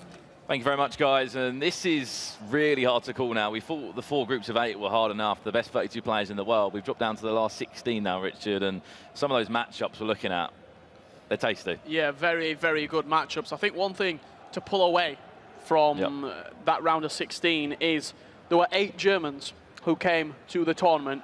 5 have gone through. So 5 out of the possible 8. 5 they out already of came 8 as a quarter of the players already in the tournament. And they've got over a quarter of the players in the round of 16. So Germany looking very, very strong. But it's not a national competition. It's a solo competition. Who's going to be the man to go all the way? The game that we're going to be focusing on, Ajax Danny against FaZe Gorilla. Huge matchup. You got a man that loves scoring goals as well, then you got just a battle of emotions there. Just looking at all these big games then, Richard. So obviously Kurt versus Goal Machine, Gorilla versus Ajax Danny, MS Desari up against Resende. I'd expect to see double figures. A German clash there, and they're against their own team. Obviously they're both teammates at VfL Bochum. And over on the PlayStation side, Richard, 3 Germans involved all across that side. Yeah, Mo Aubameyang up against Honey Badger. That's going to be a really, really good battle. The battle of the greens, shall we say. Werder Bremen playing green, Footwiz in green. Stefano Pina up against #Aggie. Got through in the end. That Group D was so tense. There were so many different things that were changing throughout the game. One person going through, one person going out. I think the main story we can take from today is the fact of yesterday, I think even us, we thought, all right, he's through. Yep, he's playing really well. He's going to go through. You come today, and you're only thinking, what? They played 5 games yesterday, and we've got 2 games left. Those 2 games caused just disruption in all the games, didn't they? In all the groups, sorry. Yeah, there was so much changes happening in the last 2 rounds of fixtures. I think a couple of things to take away from the 7 rounds of fixtures. Nicholas looking very strong, still unbeaten. Gorilla seems a lot better today, in my opinion. And one thing that he said in that interview that was really, I could tell, Tas being that coach, his defending seems to have improved so much since having Tas there. Is a really, really well-known and well-respected defensive player, is Tas, and I think he's brought some of that into Gorilla's game. We always knew he had the attacking side of his game, but sometimes the frailties lied in the defensive aspect. He's put paper over the cracks. We can see here as well, all your exports competitors, the last 8 of them, obviously, we know that we're down to the 16 remaining competitors in this competition. Ajax, Danny's coach there, Bast, recently just got acquired, later on in the year, helped him to go and win the Eredivisie. Literally, I was having a chat with him. He said the first thing I did when I got down with Danny, I just said I had a day with him about keeping possession. Just back to keeper, back to midfielder, left, right. And basically drilling that into him. That is how you need to start changing the way you play. And if he does play the way like that, where we expect him to keep possession against Gorilla, could frustrate him. It could frustrate Gorilla. That's such a tantalising affair, that though. Ajax Danny against FaZe Gorilla, 2 of the most well-known FIFA players on the Xbox matching up in the round of 16. Could have been a final. And everyone has their own way of playing. Obviously, towel on the lap for Ajax Danny, headset on, and he's ready to jump into the game. But if he scores, we'll be hearing about it. But you're up against a very, very difficult player in Gorilla, who's come out the blocks looking even better today. And of course, the world champion from last year in London. And when this competition seems to fall in London, it seems to bring out an Englishman. Yeah, it does. 2005, it was Chris Bullard who brought home the trophy for England. And then last year, when we were back in London, as we all know, Gorilla, representing Unilad back then, brought it home and now switched esports organisations, gone to FaZe Clan with his teammate and good friend, Tas. Here we go, we're going to jump into this one now. The difference is, if we need it, we'll go to extra time. Round of 16. And this is where the prize money starts to come in. Yeah, it does. I'll break it down. 2 legs, once again. Aggregate score lines. As Brandon said, if it is a level at full time in the second leg, extra time and penalties will be needed to separate the 2 sides. Single elimination. You win, you go through. You lose, you go home. Looks like Stanley kicking from right to left in that Dutch national kit. And of course, waving the flag for England and the world champion from last year. It is FaZe Gorilla. 2-legged game, as we know. But there's no second chances now. This isn't the group stage. You can't lose a game and then maybe try and turn it around. This is knockout football. And we're still on our hunt to find the best FIFA player in the world, which will be crowned tomorrow. Tomorrow evening, in fact, $250,000 will be in the back pocket as well. Gorilla just tried to open him up. A few interesting changes we can talk about of Ajax Danny's team. Azpilicueta was drafted in. Now, is Mohamed Salah starting again? Yes, he is. I know he's a really big fan of him. Yeah, he switches formation as soon as the game starts into that 4-2-2. That's the formation that he's very comfortable with. Luis Suarez, Mo Salah, and Cesar Azpilicueta. Azpilicueta mainly used, he's a very good defender anyway, but he also gets De Gea onto full chemistry. You don't have to use an icon in there. Of course, instead of having De Gea on 8 chemistry. Other Xbox games are playing Curvy, Goal Machine, MS Desire up against Resende. And last but least, the game in focus that we're looking at. Gorilla up against Ajax Danny. Yeah, we're just waiting for the final game as well to kick off. That will be Razek versus Megabit, all VFL Boku. Such one of those ties that you just really don't happen, yeah, because of course 2 fantastic German players. You said it, Richard. 8 of them came here. 5 of them remain in the knockouts, and you have to start looking at why that is, and that's because in their own country they've got tournaments all the time. Whether they're big for a few $100s, for a few prizes, like a new gaming console, something like that, they've always had that drilled into them. The structure is very much their chance, looking to get in behind there. Both of these 2 players as well, last remaining countrymen for their nation. They're the sole representative. As we said, Crafty was on 9 points coming into today. He didn't even make it through. Goal Machine did. Here comes Gorilla, just a little bit too heavy on the ball. It was a through ball we tried to feed to Cristiano Ronaldo. Commiserations as well for Yimi earlier on in the day. Danny's countrymen from the Netherlands crashed out of the competition. And what will be great to see now is Jimmy there supporting him. And I know a number of Dutch players here as well, and guys that work within the Eredivisie, they'll be supporting him all the way along, and I'm sure his Ajax fans as well from back home will be watching and supporting. As he comes forward now, Walker into Vieira. Forward, tries to find a little gap. This is Ajax, Danny on the attack, playing well. Ajax, there we go! Straight away. And he'll give you that bit of passion every time he scores. Yeah, really patient goal there from Danny. Kept hold of the ball, kept on recycling the play. And when he felt the opportunity did arise with, surprise, surprise, R9 Ronaldo, he tucked it into that bottom left corner. First 20 minutes, Danny's controlled a lot of the ball. Gorilla's not had that much to go forward with. A player to never write off though. Fantastic in attacking, can bring out the skills if he needs to.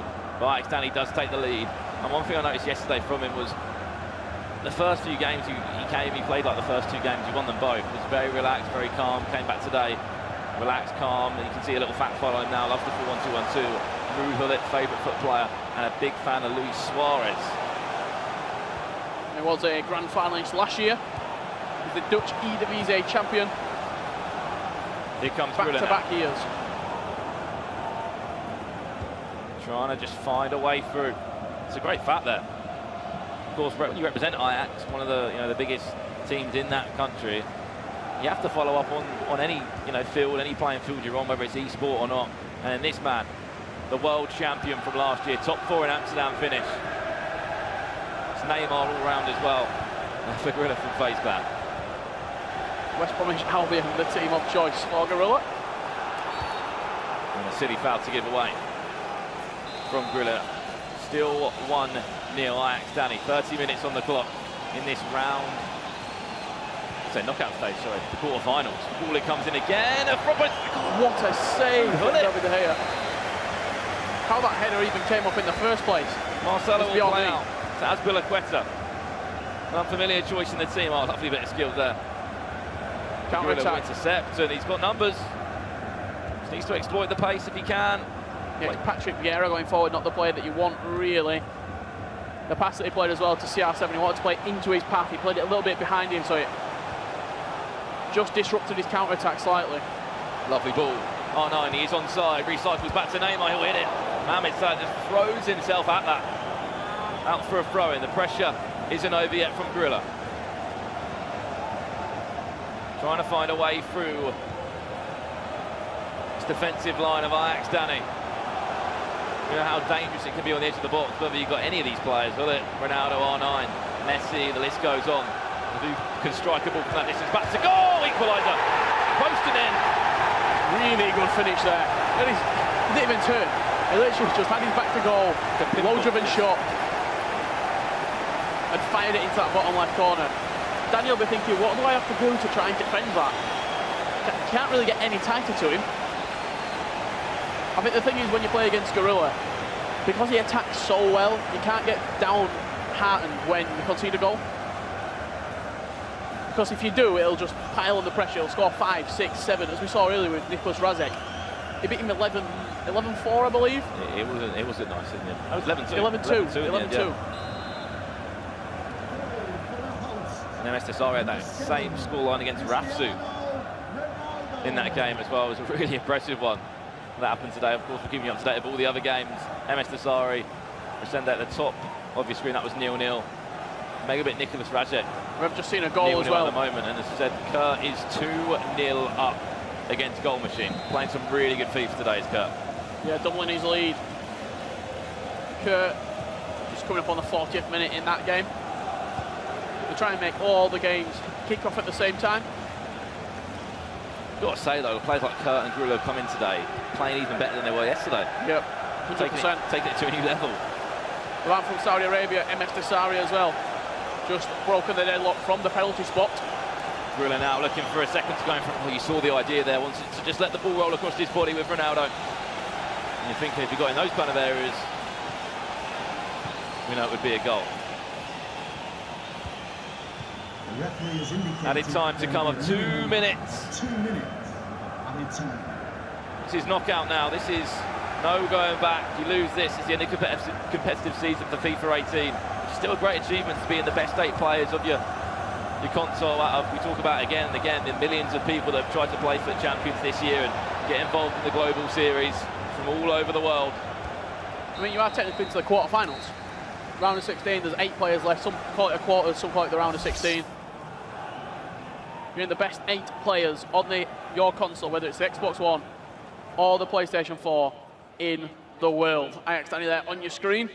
An interesting first half. Let's have a little talk about it. Obviously, a good start from Danny. Griller's just attacking his normal attack, but it was just first 20 minutes he kept a lot of the ball, did Danny. He kept on moving it left to right, trying to not let Gorilla really have a touch of the ball.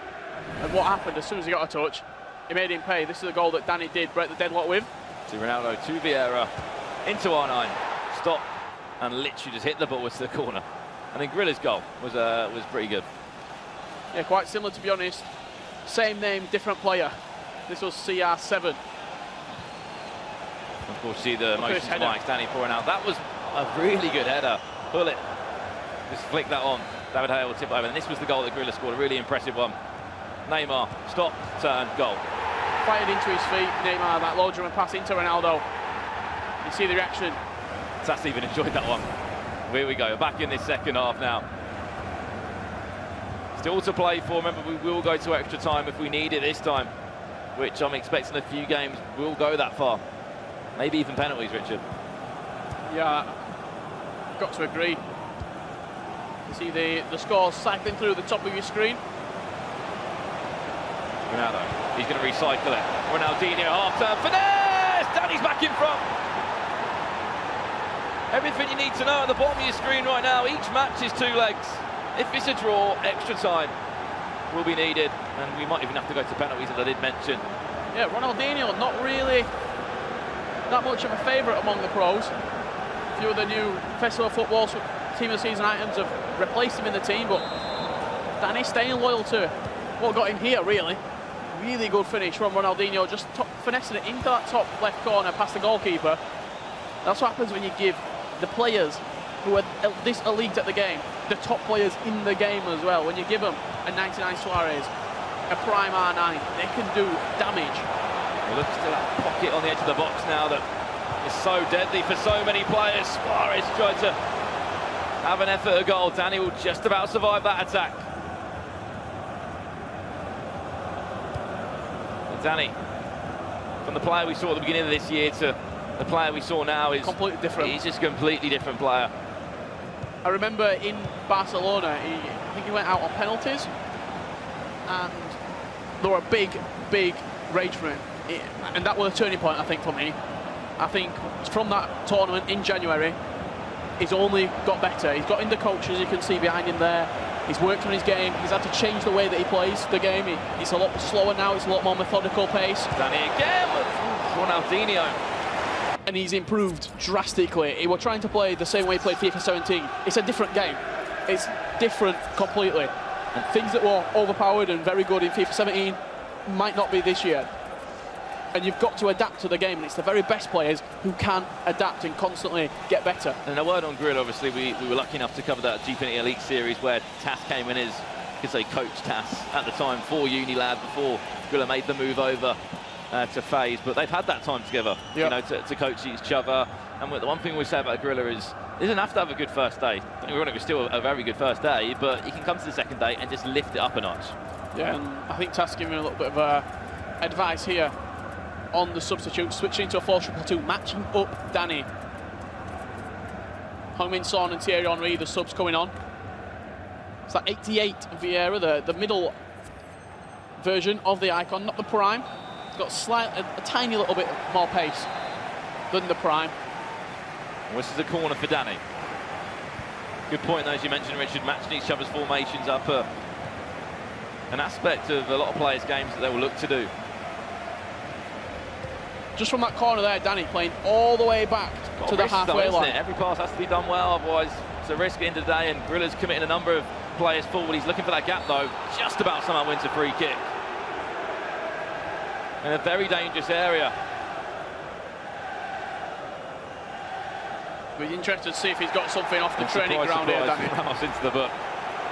Some other scores from other games. MS Dasari leads 2-0. This free kick, though, played short. You saw the idea there. Min Sung was running off. Megabit 2-1 up against Nicholas Rajek. I think we've just seen a goal in the goal machine game as well. 4-2, Kurt now leads. That's a cracker of a game in that first leg. Of course, we want to hear from you. Hashtag FIFA eWorld Cup. Who you think is going to go the full way, whether it's just on the Xbox side or on the PlayStation or overall. Who will be your world champion, the FIFA eWorld Cup champion, I should say, for 2018. Grilla will play out to Hullet. Overlapping run from Marcelo. Will he whip it into the box or...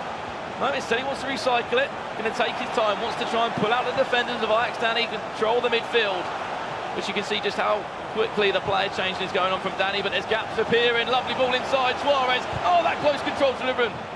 Yeah, really, really good close control there. Just unfortunate the shot didn't come away. Went for the low drill and finesse, I think, into the far corner. I'll tell you what, Kurt, goal machine. He's coming back. 4-3. He's coming back again. Only a goal behind now, goal machine. That's actually 4-3 to Kurt. Another close game, Megabit 2-1 up. MS Dasari 2-0 up as well. This is literally the best of the best. We've already had 16 of the best. It's come up again. And Resende's even got himself back in the game. He only needs one goal now. Just scored a penalty against MS Dasari. That's 2-1 to MS Dasari now. Oh my. Every time I score, every time I speak, another goal goes in. Nicholas Rajek equalised. 2-2 on that one now as well.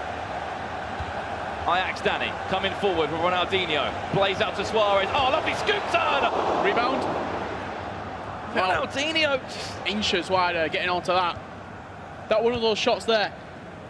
If it's not going to go in, you're guaranteed the rebound. So it's the perfect time to do that low-driven shot across the goalkeeper, because sometimes it'll go through them. The goalkeeper, we've seen some pretty poor goalkeeping. Watch that through ball if he can find it. Just about. But also that rebound into that danger area. It's a very viable way of scoring, shooting from strange angles, getting the rebounds off the goalkeeper, and then getting plays around that goalkeeper, so you're the first attacking player on it. Lovely threaded through ball down this line. This is Danny on the attack again. Still got another leg of action to come, so there's so much up to grab still. Still 90 minutes of FIFA time to be played. 2 after 6 minutes each as Danny comes forward. Scoop turn, Ronaldinho will have another shot and will just sting the hands of David De Gea. Corner. Played short. Wasted possession there. Grilla can try and just grab this back and maybe counter-attack. But Danny back in possession. Ronaldinho to Marcelo. Linking up very well. Probably won't cross it in. We'll just try and play it round. He's looking for that run on the far-hand side, but there's no one there. I think it was Cristiano Ronaldo that was offering the run at the time. Ronaldinho inside, Min Sung. Nice. A little bit confident around that box, isn't he? Yeah, I think you want to do the skill moves inside the box. If you're going to get past, you've got to create the space as well. But how many times do you see tangles the legs, penalties given? Sometimes when the player's not even controlling the player, it'll just... the AI might even do it for you. Well, Mr. Sari, 3-1 up now. Megabit and Rajak, 2-2 as we left it. And that's very risky there. Grilla can try and capitalise on this one. Oh, you saw the idea. Chance is still alive, though. A great block from Danny, but nearly left himself in a spot above her there, just messing around at the back. As we said, we're jumping into the prize pot now. 2 minutes. At this stage in the competition. That's poor. It's a good opportunity for Grilla to lovely get ball. All square. Added time as well. Imagine this, Richard, going into the next game. All square at 2-2. Suarez Ronaldo looking into Min Sung. This is Faith Grilla on the attack now. Oh, lovely ball inside for Suarez. The timing of that tackle from Ramos. Impeccable. There you have it, full time. Danny comes out 2-1 victory in the end. I imagine the stats after the game, a lot of possession for Danny. And I tell you what, goal machine is the comeback kid. 4-4 now. 4. When we looked over, he was 4-2 up Kurt. We're going to go and have a look at some highlights from that Kurt game now. This is how it kicked off then, so 33 minutes into it. Kurt went 1-0 up, starting well. Kurt scored 23 goals this morning. 23 goals up to this point, just today, He's only played 2 matches. 3 minutes later, he came forward again. Ronaldo into Neymar. Finesse. Goal. That was 2-0 up. If you look at the way he's playing at the minute, there's no thought about what he's doing. It's very instinctive, the way that he's playing. Imagine he goes 3-0 up shortly afterwards. As we said. 2-1, in fact. Ronaldo came forward now into Hullet. A goal back for Goal Machine. Just before half-time. R9 into Hullet on the finesse. A routine goal. And then just before half-time, we actually got another one. Ronaldo into R9. Low driven. And into the back of the net. That made it 3-1 at half-time, Richard. Yeah, R9 once again for Kurt being the magic man in front of goal, and he made it 4-1 just after half-time. R9 once again, right foot, left foot, it doesn't matter to the 96 icon.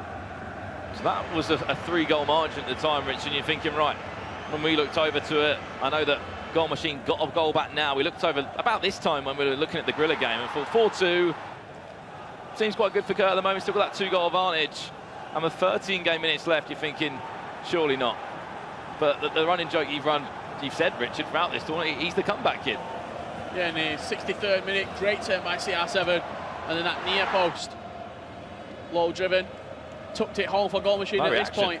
No he must be thinking, this is what I do. This is ordinary to me. I'm used to going back from defeats and levelling up games. It was the 81st minute. Oh my! To finish that is front post bicycle kick. If he's surprised he scored it. He just doesn't seem to make it easy for himself, Goal Machine, does he? He puts himself down like 2 or 3 goals. That is one hell of a finish from Cristiano Ronaldo. And this is how the first legs are pretty much all concluded, other than the Nicholas Rajak game, which has got a little bit of time left. But a really good start for Mr. Sari, a really tight game. Gorilla versus Ajax Danny, Kurt v Goal Machine. That was a comeback and a half. Yeah, and if you're worried about these knockout games being a little bit hasty, being a little bit not that attacking, and maybe playing for a draw in the first game, then coming out the second game completely wrong. Every single player has just carried on the way that they were playing in the group stages. Goals galore. And we're jumping back into this game. 2-1. Ajax Danny does lead in that first leg. Second leg going to be getting underway pretty much right now. Gorilla starting with a 4-2-2. I'm interested to see Danny will be using the 4-2-2. Looking at the players used by Gorilla, it looks like Paul Pogba is going to be playing right CDM. We're very interested to see what they're saying right now, Tass and Gorilla. Obviously no headset on for Gorilla, everyone has their own way of playing. You can hear everything that we say. Here's the second part of the game now then. Danny does have that slight advantage, but when you're playing against a world champion from last year in London, coming to his home turf. And an early goal completely ruins that advantage. So there we go, there nearly was. But this is going to be no way an easy game at all, and this is how it all breaks down then. So really, you're playing for some incredible money right now. If you win this game, I believe you jump up. Oh no, you're in 2,500 at the moment. You're in 2,500 at this moment in time. You win your next one. So I believe if you win this game, it's $2,500. That's correct. You win this one, $2,500, and you jump up again to the bigger prize money, $20,000 there. And Richard, if you go the full way, $250,000. Yeah, so we're in the round of 16 right now. Even though there's 8 players, it's over both sides. It's Xbox and PlayStation 4. So if you make it through to the top 8 in the world, if you win this game, you're guaranteed 2.5. If you win your next game, you make it through to the final 4 on your console, $20,000. As we know, we do have that big cross-console final, which, don't worry, it doesn't sound as confusing as it does. You just play one leg Xbox, one leg PlayStation. And this was all the Xbox players that came into this tournament yesterday. There were 16 of them now, there's only 8 that remain. Lowest ranked seed. Rapsu went out. He was second seed. You know, just looking down to the first seed, you can really see Resende would be that name. When the 12th seed, he is through, and he's playing MS Dasari right now. Yeah, 1, 3, 4, 5, 6, 7, 9, and 12 all gone through. Big disappointment for Rafsu this tournament. And it's just one of those things, isn't it, that seeding doesn't really play that much of a factor. You're all here because you're fantastic, you know, at your trade of playing competitive FIFA. You've all been to tournaments this year. You've all experienced those big events. I think it had a little bit of an indication if you look at what a finish. Out of absolutely nowhere. Messi again. That left foot is deadly. It didn't even move. Just nestled into that back of the net. Dipped, if anything. David De Gea can only just stand there and watch it go in. De Gea didn't move. That's that Team of the Year Messi. Once again, stepping up at the biggest stage. Beautifully just tucking that one into the top corner. What I was saying about the seeding, if you look at some of the lower ranked seeds, that sort of does give a little bit of an indication, because if you're looking, Dreamer on the Xbox didn't go through. In some aspects, yes, we can take it down to that level, but it's still, obviously, as we mentioned again and again, millions of people came here. 32 made it to London. Now we're only with 16 players left. 8 on Xbox, 8 on PlayStation. These Xbox ties are the ones you're watching right now. And then it will be the PlayStation guys in action. You win this game, you get $2,500. You jump into the prize pot. And if you win your next game, you're jumping up by quite a way. Danny now, though. 1-0 down in this game overall. It is 2-2, just shifting the ball up by Mohamed Salah. You know he's a massive fan of that player. He's rushed that. He's rushed the chance there, Danny. He could have brought that down and tried to recycle back in. Maybe gone for a back post cross. He's took the shot on early. Look for Ruud Gullit just busting a gut down that left-hand side. It's crazy to say, but for a lot of players, this could really be the biggest game, or one of the biggest games of their FIFA careers this year. Yeah, definitely. I think Danny, maybe the playoffs were quite a big stage for him. Gorilla's been at every stage pretty much of the year, but both of them huge. Again, that left foot. They've been in huge matches before. Danny Eredivisie, back-to-back, winning. He's the champion. Gorilla, need no introduction. Grand finalist last year, won the grand final in London. He's been around the scene for quite a little while now, and he's a winner. Both of these players are champions. They're both winners. Mistake from Danny. Just that one simple pass. You don't give any chances to Gorilla. He's going to line up on that left foot. Instead, went with the right for Messi. Attack isn't over. That is Messi, though. On his right foot there, I think he was trying to get inside and maybe utilise that left foot. Kurt started that second leg absolutely frantically. 3-0 up in 11 minutes against Goal Machine. And I think that's goal number 30 for Kurt in his game right now against Goal Machine. And funny enough, Cristiano Ronaldo scored that one. 30 goals just today, Richard. Remarkable from Kurt. He's come out absolutely flying, like the red arrows this morning. He hasn't left it easy for himself, Goal Machine, if he is trying to, you know, set up a comeback. He's 3-0 down in that game. So I don't think he does it on purpose. No, I'm sure he doesn't, but 7-4. And if he brings a comeback there, makes it. I've just had to blink there as well. I'm pretty sure that it's only like 14 minutes in that game as well. It is, yep. And there's been 3 goals scored. Wow, what a start. 3 goals in 11 minutes for Kurt. Incredible. Changes have been made. MS Desari, 4-1 up still against Vicente from Brazil. Nicolas Rajek takes the lead now in that one, 4-2 up against Megabit. Marcelo. This is Gorilla in that England strip from left to right. This is the second leg now, so in just about 10 minutes time we'll find out who will be looking their place in the last 4 for their console side and towards the last 8 overall in the competition. Goal Machine actually does get himself back a goal. Inside 20 minutes, 3-1. Into it. Look at the space now. What a save from David De Gea. Yeah, you see the look on Gorilla's face as well there. He knows that's a golden opportunity to pull away from Danny. Straight away, back on it, Richard. Straight away, trying to create another chance again. Will this chance come? R9. Beautiful. Again, David De Gea. Another massive save from David De Gea. Having to save him, having to pull him out of the hole. I'd have expected him to save the Gullit one, the Ronaldo one first, though. No, I didn't expect to. Quite remarkable, yeah. Danny just seems a bit nervous now, doesn't he? And Gorilla is just thriving under this. He's used to big games, he's used to the big stage. Danny just needs to calm himself down. I'm sure at half-time they'll have a few words between him and his coach. Just relax. You played well first game, you left it at 2-1 up. He's going to play short.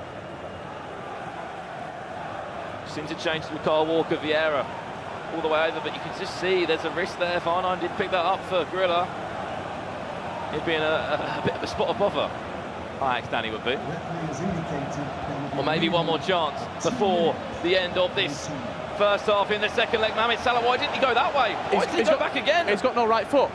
He didn't feel confident shooting on his right foot. He had to get back onto that left foot, and that's what's cost him.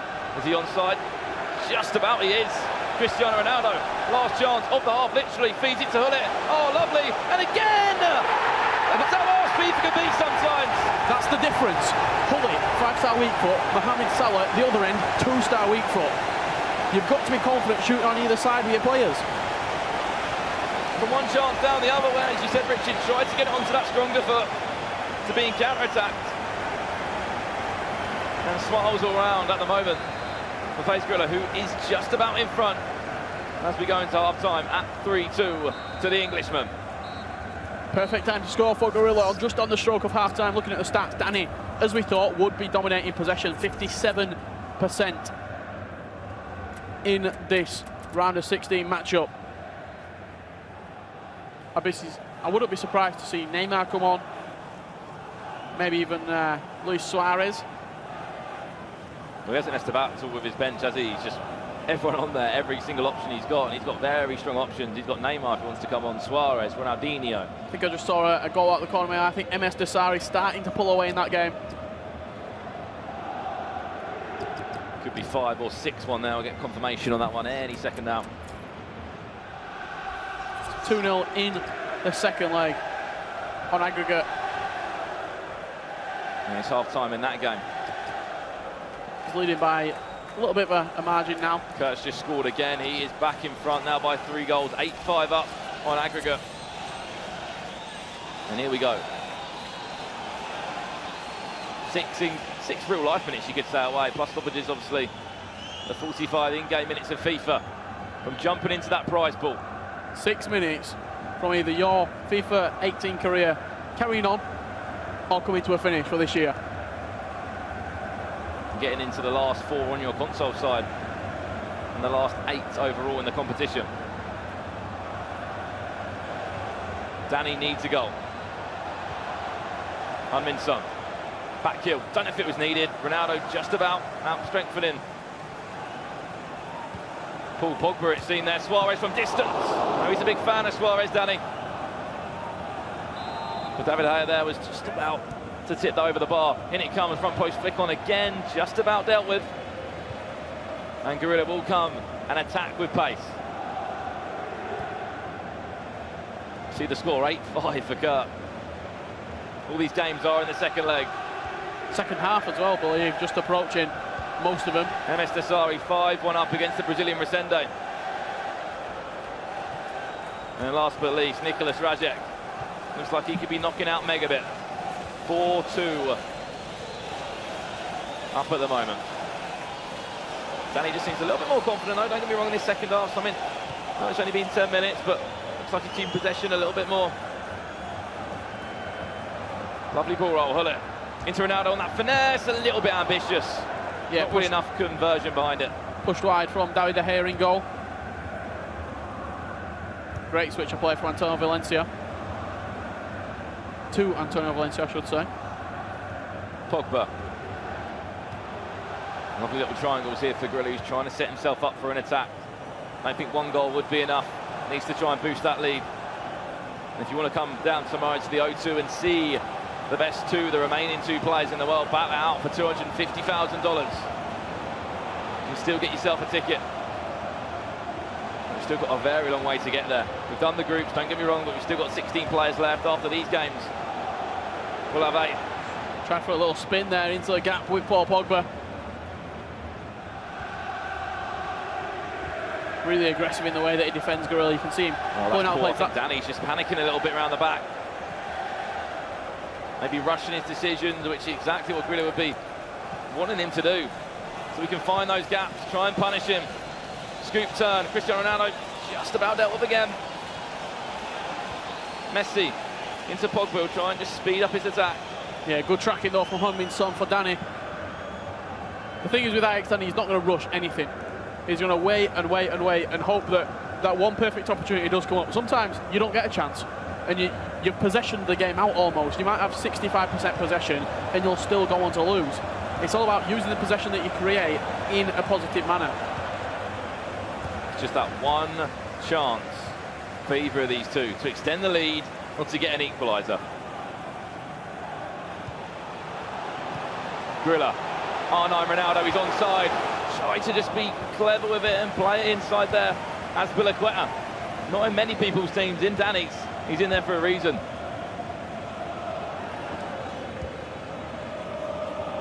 Time is running out though for the Dutch FIFA player from Ajax. He's onside here. Luis Suarez just about rushed it a little bit. Yeah, they got very lucky to Gorilla fake shotting away with Sergio Ramos. Looked a little bit heavy, but got away with it. Let's see if Gorilla can kill off the game now. Comes down to a bit of game management now. How you look to play. Do you change your formation? Do you try and keep the ball a bit more in the right areas? Probably go and get another goal, which I think Gorilla would love to do. He wants that left foot. He's looking for that left foot Messi if he can. If not, he'll just play it to someone else. That dribbling though, incredible. That's poor. And here we go. There we go. There's a runner. Son. Does he want to play him? Heung-min Son's off now. Maldini will come across. Play inside. He's just tried to mark it. He hasn't got it. One more. Oh, he wanted to see what he wanted to do. Ronaldo, this attack isn't over yet though. Vieira. Pull it to Marcelo. Just waiting patiently for this one chance, this one moment that could get himself a goal back. Think carefully, think about when you want to take this shot. Ball comes across. Yeah, and it actually foul on the goalkeeper in the end. The opportunity came up, he went to play one more pass and it just didn't work out for him in the end. Gorilla pausing it with 10 minutes left to go, just to relax a little bit. Chatting to his coach as well, Tass. Maybe saying, look, you played the 4-2-2, you've matched him up very well up to this point. Last 10 minutes, don't be afraid, just to hold on to the ball a little bit. Try and kill this, get him off as best as possible. Against a player like Gorilla though, would you say, maybe not yet, but 85th minute, would you go for a 3 at the back? You've got to go for it. It's an elimination match, you've got to go 3-4-2-1, 3-4-1-2. Here we go, we're waiting to see if anything's going to happen. Danny must back himself, back his own formation, that he can get a chance in that exact same 4-2-2. I think Gorilla's saying as well, do I just stick with it, or I think I'm just waiting if Danny's changed anything, but he doesn't look like he's doing anything. I think he's just waiting for Gorilla to get back in the game. Goal machine, only 2 goals away, and it's still so early in that one, but there's been 6 goals in 61. It's in the second half, is it? Yeah, just about two-thirds of the game finished in that one, so 60, about 25 minutes left in that game, goal machine. Trailing by 2. Across the other games, Nicholas Razek megabit, drawing 4 apiece, and Emma Stasari well then comfortably winning. We're in for an incredible last 10 minutes here at the FIFA eWorld Cup, round of 16 on the Xbox. Danny needs a goal to send this to extra time. And if he does get it, I'm sure we'll hear about it as well. Substitution for the visitors. The Gorilla's got that experience. I think they'll hear it in Amsterdam. Gorilla can hold this out. Ronaldo. See, once again, that confident, aggressive defending, coming out, poking the ball away from his opponent. Not a lot of players can do that. They'll maybe push forward with the player and then get caught out a little bit. Ultra defensive from Gorilla as well. Just trying to press that. Ronaldo well done there. That's Bilaqueta. Silly foul to give away again. Gorilla will be taking them all day long. Yeah, we're just waiting for the free kick. Time is really running out for Danny. Gorilla needs to keep possession. He'll still look to probably create another chance if he can. But there are risks that do come with playing this way. I think Kurt's just finally pulled away from goal machine. 9-6 that game now, Richard. Just around 18 minutes left to play in that one. Look for that ball down the line. Don't be surprised to see him keep it in the corner. Look at R9 as well. If he wants to play it across, he'll just keep possession. He's not silly, Grilla. He'll play for added time. He'll just try and slow it down. Offside. Yeah, good offside trap. He's not offside. The flag went up. Yeah. I think he blew for an advantage. I think this could be all concluded now. Just added time to come. You can see Gorilla's using, he's got ultra defensive on. Just look at the minimap at the bottom of the screen. You've got 2 players sat on the halfway line, 2 players sat a little bit further in front of that.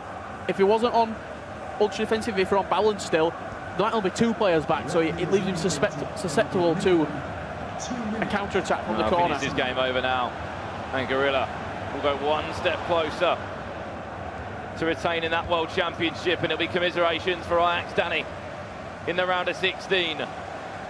Referee, are we all done here? That's silly foul to give away, and you can just see there. Them two, I think they know. Tass and Gorilla, that's job done. Danny knows.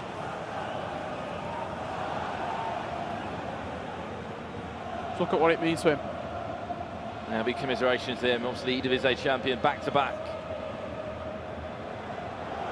Semi-finalist in Amsterdam. Wasn't meant to be for Ajax Danny here in London. And of course, keep playing to the end. I'm sure it'll just be this one to come in, and that will be this game all done. Pogba. Referee to send FaZe Gorilla into the next stage of the competition. And commiserations to Ajax Danny, he will go out the competition.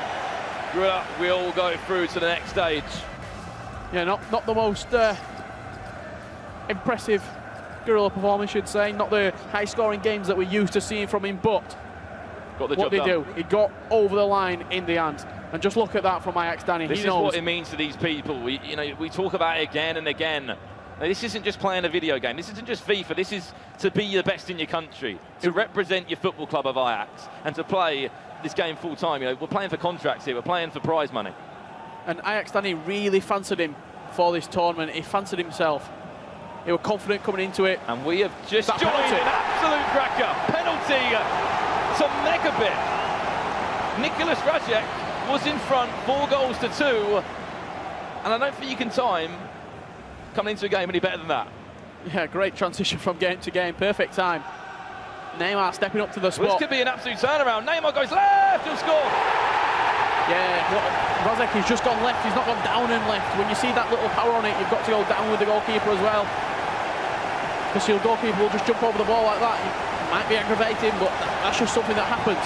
If you wonder why they're both wearing the same shirt, they both play for the same team, the football club of VfL Bochum in Germany. And what a turnaround for Megabit. 4-2 down to 5-4 up. There's still a long way to go.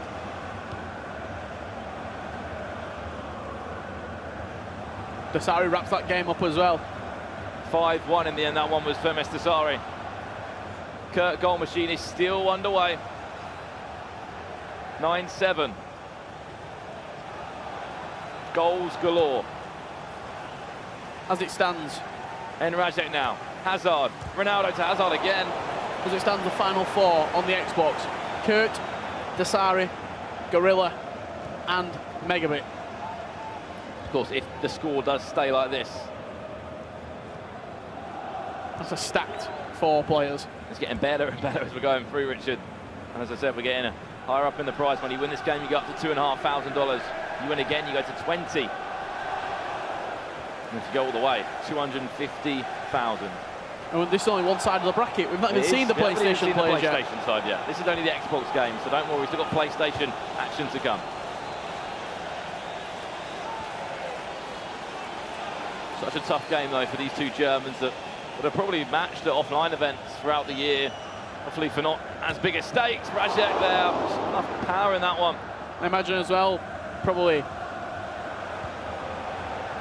Megabit there just stood still with the ball. I thought we had a controller issue. He has just paused the game, Razek, as well. I imagine it might have been in the works for a long time, the VFL Buku move for Razek. So I imagine they've been training a lot. Look at the overlapping run. He's going to decide to ignore it. If he used it right, Megabit. Ball just rolled across him a little bit too much. So probably sparring partners coming into the tournament. They both knew they're not in each other's group, so they can get away with playing against each other. Probably weren't expecting this scenario. And Razek's waiting for this pause to come in. Obviously, he doesn't want to give away possession himself and kick out of play. Will he get to make the pause? Will be another question. The gaps are starting to appear, you can see there. Is that free at the back? It has to be, and also the offside trap's constant. He's done well to win it back. Play it. Neymar's onside. This is very risky from Razek. The risks have to be taken. And this is where the pause will come in, literally, with seconds left. You'll have one more chance from this throw-in. I always say it, Brandon. Every time we do a FIFA event, you always get one more chance. Can Razek make it pay? 5-3-2 for Megabit. Everybody behind the ball. It'll be a sea of white shirts as Razek's attacking. Stevato attacking on every single player Everybody as well. back, defend me this lead, and send me through. There's one more play left to happen. We've just ticked onto the 90th minute, so this throw-in will probably be it. Can Razek, if he keeps hold of the ball and keeps on moving forward, the referee will let it play out. Everything just has to be, as you said, positive. Every single pass has to be forward. If Nicholas Razek gets a goal, we will see a bit of a reaction. We'll see an eruption on the stage. This is it now. Megabit to go through if he can hold this out for a few seconds, or Nicholas Razek to level up against his teammate. As you said, Richard, everything has to be going forward now. Megabit just trying to slow down the game. Be careful if you're going to dive in there, because gaps will appear. Into Hazard. Back to Ronaldo. This is a chance. On the finesse. Super save from De Gea. And that's game concluded. Megabit will go through. And Nicholas Razek will crash out. So your final four on the Xbox. Megabit, Dasari, Kurt and Gorilla. And here they are. Here are the scores, as you said, Richard. The last four we know are through. Kurt 9-7 against Goal Machine. Gorilla won 3-2 against Ajax, Danny. Yeah, no, MS really tight affair. 5-1 against Resende, and then we saw that game end. Nicholas Razek was 4-2 up, Richard, and he went and lost that 5-4. Yeah, Megabit just a little bit too strong for him in the end. We'll see the draw as it stands currently for the rest of the fixtures. Kurt versus Gorilla, Dasari against Megabit, the final four. That's the two matchups on the PlayStation side of things. We'll be coming up very shortly. Nicholas against The Stranger, Marcuso against Icevogel. That's a great tie. Envy against Manchester City. Mo Aubameyang against the Honey Badger, and Aggie, hashtag United's only hope in the tournament, against Stefano Pina. That quarter-final, Kurt Gorilla, is going to be a goal-scoring affair. Both really good at attacking. However, quite good friends in the scene. I'm sure they've had a few sparring games as well. That's certainly going to be an interesting one between those two. And then MS Dasari Megabit. Again, attacking players. Well, anyway, as we know, Gorilla is through and he's a step closer to retaining that trophy. And I believe he's speaking to Chew Boy right now. Thank you, guys. I'm with Gorilla, representing the United Kingdom, England, excuse me, and he's with his coach Taz. And now you just went through to the next round, an amazing match against Danny. I know it was a tactical battle. He was playing 4-2-2, and you're playing narrow. Walk us through that. Obviously, I'm going into the game with my preferred formation, and we didn't really know how Danny was playing. So I think in the first 20-30 minutes, we were seeing he was switching the ball, keeping possession. So I think we made a decision to match him on 4-2-2, I think, just before half-time, and it worked. So, yeah, same again, just adapting to the opponent and taking the lead. Now, I see your team selection. He's got a few of those Festival of Football players like Pogba, Valencia. How come you added those players to your team? Normally I'd have Vieira Hullet, and in the third centre mid has always been a question mark. In past events I've had Thierry Henry, but I think with the defensive upgrade to Pogba's card, I think going forward at 5-star weak foot as well, it's a no-brainer. But right back, I like my high work rates as well. Obviously, Walker has a 92 team this season, but I prefer Valencia, who just seems a bit more solid defensively.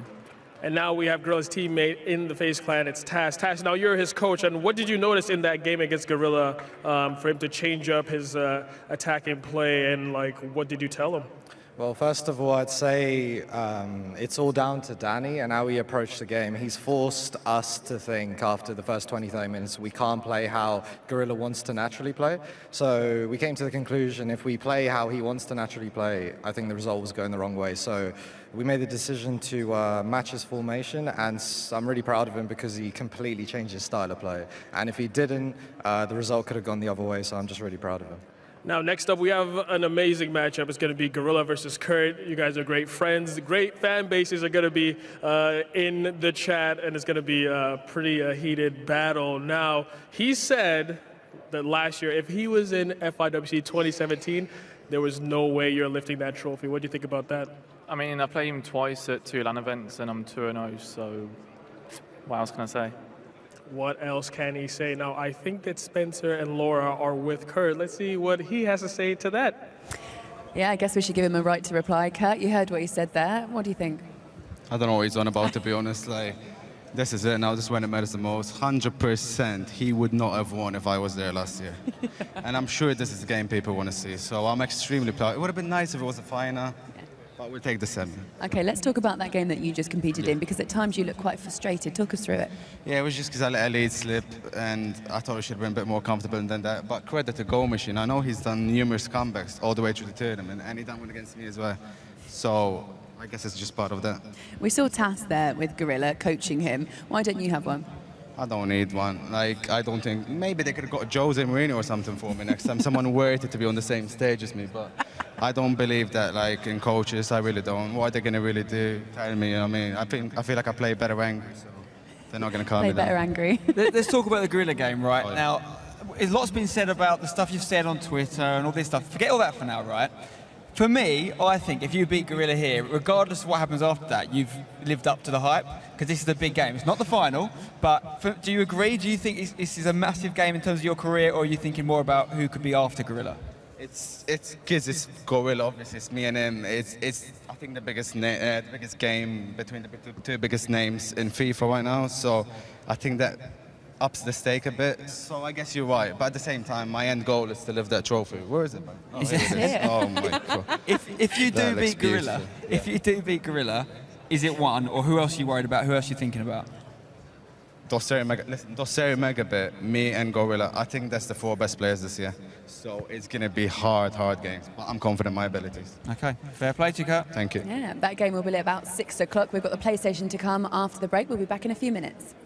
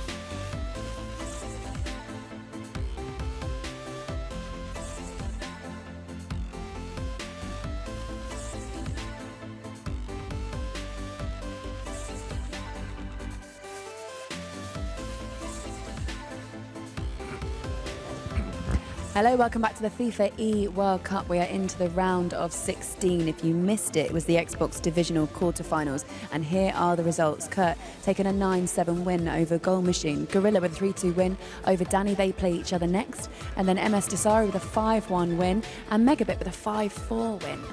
Still to come, the PlayStation. Nicholas against the Stranger. Marcuso against Icevogel. Mo Aubameyang against the Honey Badger, and Stefano Pina against Aga. That's all coming next. Let's hand you over to our commentary team now. Thank you very much. So here we go, ladies and gentlemen. We've seen how the Xbox has played out in the round of 16. Joe, we're moving on to the PlayStation. We're going to be covering our match, which is going to be Mo Aubameyang, of course, versus the Stranger. Mo Aubameyang, of course, topping out the group. Sorry, Nicholas versus the Stranger. Talking about Mo Aubameyang. He did top his group, but Nicholas topped his group unbeaten.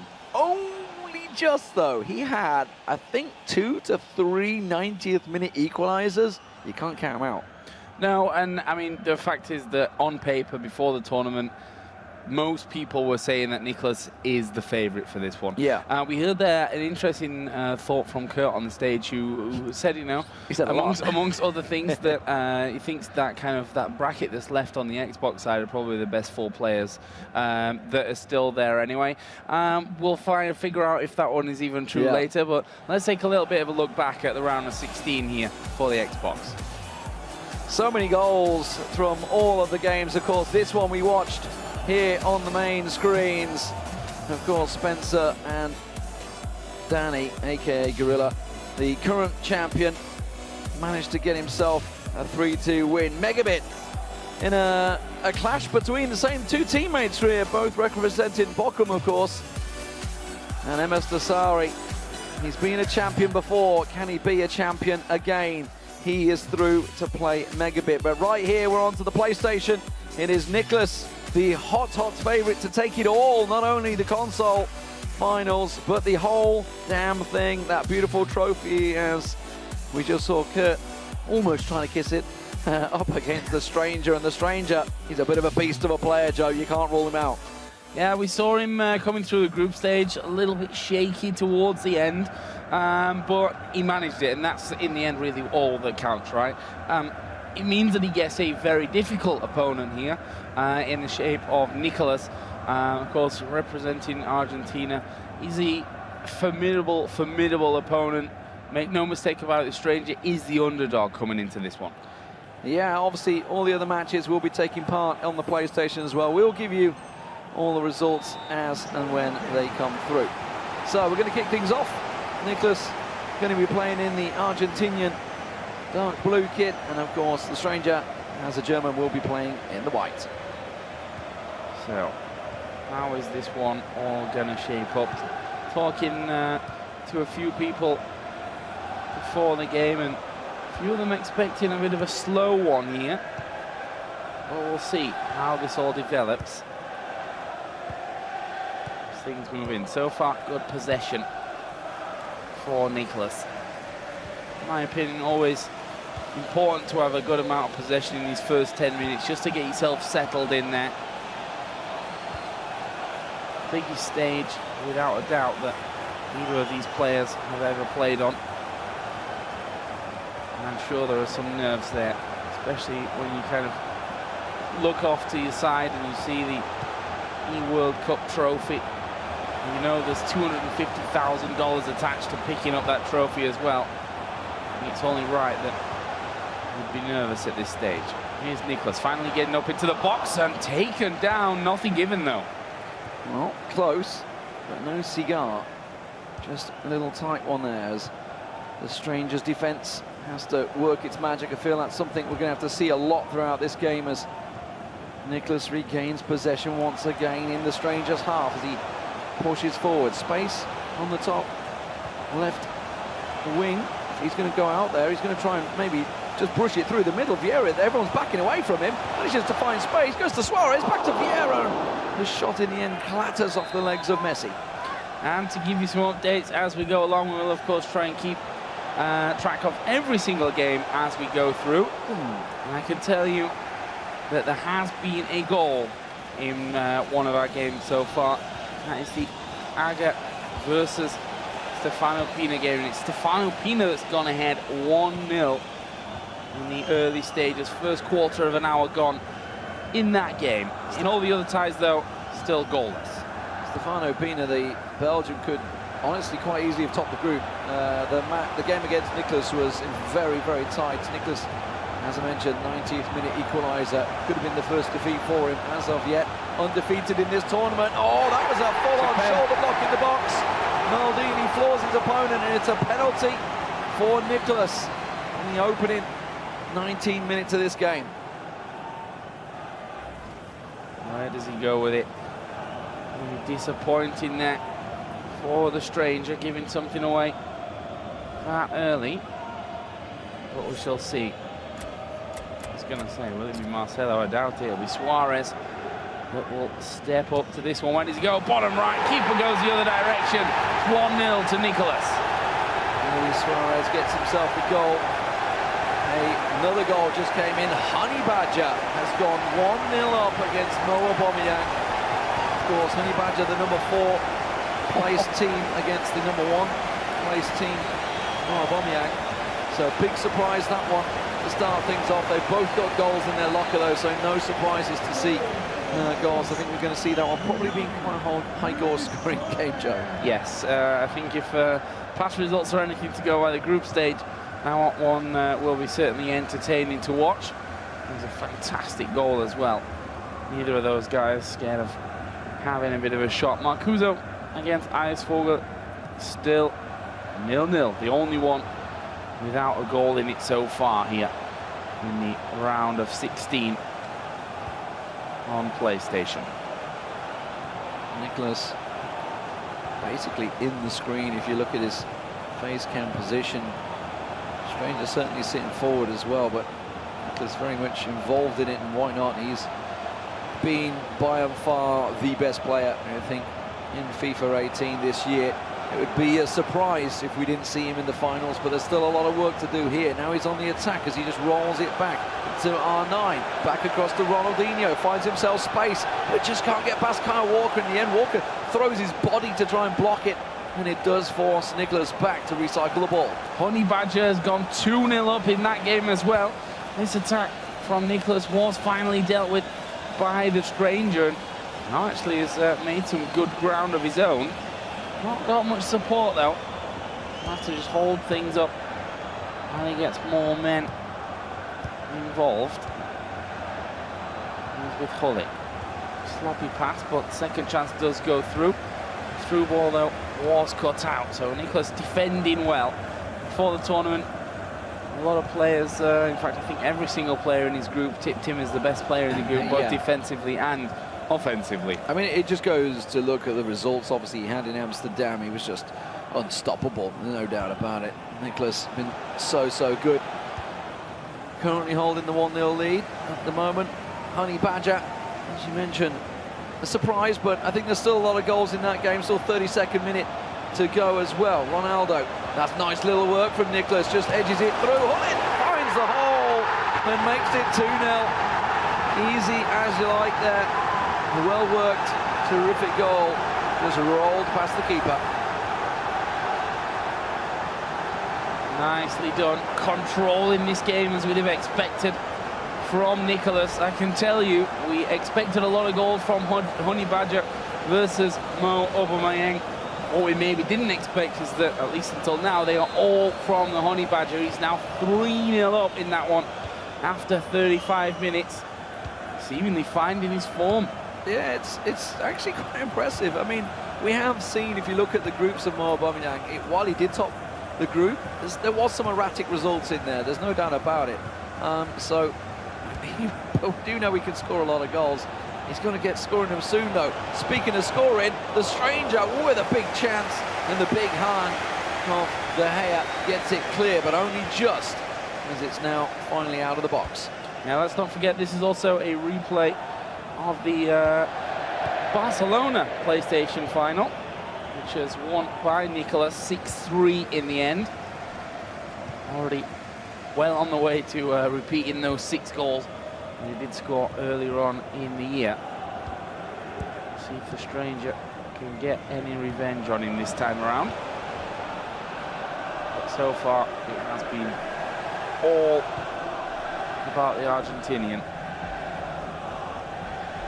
Finally, the stranger going to get some ball back, switching it out. Plenty of space to work with on this top side. There's been another goal. You can see Stefano Pina has gone 2-0 up. And that Aggie, not what he was hoping for at the start of this round of 16. It was a tight old tangle to get out of the groups in the first place for Aggie, the former champion. And as it is, he's come up against a very talented young Belgian, Stefano Pina, who quite honestly would have topped the group in any other than having Nicholas in it.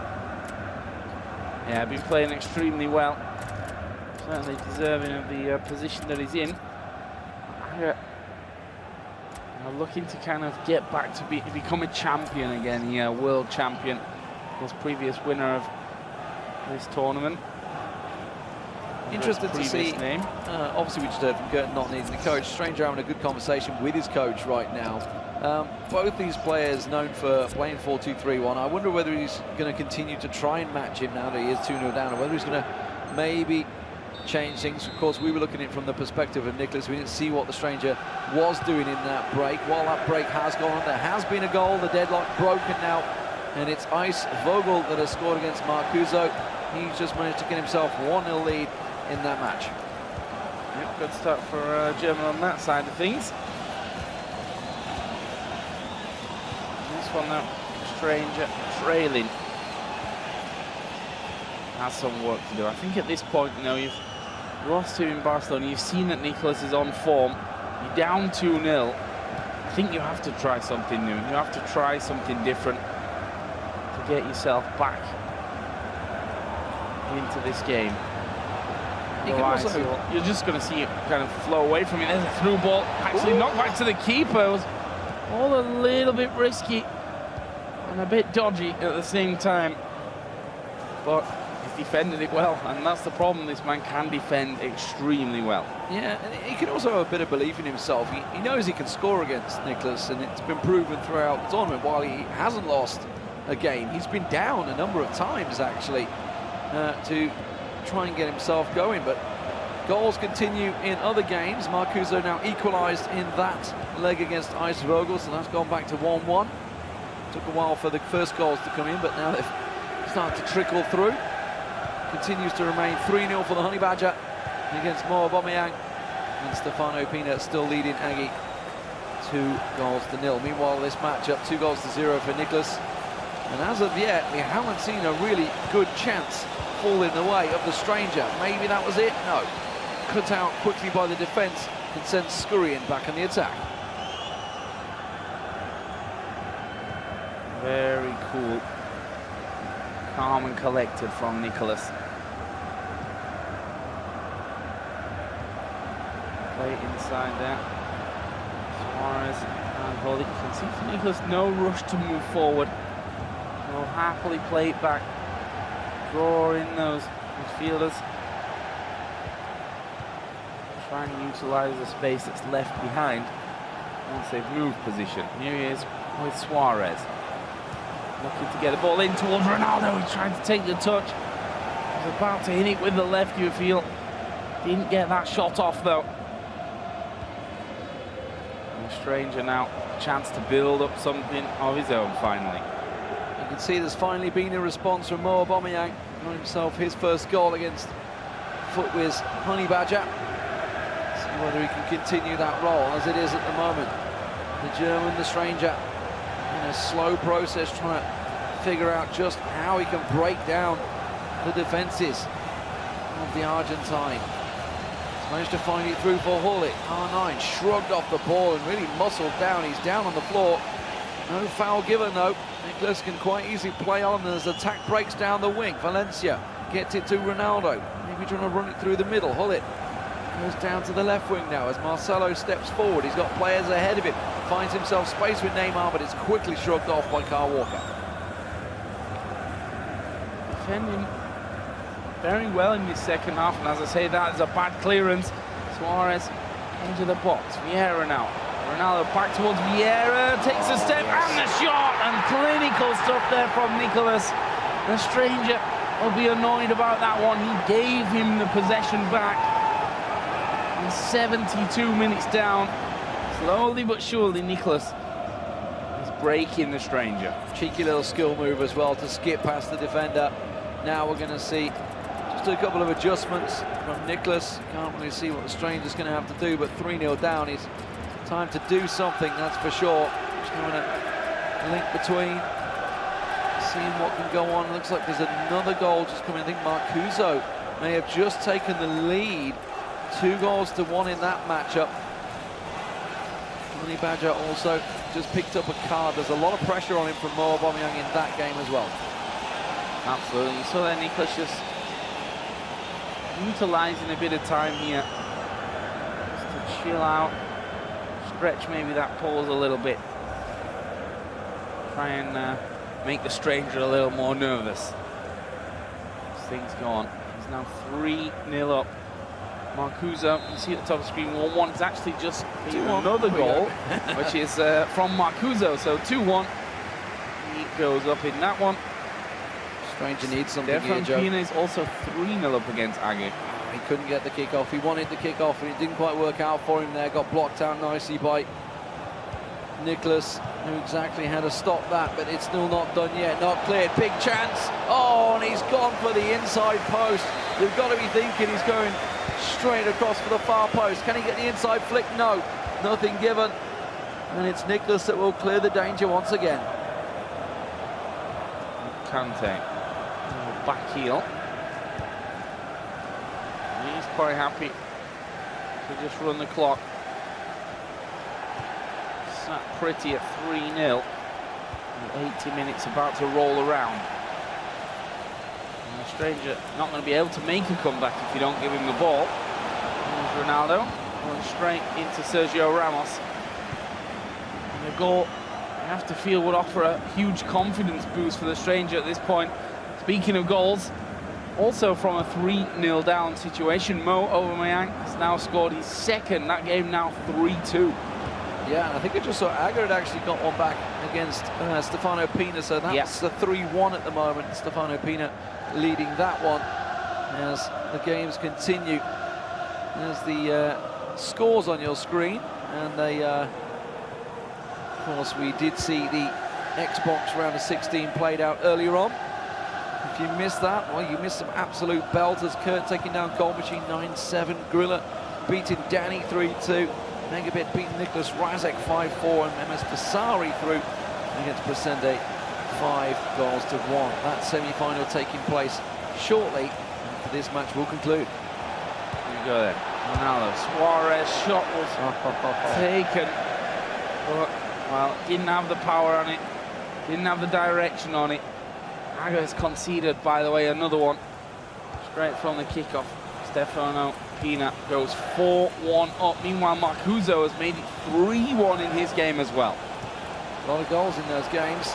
This one remains 3-0. Deadlock. The stranger not able to get anything. Oh, nearly made it 4 there. Nicholas continues his attack. Now, is there a chance? Not really. Didn't really have the strength in numbers there on the counter. Quickly and easily dispatched by Nicholas, building the counter of his own. He's lost the ball over the loose pass, tries to get it through, but trying to muscle out Ronaldo versus Ramos. Ramos coming out on top. It's 3-0 in his first matchup for Nicholas. A very strong performance from one of the hot favourites here at the tournament. Yeah, not looking too troubled with that one. It's exactly as we kind of expected from him, right? Cool, calm, clinical finishing from him. Really utilising the chances that he gets. And the stranger's not really had much of a look in. There's that shot by Suarez there in the dying moments. I think that was about the closest he's come until now. And those are the results, though. Of course, the Xbox we saw earlier on. So let's talk about a PlayStation here. After leg one, a couple of those games are still being played in the dying moments. But currently, Nicholas 3-0 up against the stranger. Marcuso 3-1 up against Icevogel. Mo Aubameyang 2-3 down against Honey Badger. That leg is also finished. And Stefano Pina 4-1 up against #Age. and that game is also going to be closing down for its first leg. I tell a lie, Stefano Pina's just made it 5-1. Wow, okay. But we can have a look here at Honey Badger taking that 3-0 lead that he did earlier on against Aubameyang, only for it to be brought back. And some good goals as well coming out, as we've seen throughout the tournament from Footwear's Honey Badger. This one being the cross-shot header, making it 2-0. Discussed from Aubameyang, thinking, how did Marcelo just get beaten there by Messi in the air? Not a battle you often see here, but there was a goal prickling in from Ronaldo. And, well, a fairly, I would say, cool, calm, collected Honey Badger there. Not something you often would say, but quickly we saw Mo Aubameyang. We expected goals to come back from him, and he certainly worked it. Pulls it back to 3-2 in the end here. Nice little drag back and slide past the keeper. And then Maldini breaking through the middle, Joe. And Ronaldo slots it in to the bottom right-hand corner. I can only imagine that Honey Badger going to be getting a little bit more nervous as things go on. Of course, our left-hand side of the bracket here is the Xbox. Kurt versus Gorilla coming up next, along with MS Dasari against Megabit. We're still waiting, though, on the PlayStation side after one leg to figure out who goes forward into those quarter-final positions. We will be playing those quarter-finals today on both sides, and of course then tomorrow the two semi-finals on each console plus the big final will be coming your way tomorrow, which, if you want to get involved in, there's still tickets available here at the O2. You can get them online or at the box office here on site. Turn up, get yourselves in here. You're going to have some serious entertainment tomorrow if you're in and around the London area. Will be fantastic. You can also get out of the heat, Joe. It's pretty warm outside. We've got nice air conditioning in here. Exactly. We're pretty happy. The guys in the pods are pretty happy. Then there's the PlayStation guys, of course. The ones that are leading are happy right now. Maybe not so much Paul Aggie from hashtag 5-1 down in his game against Stefano Pina. He's been one of the players to watch, no doubt about it, the Belgian. But right here, the man on your screen, the hot favourite, odds-on favourite to take it all, to take everything. Nicholas leads 3-0 over the Stranger in the first leg. And the Stranger, hopefully, has had a rethink, because what he's doing now, or what he has been doing, what limited opportunity he's had to do anything, has not worked out for him so far. And we'll see now if he's got a bit of a radical game plan, giving away possession there, which is something you just can't afford to do ordinarily anyway at this stage of a tournament. And against someone as punishing as Nicholas. Coming forward now with Marcelo. Into the box on Ronaldo. He's in a position where if you let him turn, you can shoot and score from that kind of range. You can see Vieira just looking for the man to hit. There it is, it's Suarez. Vieira gets down to it. Managed to keep it in there as well. Yeah, just gets around, holds on. The Stranger, meanwhile, he needs a goal. He needs something early, a bit of a lifeline to give him that small gasp of hope as things get underway. Maybe to see his first attack here, first venture into Nicholas's half as he scuffs it forward. He's got good strength in numbers. That's a great chance, but Ronaldo couldn't quite get his toe to it. De Gea quick off the line and snuffs out his early chance. And just as I said, you can't afford to give possession away. You can't afford not to be taking the chances like that. So clear cut. The first touch just wasn't there. The keeper was able to collect it right at his feet. First chance of the second leg, though, for the Stranger. That is at least an encouraging sign for him. And he needs more than encouraging signs. He needs the back of the net to start rippling. He needs a lifeline right now. Just look at the way Nicholas is passing it around. Crisp, clean, not really chancing it. No reason to, in all honesty, but still looking for those goals. Vieira forward, goes to Ronaldo, has to recycle it back to Hull. It finds its way through. Luis Suarez! It's 4-0. Nicholas, does he have this one done and dusted? There's still a long way to go, Joe, but the Stranger is looking pained right now. And he should be as well. I mean, that's the kind of goal, once again, that he's got very little say in. Nicholas just running rings around him, Short, crisp passing. And then the turn from Suarez in the end. Could well have been R9 as well. Those kind of goals have been seen time and time again. Stranger's game plan, say it again, needs to change. Needs to have more possession, needs to make sure that passes are guaranteed for him. There is a possibility. Messi gonna shoot. Dragged it across. Go out for a goal kick. Just words of encouragement from the coach, just to say, come on, you know, you're getting your chances, you know you can take them. 4 goals is not insurmountable, Joe. It's certainly possible, but against Nicholas, I'm not so sure. As it is, Marcelo, great ball down the wing. He's going to get ahead of it as well. Himself a throw-in.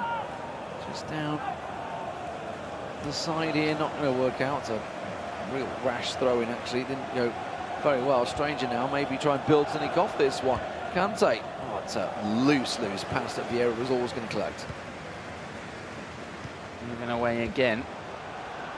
Now a chance for Nicholas. And Ronaldo down on the bottom side. And you'll see the build-up play from him. Almost identical every time. Short, crisp passes. Looking for the one into the box. Ronaldo, Ronaldinho actually. This time, who got the chance for the shot. Trying to turn a little far, I think. And they hit the defender. Again, ball given away in the middle of the park. And this is all about Nicholas. There was that one chance for the stranger in the early stages of this half. But Nicholas, make no mistake, he's dominating this game. He needs to make use of the ball when he gets it. You can see Nicholas is really not in any mood to give the ball away. Did get quickly intercepted by Messi. And now the stranger tries to work something with it. That ball bobbled, but he regains it. May have just got himself a chance, but oh, he just couldn't get a hold of it, could he? Couldn't get control of the ball. Not working out for him. We've finally got a deadlock broken in the other games. Honey Badger from Footwiz has got himself another goal. That puts him in a 4-2 lead in that game. A big shock, I think it's safe to say, over Mo Aubameyang. See if he can hold on to that one. Here are the current live scores. Obviously, Xbox round is finished. PlayStation still going on. All games in the second leg. Dominant performance for Nicholas. Stefano Pina also in a dominant position. Here's Ronaldo going to have the shot, and it's in. Is that the lifeline that the stranger was looking for? He took the long shot on the right foot. He's gone past 2 defenders. Sergio Ramos and Ferdinand getting out of the way. The keeper not able to get close to it. Took a bit of a worldie to score and get himself and break his egg there effectively. Gets himself his first goal. Needs another 3 to tie up and take it to extra time. Of course, extra time and then penalties is certainly a proposition that could take part. Something nobody wants to go into, of course. Was it golden goal? I don't remember. We shuffle between goals. Definitely goes extra time. We know that. That's for sure. Valencia back on the run. Down the right for Nicholas as he works things forward. Mo Aubameyang gets himself another. You can see the score rolling in 3-4 that game. Now, Honey Badger still holding the lead. Aga also getting himself a goal. 5-2. He's got a long way to go to try and get back into it while Nicholas loses possession. He gives Stranger another chance. Oh, if he could have just wriggled that one past, he would have had a 2-on-3 chance. Yeah, Icevogel also pulling one back in that game against Marcuso. And I just watched Honey Badger hit the bar in this game as well, the underside of the bar. It almost looked like it was going to bounce in, but didn't work out for him. And some close games. Some games where the comeback may just happen. The question whether this is really one of them, though. Aside from that goal, with clear-cut chances have been few and far between for the stranger. And it looks like we're about to hit that half-time point. Will the stranger get one last pop at it? No, he won't. First half of the second leg is done. And Nicholas is leading this game 4-1 on aggregate. Yeah, much closer, tighter match in this second game. You can see it's what the stranger would have hoped for in the first game. May have finally figured out a way and a method to try and match Nicholas. The question is, Has he left it too late? 45 in-game minutes is all that remains now for him to get 3 goals back. It's a big challenge. We're going to switch games now over to Mo Aubameyang, who is trailing right now, or is he, as he just gets a quick chance against the Honey Badger, the New Zealander, who's currently leading 4-3. Vieira getting a yellow card here. Obviously, pulled back for previous incident. Oh, and one incident it was as well. Stuck his leg out and took the man all the way with him. Corner swung in. Couldn't find a man. Honey Badger will collect with Messi here on the bottom side.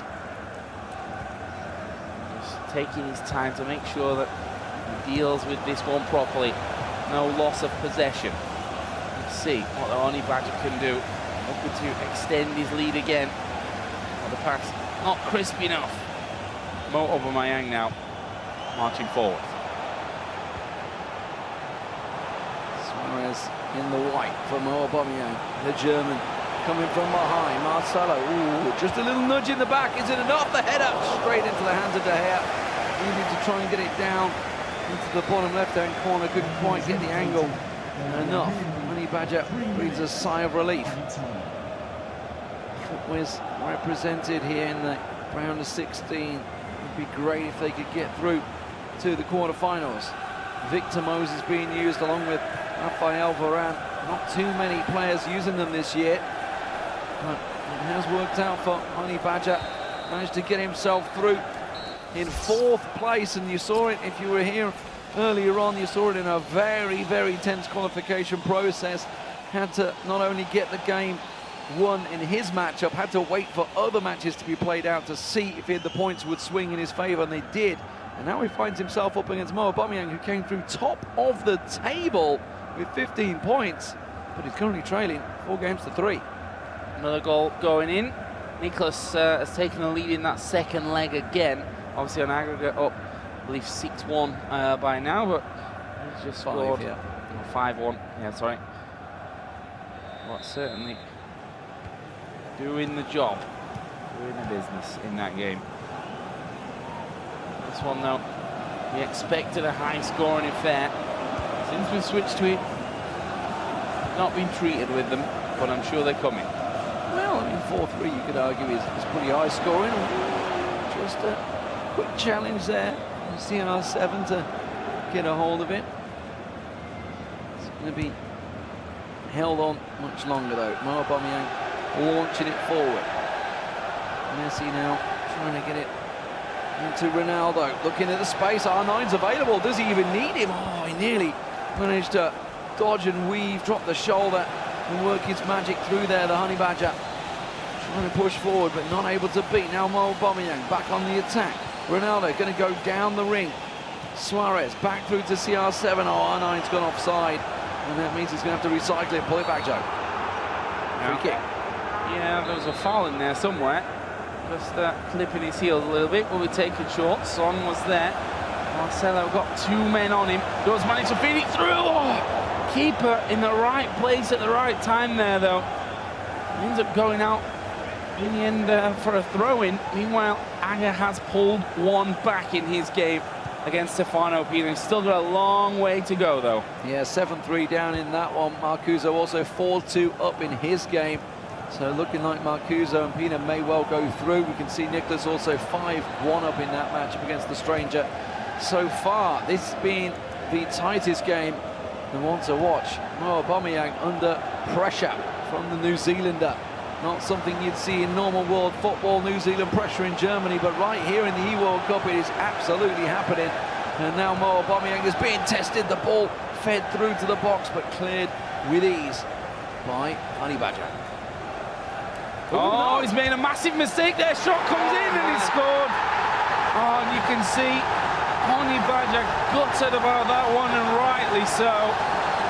A flat-out mistake in that scenario. Passed it straight across his box. Something you're taught in middle school in the UK when you're learning your football. Don't pass it across the box, especially when Cristiano Ronaldo is sat waiting for it to be delivered. a disaster. It's all square. 4-4. And now the Honey Badger needs to clear that from his mind and get back on the attack. And that's what he's doing here with Ronaldo. R9's in there, shoots. Oh, keeper gets down to it. Slide tackle came in a little late. Unable to get back onto it. And bear in mind, we're 4-4 here. Let's not forget that Honey Badger had a 3-0 lead in that first leg before it slipped back to 3-2.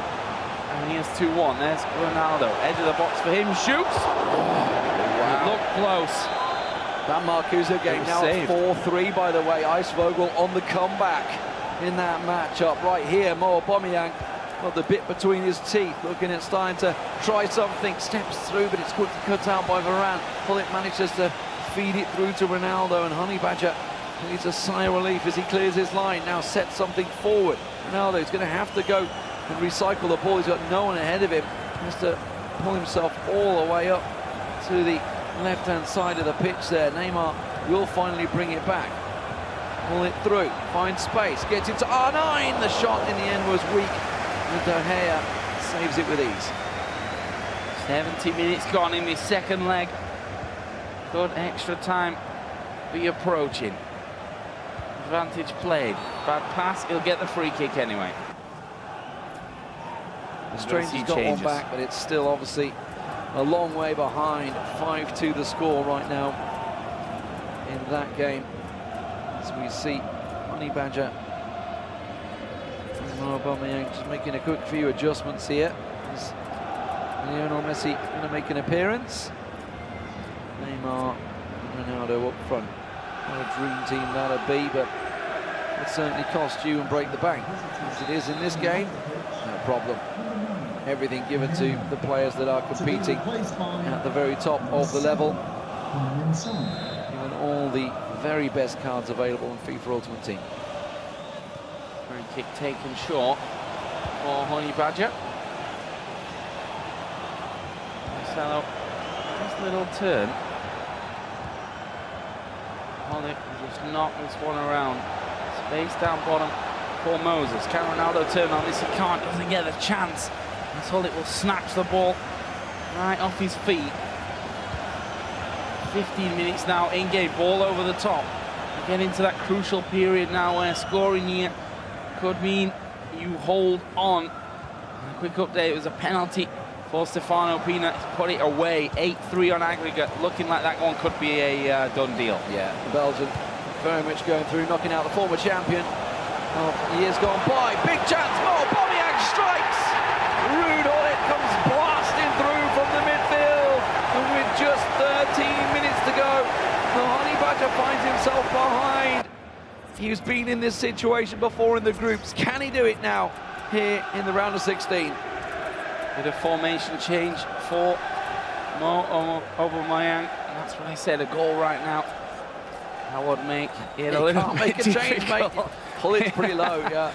Wanted to make that sub and realised, oh, wait a minute. Already used them all. Well, let's see. 78 minutes gone. Honey Badger with his back to the wall. That's where they can be most dangerous, though, I've heard. See it, the little scratches come out. What a beautiful little bit of play. And feeds it off. And if you think back to, obviously, the match we just saw, Gorilla Danny, you know, sometimes not taking that shot can cost you. This time, no messing. Mo Aubameyang blasting through the middle with Ruud Hullet. Not quite the Hullet bullet with the head that he was renowned for back in the day.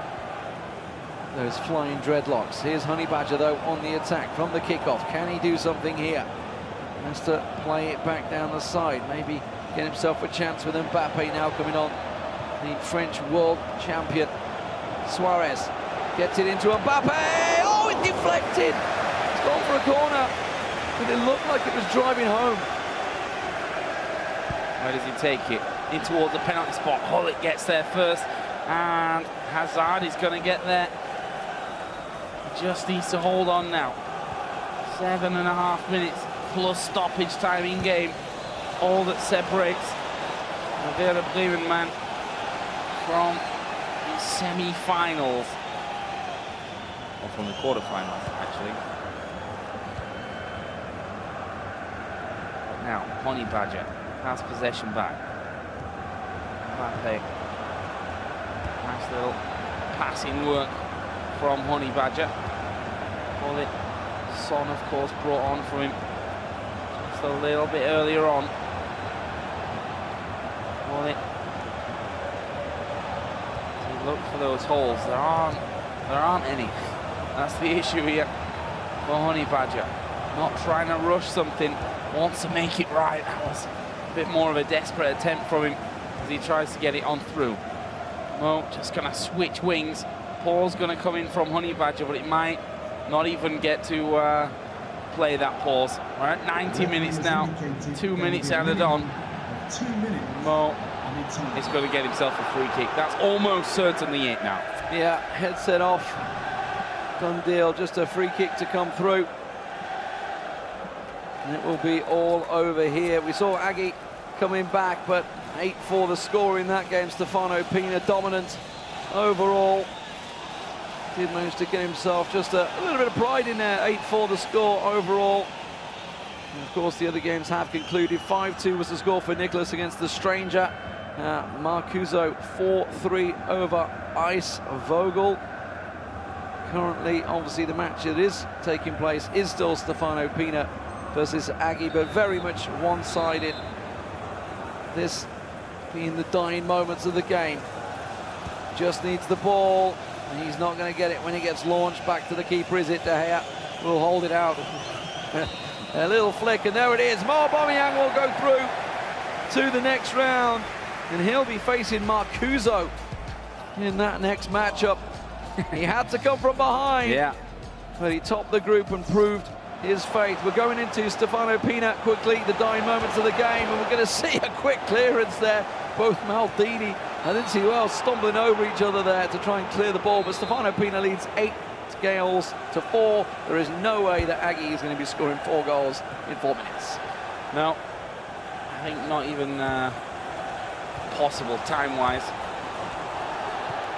Especially not as possession there was given away, looking like the end of the road here in the playoffs for #Agger. Stefano Pina. No, what a performance from him so far. Going to find himself in those quarterfinals. The referee has indicated there will be a minimum He's going to be taking on 2 minutes added time. more difficult opponents along the way. That's the fact right now, that once you get past the group stage, everyone's hard. And once you win in this round of 16, it becomes incredibly difficult. Just to correct myself, by the way, Mo Aubameyang, he'll be playing against Stefano Pina, most likely, not Marcuso. I was incorrect.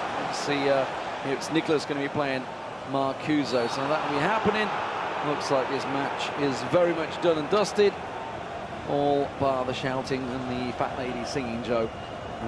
Maybe we could hum a tune just to get the game over and done with. Let's not punish people. Yellow card coming in there, but it is indeed a dying moment. Headsets coming off there. And Agger, once this gets launched, he's going to see that full-time whistle blown. May get one chance at a small consolation prize here in those last seconds. No, he won't. There it is. Full-time comes in. It's 8-4. Stefano Pina, fantastic tournament he's had so far. He's marching on into the next round. So there you have it, the conclusion of the PlayStation 4 divisional quarter-finals. Congratulations to all of our winners this afternoon. Let's just have a quick confirmation of the scores for the games that we've seen. You can see on Xbox earlier on, Kurt won that game 9-7, Gorilla with a win as well, MS Dasari and Megabit progress into the next round. And the PlayStation games that you just saw, Nicholas 5-2 with a win over Stranger, Marcuso 4-3 over Ice Vogel, Mo Aubameyang 5-4 over Honey Badger, who was 3-0 up in the first leg, and Stefano Pina with an 8-4 win over Agger. And this is how they will line up. Kurt plays Gorilla, looking forward to that one. MS Dasari against Megabit. And then on the other side, Nicholas against Marcuso and Mo Aubameyang against Stefano Pina. We'll be back after this quick break. We'll see you in a mo.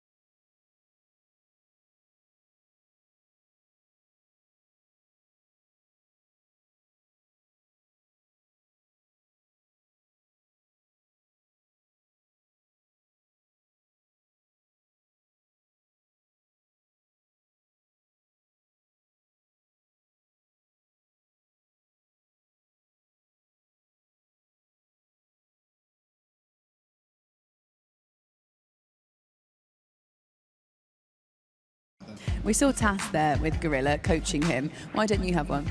I don't need one. Like, I don't think, maybe they could have got Jose Mourinho or something for me next time. Someone worthy to be on the same stage as me. He said that last year, if he was in FIWC 2017, there was no way you're lifting that trophy. What do you think about that? I mean, I played him twice at 2 LAN events and I'm 2-0, so what else can I say? Listen, Dosseri, Megabit, me and Gorilla, I think that's the 4 best players this year. So it's going to be hard games. But I'm confident in my ability. 2 very confident boys, the game that everybody wanted to see. Now just a confirmation of the round of 16 results on the Xbox in the divisional quarterfinals. Kurt won his game 9-7, Gorilla 3-2, MS Dasari 5-1 and Megabit 5-4. And then the PlayStation games that you just saw there, Nicholas winning 5-2, Marcuso 4-3, Mo Aubameyang 5-4 and Stefano Pina 8-4. So we can have a little look at the draw and how it pans out and who plays who. Kurt plays Gorilla, the game that everybody wanted to see, MS Dasari against Megabit. Those 4 players, Spencer, in their own right, are absolutely incredible. Yeah, certainly. I think we're fair to say that the right 4 have got to that final stage, or the quarter-final stage, I should say, on the Xbox. And I'm going to put something out there, Laura. I'm going to say Kurt versus Gorilla is the biggest game of the year so far. This is a big match, big personalities. Gorilla, the only person that's won a World Championship before, still left in the tournament. Aga was the other one, of course, and he's been knocked out. So, unless Gorilla wins it, there's going to be a new champ. All right, let's have a little look at the quarter-finalists that you saw on the other side of the draw. They've now made their way through to the divisional semi-finals. It's Nicholas against Marcuso, and then Mo Aubameyang against Stefano Pina. How do you see those ones going? Big matches. I mean, Marcuso's done tremendously well, but if he gets past Nicholas, then you've got to give him a chance of winning the whole thing, because that is the hardest pretty much lineup you can get right now going up against Nicholas. And Aubameyang versus Pina, I don't know if I can call that one, to be honest. Oh, really? It's quite tight. Germany versus Belgium. Germany, the only nation with 2 people left, and there's a chance they could both be out pretty soon, or they could both be through, in which case it'd be German domination once again. We're going to hear from a couple of players. They're with Chuboy now. Thank you, guys. I'm here with 2 players. We got Cities and Denmark's Marcuso, as well as Germany and Werder Bremen's Mo Aubameyang. Now, Mo Aubameyang just won an exciting match against Honey Badger from New Zealand. Now, Mo, you love a good comeback. I remember in 2017 FIWC, you made an amazing, I think it was like a 4-0 comeback against a very quiet player who people said was the best in the world at the time, some guy called Nicholas. And you came back and beat him and moved on. Now, what is it about your tactics that make you come back so amazingly? When I'm 3-0 down, I play like only offense without defense. And when my opponent not score goals because he have space, I will score like 3 or 4 goals because I have like 5 attackers. Now, you were saying that you stuck with 4-4-2 throughout the entire 2 legs. Did you ever think about switching, or was it just your plan the entire time? No, I think that's the best formation to come back. I play a higher than before, and yeah, play offensive. And now, Marcuso, you had a very tough match against Eisvogel. Could you walk me through what happened? Well, I got behind. It was a very tight game, but I scored and got in front with 2-1 and also 3-1. So yeah, I won the first game 3-1, and then I got behind again in the next game. But yeah, I just kept believing in myself. I got back again, and I won 4-3 overall. Now, a lot of players said that before FEWC that you were probably one of the best attacking players in the tournament, but it looks like you're coming up against one of the best defensive players against Nicholas. Now, what are your thoughts going into that match? Well, it's going to be extremely tough. I played him 3 times this year. I won 1. So yeah, it's going to be so difficult to beat him. But yeah, I really think I can do it. All right, amazing matches. We got Marcuso versus Nicholas, and then Mo Aubameyang versus Stefano Pina. Now, I think Laura and Spencer have something for us. Guys, what you got? Chu, thank you very much. We're going to have a quick break, but when we come back, we're getting into the divisional semi-finals. It's Gorilla against Kurt.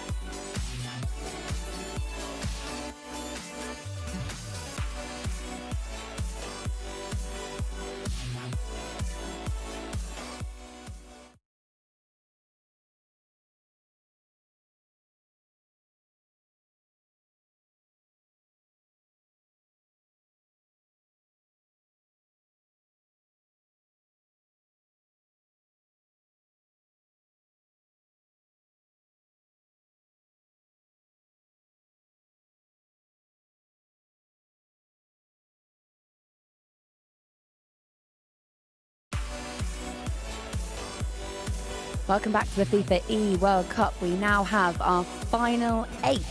We're going to head into our divisional semi-finals. Frustration, elation, we've had all the emotions under the sun over the past couple of days. By the end of the day, we'll have our final 4. This is how it's looking coming up. A bit later on, the PlayStation divisional semi-finals will be Nicholas against Marcuso, then Mo Aubameyang against Stefano Pina. Then, coming up next, MS Desari against Megabit, and our main featured game, Kurt against Gorilla. Let's hand you over to our commentary team for this one.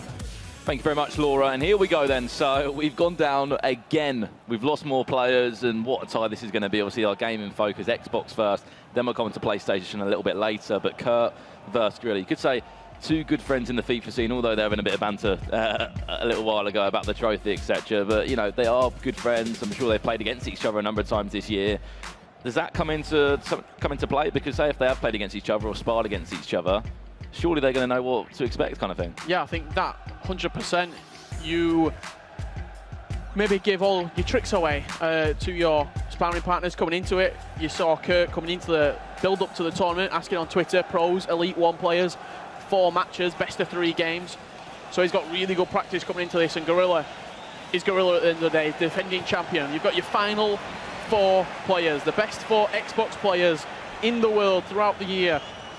Which is crazy to think this is the last event of the year. This is what everyone works towards. This is where all the effort goes to get here. People have dreamed about getting to this stage where all the prize money is. Lovely ball back inside. Remember, it's Kurt in that red strip from left to right.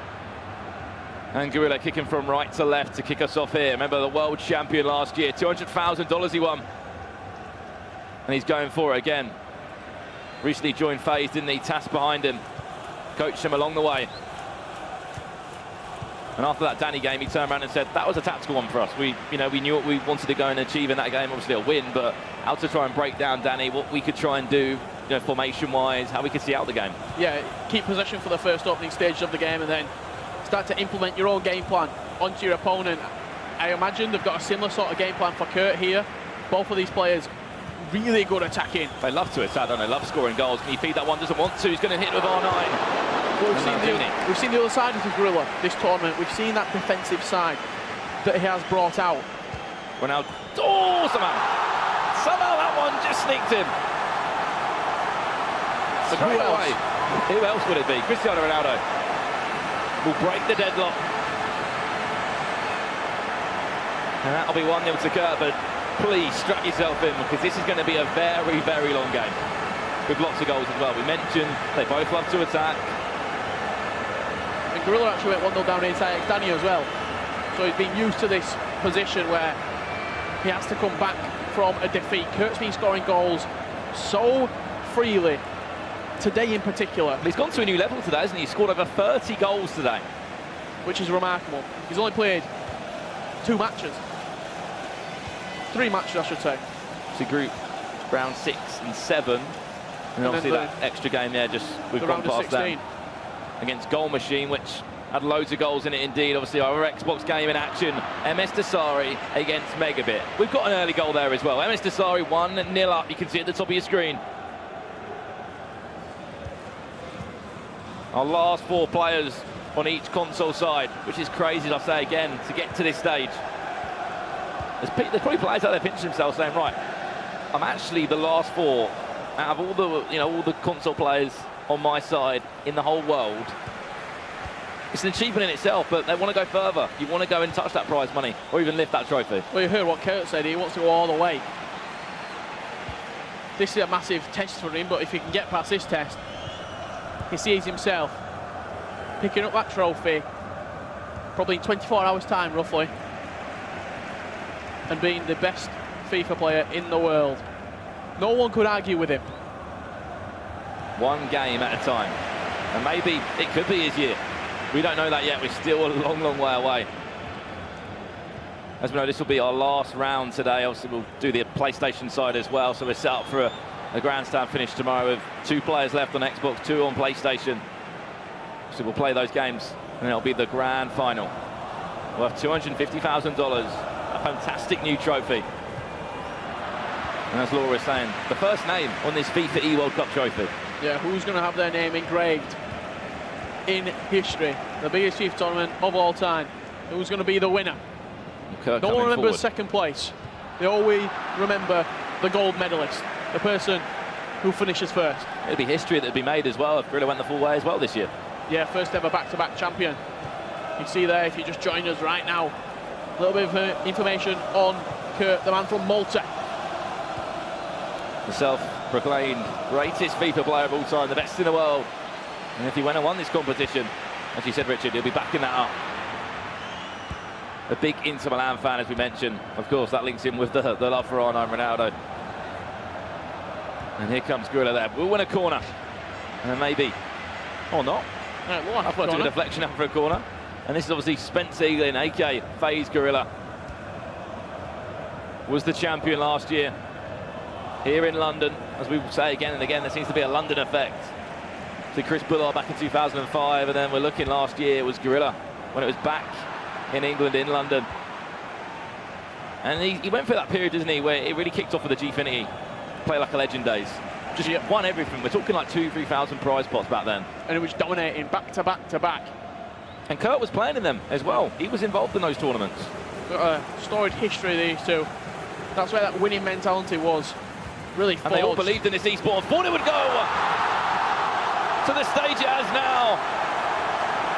And Kurt will make it 2-0, and I haven't really seen anything from Gorilla yet.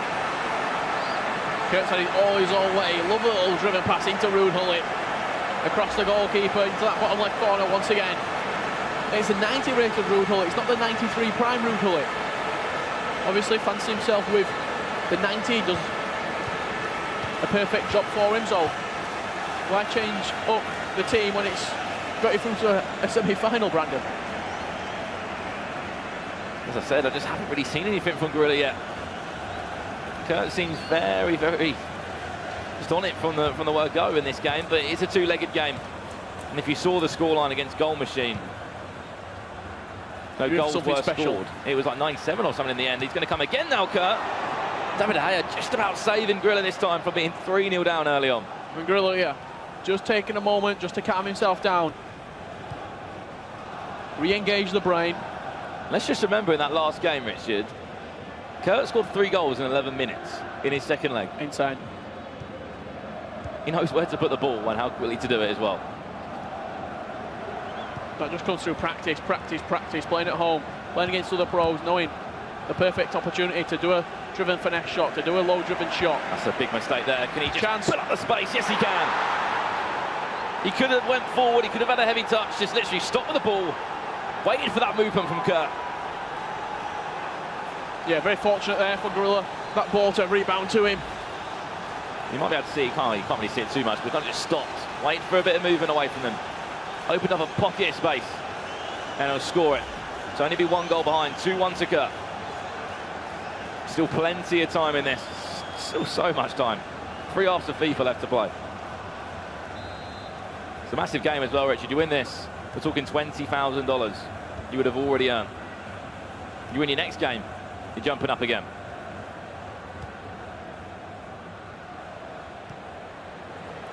Added time of 2 minutes to come. Malta currently winning, you would say, against the Englishman of Gorilla, but this is still such a tight game. These two would have played before.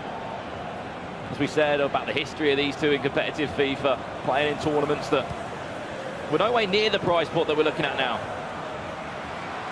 Valencia out wide, look for a cross into the box. Pogba inside to Gullit. Not enough on that at all. And there we go, half-time between the two. 2-1 to Kurt. And what do you make of that, Richard Buckley? It's here from Kurt, just taking the headset off. A little bit of a drink, a little bit of a recompose. He knows this is an unbelievable opportunity to get into the final on the Xbox and to really just silence everybody who's doubted him. And as we said, this is the other Xbox game, MS Tassari against Megabit. I believe that's his brother behind him there. He's brought a lot of family over from Saudi Arabia to support him along the way. He went 1-0 up. That's how it is in at that half game. time. And as you said, Richard, it's literally just blown up for half-time at 1-0. And MS Tassari is just about in front. Yeah, looking at the stats as well, very, very cagey affair in that one between MS Desari and Megabit. 4 of the highest ranked seeds going into this tournament. Megabit were number 1. I think Kurt's having a listen here of the tactics they're trying to play. And then we will be jumping in. Conversation between Tass and Kurt. And this is the other game, as we mentioned. We saw it go to half-time at 1-0 for MS Desari from Rogue Esports.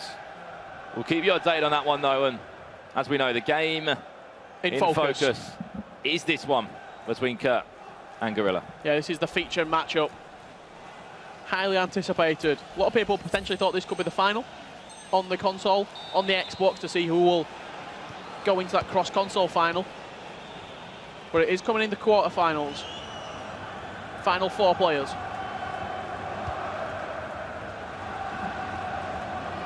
Will there be a goal back or maybe an equaliser for Gorilla? But I really doubt that this game will stay at 2-1 come 90 minutes. Kurt, free agent currently. No coach as well, just said, doesn't really believe in one. Doesn't feel like he needs one. Sure, he'll, if he does win this tournament, or in his opinion, when he wins this tournament, he'll have a lot of people knocking at his door. On the other side of it, Gorilla representing FaZe Clan, one of the biggest esports organisations in the world, and that man sat behind him, FaZe Tass, joined about January time, just before the EA Sports Winter Cup in Barcelona. We've still got 2 PlayStation games to play, 4 players left over on that side. Before that, we'll know the last 2 that remain on Xbox. We've got a German, Saudi Arabian, an Englishman, and a Maltese FIFA player available to maybe make it to the last 2. Chance there for Gorilla. We'll win a corner. And what will we see here off the training ground, maybe? Watch Ronaldo there, number 7. He's going short. He wants to pull somebody in short and then whip it into that front punch. You can see he's switched on to Ronaldo. Would he get the front post flick on? Just not enough on that one. You can see what he's trying to do. And I know Kurt knows exactly what he's trying to do as well. Just controlling Hullet, you can see number 17 there against 7. And it comes again. Same idea. Yeah, Hullet's done well there, and Kurt in particular, just to switch on to Hullet. He knows they're good in the 6'3" frame. Can mark Ronaldo. And Megabit has just gone 2-0 up. So 2-0 down. MS Desari, sorry. MS Desari 2-0 up at the top of your screen. Megabit didn't have a great game, first great game against Nicholas Rajek. Left it late to play a lot better in the second leg against his teammate. Won that penalty, as we said, then kind of just went on from there and ensured that he would get through. But MS Desari, as we mentioned, from Team Rogue, is 2-0 up. And he's another player that didn't start the year fantastically, but when he needs to be playing well near the grand finals, near the playoffs, he was. Manchester, he won it. And ever since then, he has not looked back at all. Kurt will come now and he'll score with the man that he loves, R9 Ronaldo, to restore his lead by 2 goals. Last time we saw Kurt out in action was at the FIFA 18 Champions Cup in Amsterdam, where he went out in the quarter-finals, or final 8 to Ajax Danny. Looks like he's built on that experience now. Really good, mature performance here from Kurt. Defending well. And very clinical in the final third, whether it's with Ronaldo, R9, CR7, or Ruud Hullet.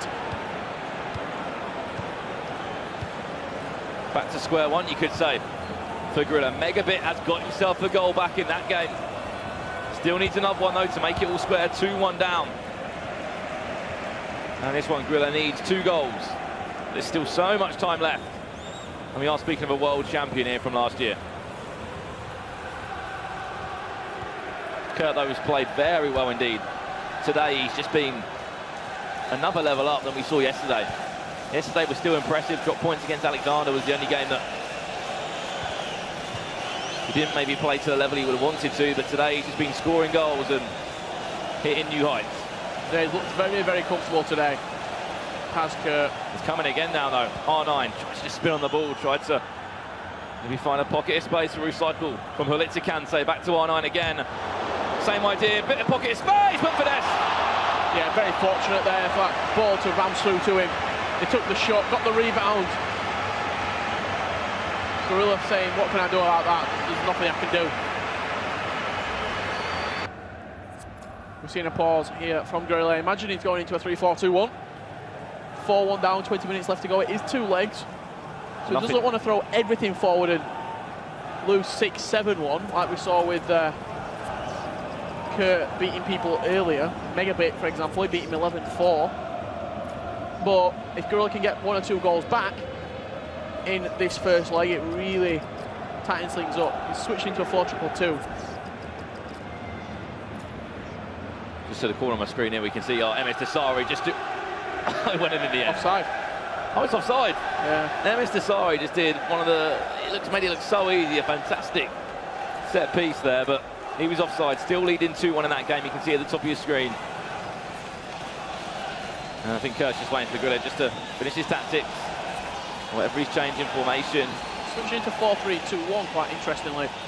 Has Gorilla. It's more direct. You've got the left forward, right forward who, if you put a get in behind, stay central, do plays pretty much 3 strikers.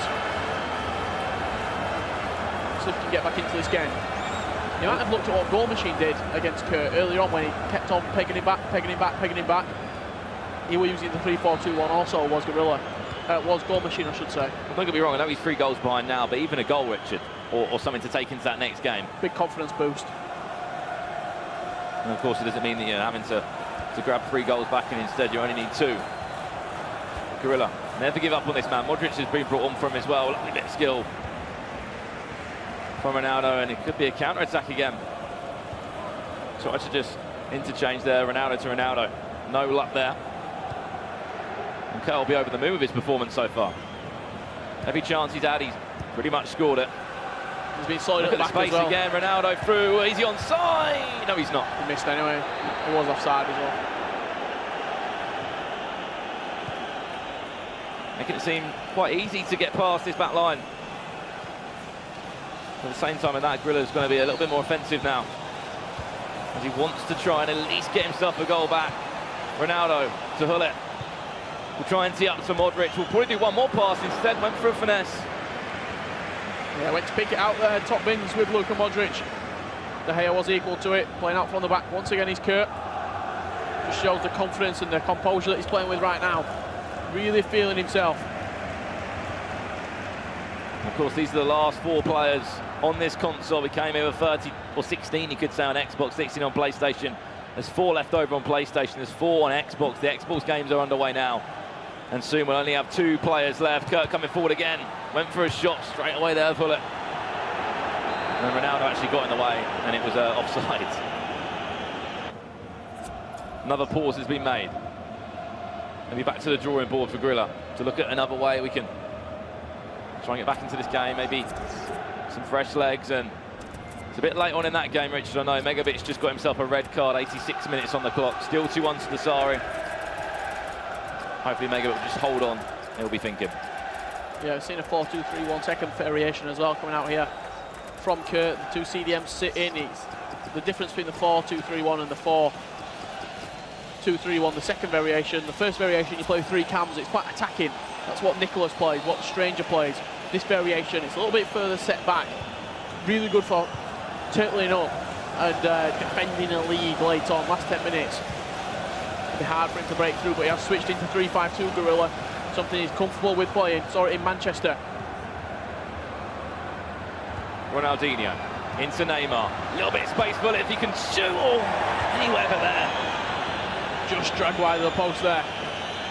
Rude Hullet. But already showing that 3-5-2 has worked to effect here for Gorilla. He's getting a lot more of the ball in the final third.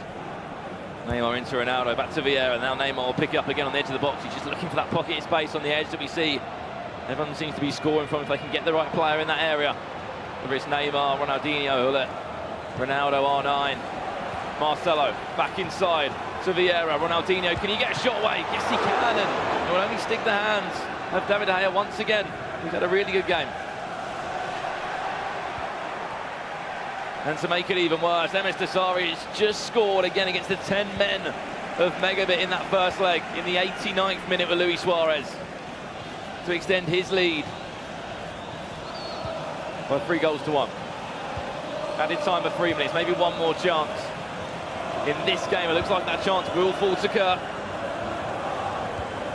Ronaldo back into R9 on the finesse. That was a little bit ambitious. Well, maybe that's just showing the confidence that Kurt is feeling right now.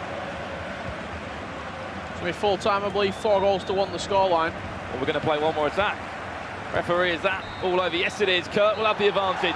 4-1, he leads in the first leg. Gorilla going to have to come back from a 3-goal deficit if he wants to turn this game around, but Kurt, once again, showing his class when it really matters in the latter stages of this competition. And playing some really good FIFA at the moment. However, Gorilla and Taspa now thinking, how can we get back in this? How can we grab 3 goals? But as we know, there was another game in action, Xbox side, MS Dasari against Megabit. These were the highlights from it. Megabit took the lead after 11 minutes, Richard. Yeah, good finish from the Saudi Arabian. Slotting past the goalkeeper. I believe he extended his lead, did MS Dasari. On the 58th minute. Ronaldo one-on-one with the keeper. Made it look so easy there. I think that's his brother behind him there. Very happy with that. And then Megabit did get himself back a goal. Yeah, got one back shortly afterwards. I think it was from 62nd minute, probably. Looked like it was from his kick-off. Deflection from the goalkeeper into the path of Ronaldo. Makes no mistake from there. Then Sergio Ramos got sent off around the 85th minute for Megabit. And it looks like Dasari made him count. Made him pay, I should say. So he did 10-minute Megabit there. Suarez let him rip. And that made it 3-1. Every goal meaning so much because we are playing for some serious prize money now. Little the status to be in the top 4 players in the world or even the best. Suarez into Ronaldo, back to Suarez, and then smashes it into the top of the net. Kurt, 4-1 against Gorilla.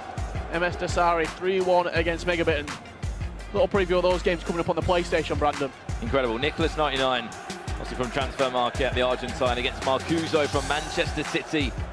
That was a player that you were looking at, Richard, coming into this competition, thinking that maybe he can really cause some destruction. Was it last year? Maybe you said he picked up like he got 2 points in the entire competition. Yep, this year he's had a much better year under Manchester City, and he's actually beat Nicholas before. He beat him in Barcelona. You can see the chat between Kurt and Tass, it looks like. Tass, Gorilla's coach. Not too sure what they could be talking about, but the other game on the PlayStation side of things, it's his final opinion. What a tournament he has had, Brandon. Incredible. He's one of those players as well. You could say maybe a dark horse coming into this competition. And I think it's something to do with the kits here. They might be changing kits or something on those lines before we're jumping into this game. But I mentioned Stefano Pinner a little bit. Just signed for PSV, of course. Will be playing in the Eredivisie next year. Let's make that for sure. Part of the Devils program, one of the best players in Belgium today. You see the team from Gorilla there. If you want to play like Gorilla, you'll be splashing a little bit of cash on your team, but he's also using the 90 Ruud Gullit and the 88 Vieira, not the prime versions, and there'll not be too much in the Ultimate Team current market as it stands, with all the SBCs and the newly upgraded cards coming out. Here you see false 9 on Ronaldo up top. They were all attacking on Vieira and Kante, and Ruud Gullit playing as that right attacking mid. And the game has just lost connection. I think could be seeing that kit change potentially coming out. Well, these are great. These are great for the mind games. The delay before jumping into the next game. Well, the MS Dasari game is underway against Megabit. That's currently 3-1 still from that first leg. But we'll be jumping back into that any second now between Kurt and Gorilla. Apologies for that small technical difficulty. See Kurt's team there. But how do you come out into the second game now? If you're Gorilla, you're 3-0 down. That first 30 minutes is massive. Yeah, we've seen Gorilla turn around some huge scorelines before, though. at this sort of stage of a tournament. He's got it in his locker. He can do something quite remarkable. But we have just jumped over to this game now, whilst waiting for Kurt and Gorilla to resume. Oh, Megabit could get himself a goal. Very well played indeed. He's onside. And Neymar will score it. That is actually fantastic from Megabit. The way that he fashioned that opportunity, worked the ball around the box, and then found Neymar. He was the extra man. Slotted it past the goalkeeper, and this is a serious matchup right now. 3-2. Megabit needed an early start, and that's exactly what he's got. 6 minutes in. Pegs a goal back against Dasari. A perfect time to start, I believe. Gorilla against Kurt is seconds away from kicking off, and will join that one, I'm sure. But Megabit only needs a goal, Richard. Kind of just seems like don't get me wrong, I know he got that result against Nicholas Rajed, but just a little bit of confidence maybe, I'm not too sure. He's still playing well. He's not been playing great today, has he? Compared to yesterday, I think Spencer was saying that. Everyone was just, saying how good he's been, and it's pressure. It is, again, you could say the pressure. He was seed number 1. You also put pressure on yourself as well when you perform at that high level to replicate it, and sometimes you can't replicate that level of play. Look at the space he's got, the Saudi Arabian. Mehmet Dasari obviously controlling Paul Pogba on that occasion in the midfield, playing that green strip from left to right. But here we go, we'll leave that one and we'll let you know the latest with it. But this is the game that a lot of eyes will be on, from all over the world, from everyone in this competitive FIFA scene. 2 of the big names, you'd have to say, but only one of them will remain after this game. And if you are a Gorilla fan, if you are a FaZe Clan fan, you have to be hoping for an early start against Kurt. So if he can control the tempo of the game like he is right now, it's going to be very tough for him to get back in, and this will be Here comes Kurt a huge straight away, blow. one-on-one with Cristiano Ronaldo! Just about parried away by De Gea. That's a warning sign that early on. The Kurt wants to be scoring more and more. He's already registered probably over 35 goals now. Just today. We're not even thinking about the 5 games he played yesterday. The 5 set of 2 games, 2 obviously aggregate scorelines.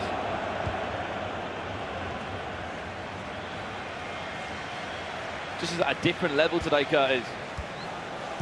He seems to have definitely taken it up a notch. You just cannot write off Gorilla though. He's had some big results as well against Nicholas Rajek, number 1. And MS Dasari has scored again in that one. 4-2. He's just gone up there. You just seen the scoreboard update at the top of your screen. Okay, on the other hand, 3-goal advantage, and he's looking for more. Neymar now. Just trying to tee up the best attack he can. Ronaldo into Ronaldo. We'll look for that R9 again. He's got so much space on the edge of the box. Yeah, what a really good save from David De Gea there. He's got to close him down quicker on the edge of the box, I think. You can't really back off a Kurt because he will take a shot from the edge of the box.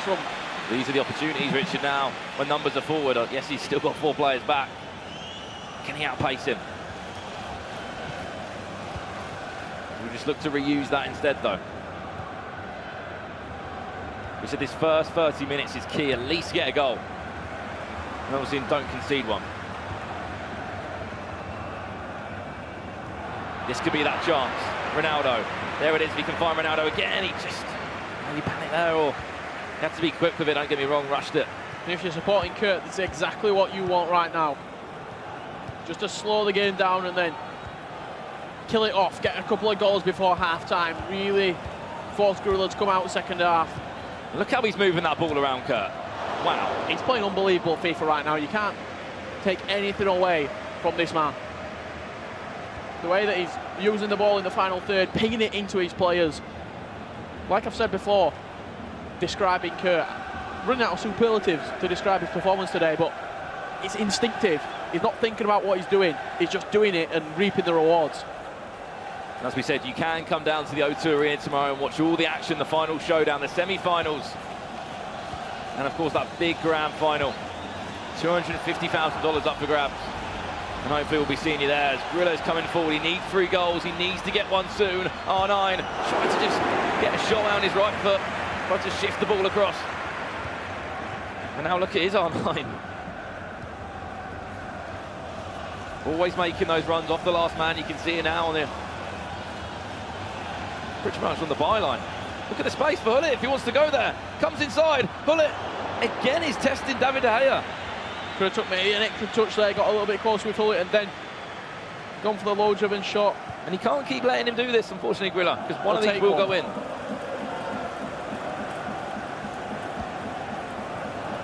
I think one goal could set the tone, though. One goal could maybe just bring Grilla back into this tie, make him feel a little bit more confident, but nothing seems to be going to plan now.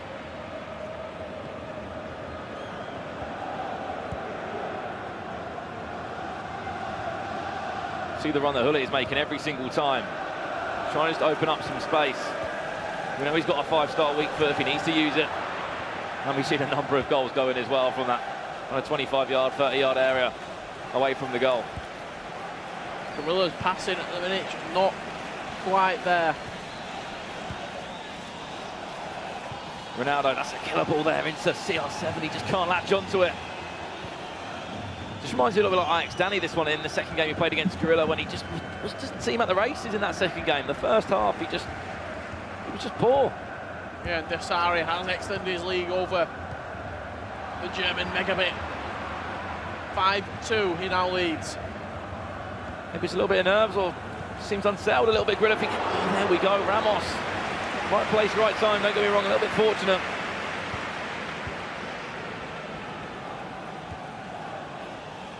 And he's playing out from the back again, Kurt. No problem at all. Still got that 3-goal advantage. Coming on the attack now. Really needs to get someone back. Ball playing possession. End-to-end FIFA here. This is the last 4, as we'll say again and again.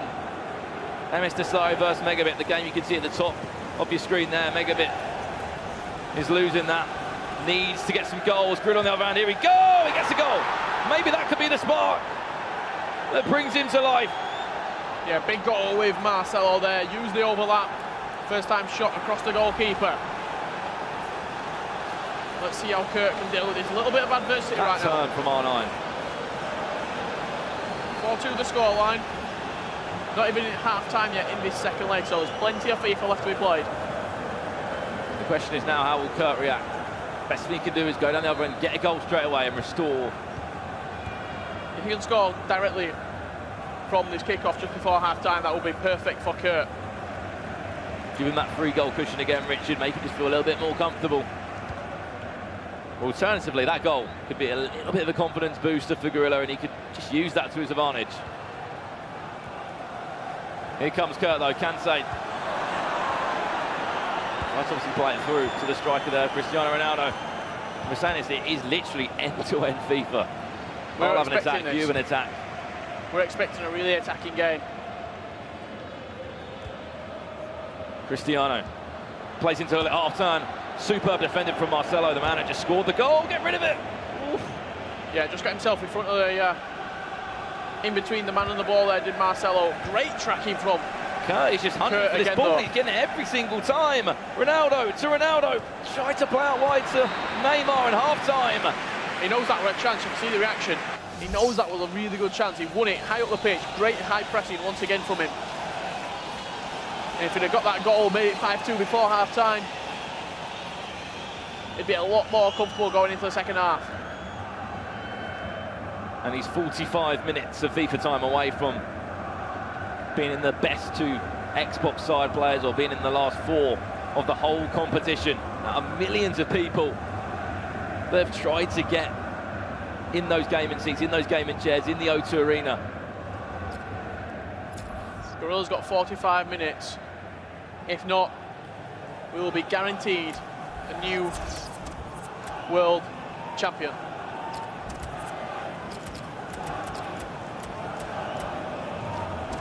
I just remember that game back in Amsterdam against Nicolas Rajek. And Gorilla was really on the ropes and it just needed to come back, give us a performance.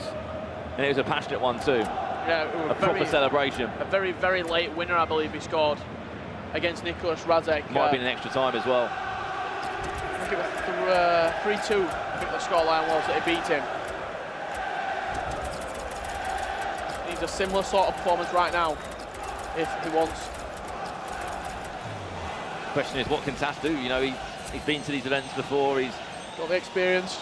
He's had a taste of some of the biggest events competitive FIFA-wise and playing for some of the biggest teams as well. Well, both of the players right there that you've seen had completely different World Cups last year. Completely different grand finals. Gorilla went on to win the event. Tas came into the event as one of the stronger Xbox players, finished bottom of his group. So he'll be saying the sort of things to Gorilla to hype him up, to get him into that zone that he was last year. One thing he can't do though is concede, Richard. Needs to get a goal. When a game's like this and you're 2 goals behind, we always say the 65th minute. Get a goal around that time or just before.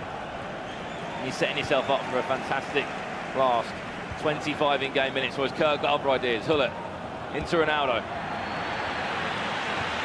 But the way he's getting the ball back every single time, you've got to admire the way he's just tracking back that ball.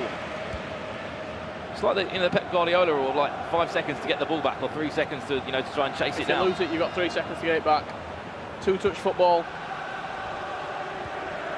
Look at the space near the box. You've got to be careful here. He's just waiting for that one pass to try and play through and try and cut open that defence. This is ideal for Kurt though. It's far away from his goal. He's in no real danger right here with the ball this far up the field.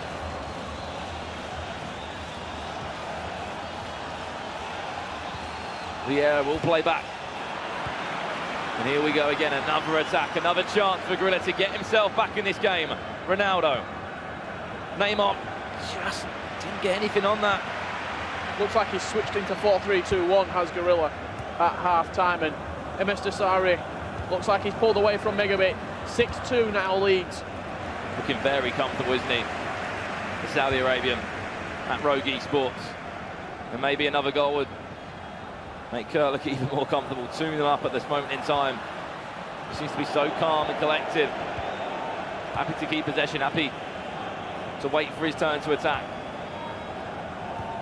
And as we'll say again, the way he's just winning back the ball after losing it, it's been incredible. Look like that, straight away, onto it. Every single loose ball, he's there. 1-touch football, 2 if he needs to. And he's really raised his game today. Can't say anything else about it, Brandon. He's just been the better player in every game that he's had so far. He's kept the ball very well. He's took his chances when they come. And he's defended a lot better than he did yesterday. There's going to be a stage, so you can see the pause that has been made by Gorilla, where he's going to have to start chucking people forward. He'll have to start. This is it. This is it now. Expect a 3-4-2-1 change from Gorilla. I wouldn't be surprised as well if Kurt counteracts that and goes 4-2-3-1, the second variation. This is about being brave. This is about taking a chance. The one change could literally change your life. We bumped up into that higher prize money. Would take you into tomorrow for the final showdown. Still have to win another 2-legged game, but if you win that, you go into the console, or the cross-console final, sorry. Megabit has got a goal back. 6-4. 6-4. There's a lot of time left. There's still time though, Rich, isn't there? Just over 30 minutes in that one. A lot of time left in that game. Gorilla has switched into a 3-4-2-1. It's the most attacking formation on the game, pretty much. Throw players forward, and there you see the change that I was speaking about. Into a 4-2-3-1 second variation. He's got Ronaldo getting behind, and then pretty much everybody else will be able to stay back while attacking. Be a quick counter-attack. Kurt will be looking for to get in behind as Gorilla's pushing those players forward. We're set for a grandstand finish right now. And if Gorilla gets 2 goals back and this goes to extra time, this could be one of the games of the year. 2 players at the highest level. 2 personalities in this FIFA scene. As I said, there can only be one winner.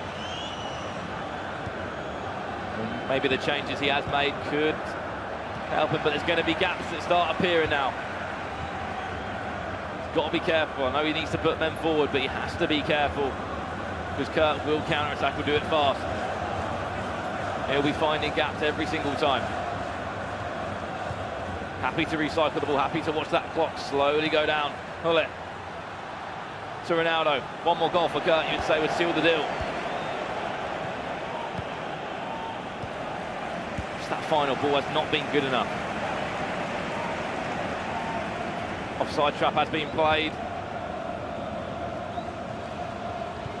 And he needs to be careful. R9 into CR7. Again, David De Gea. Yeah, to Gorilla's rescue there, really keeping the game alive, you could say. Look for Neymar down that side, Heung-min Son as well, freshly brought off the bench. Can they be the difference that FaZe Gorilla needs with only 15 minutes left on the clock? Needs to show something now, Richard. Otherwise, the world champion from last year will be out the tournament at the quarter-final stages. So Dito went out in the group, unfortunately for him. He just got the wrong deflection there. He wants to play it to the back post. Did Gorilla. As it's looking at the minute, there's 15 minutes left in there. Got the ball back there in a great area. Ronaldinho into Pogba. No one's locking onto that for him. 15 minutes left in the Desari Megabit game. 2-goal difference in that game. 2-goal difference in this game. We're going to see high pressure finishers right now. Whoever scores the next goal. Commit there. There's a gap now.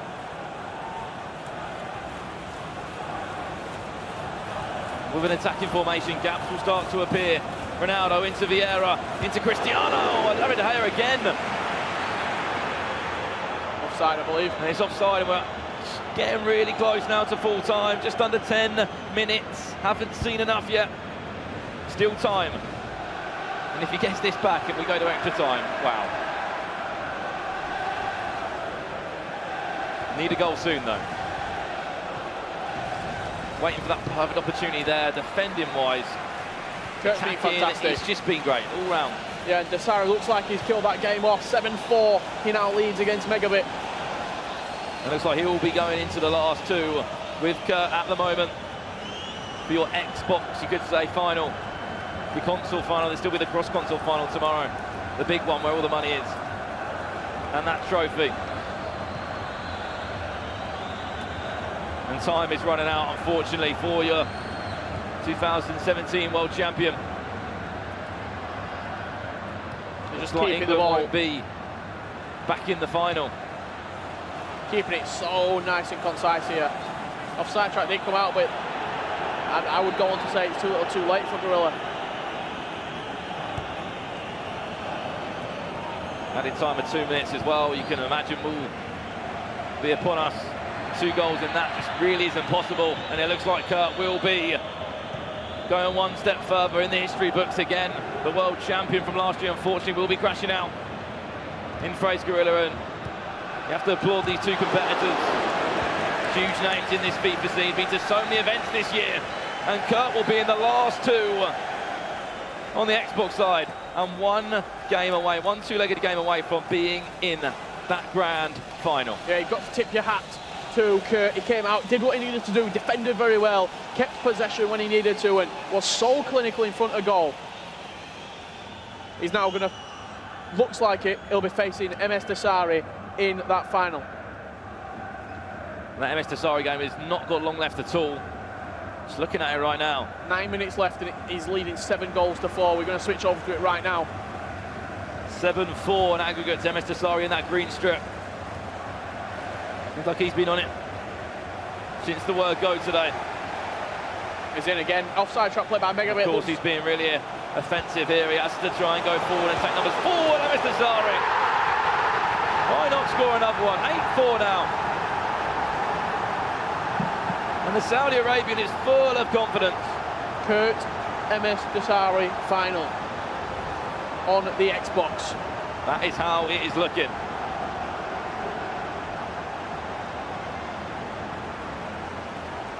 Let's not forget, MS Desari wasn't even in the Winter Cup in Barcelona.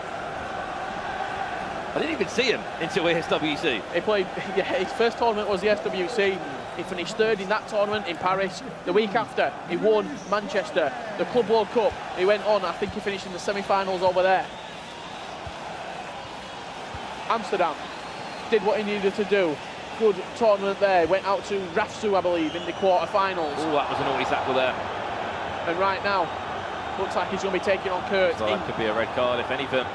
The overall semi-finals in the console final. Megabit knows it's game over. And yeah, it will be. It's not getting any better for Megabit. 2 red cards in 2 games for him. And I know he's got a lot of love back home as well, MS Desari.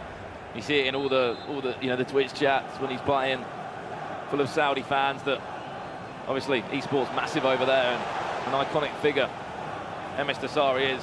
Megabit's been superb this year in the competitive structure, the global series. But unfortunately, it looks like he would be outclassed in this occasion.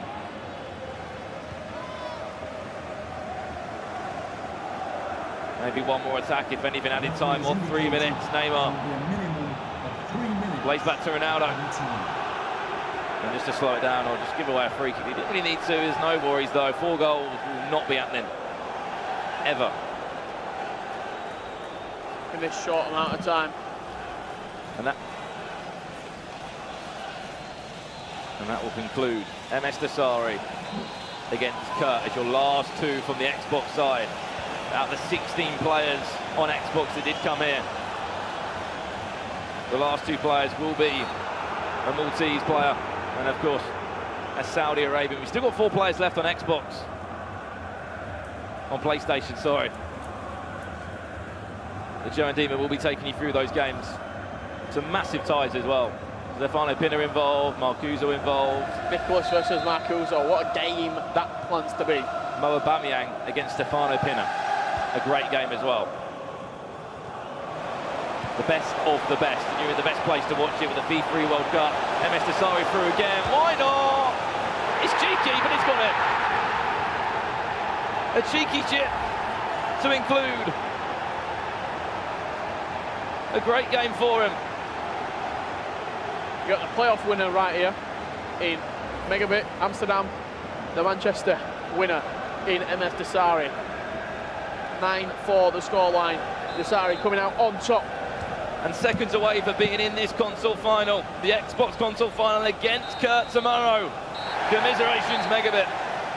That sets up an unbelievable tie in the semi-final. Huge, huge performance. Megabit knocked out. Dasari versus Kurt coming up. Well, we know. Back over to Laura now. What a final this looks to be. Boys, thank you very much. In final indeed coming up for you. The Xbox divisional finalists and overall semi-finalists are confirmed. You can see there Kurt beating Gorilla and MS Dasari beating Megabit, booking their place in the overall semi-finals. We'll be talking to the winners after the break. And also, we'll find out who the PS divisional finalists will be. If you're watching on Sky Sports in the UK, you need to switch to the red button at 7 p.m. Quick break now. We'll see you in 5.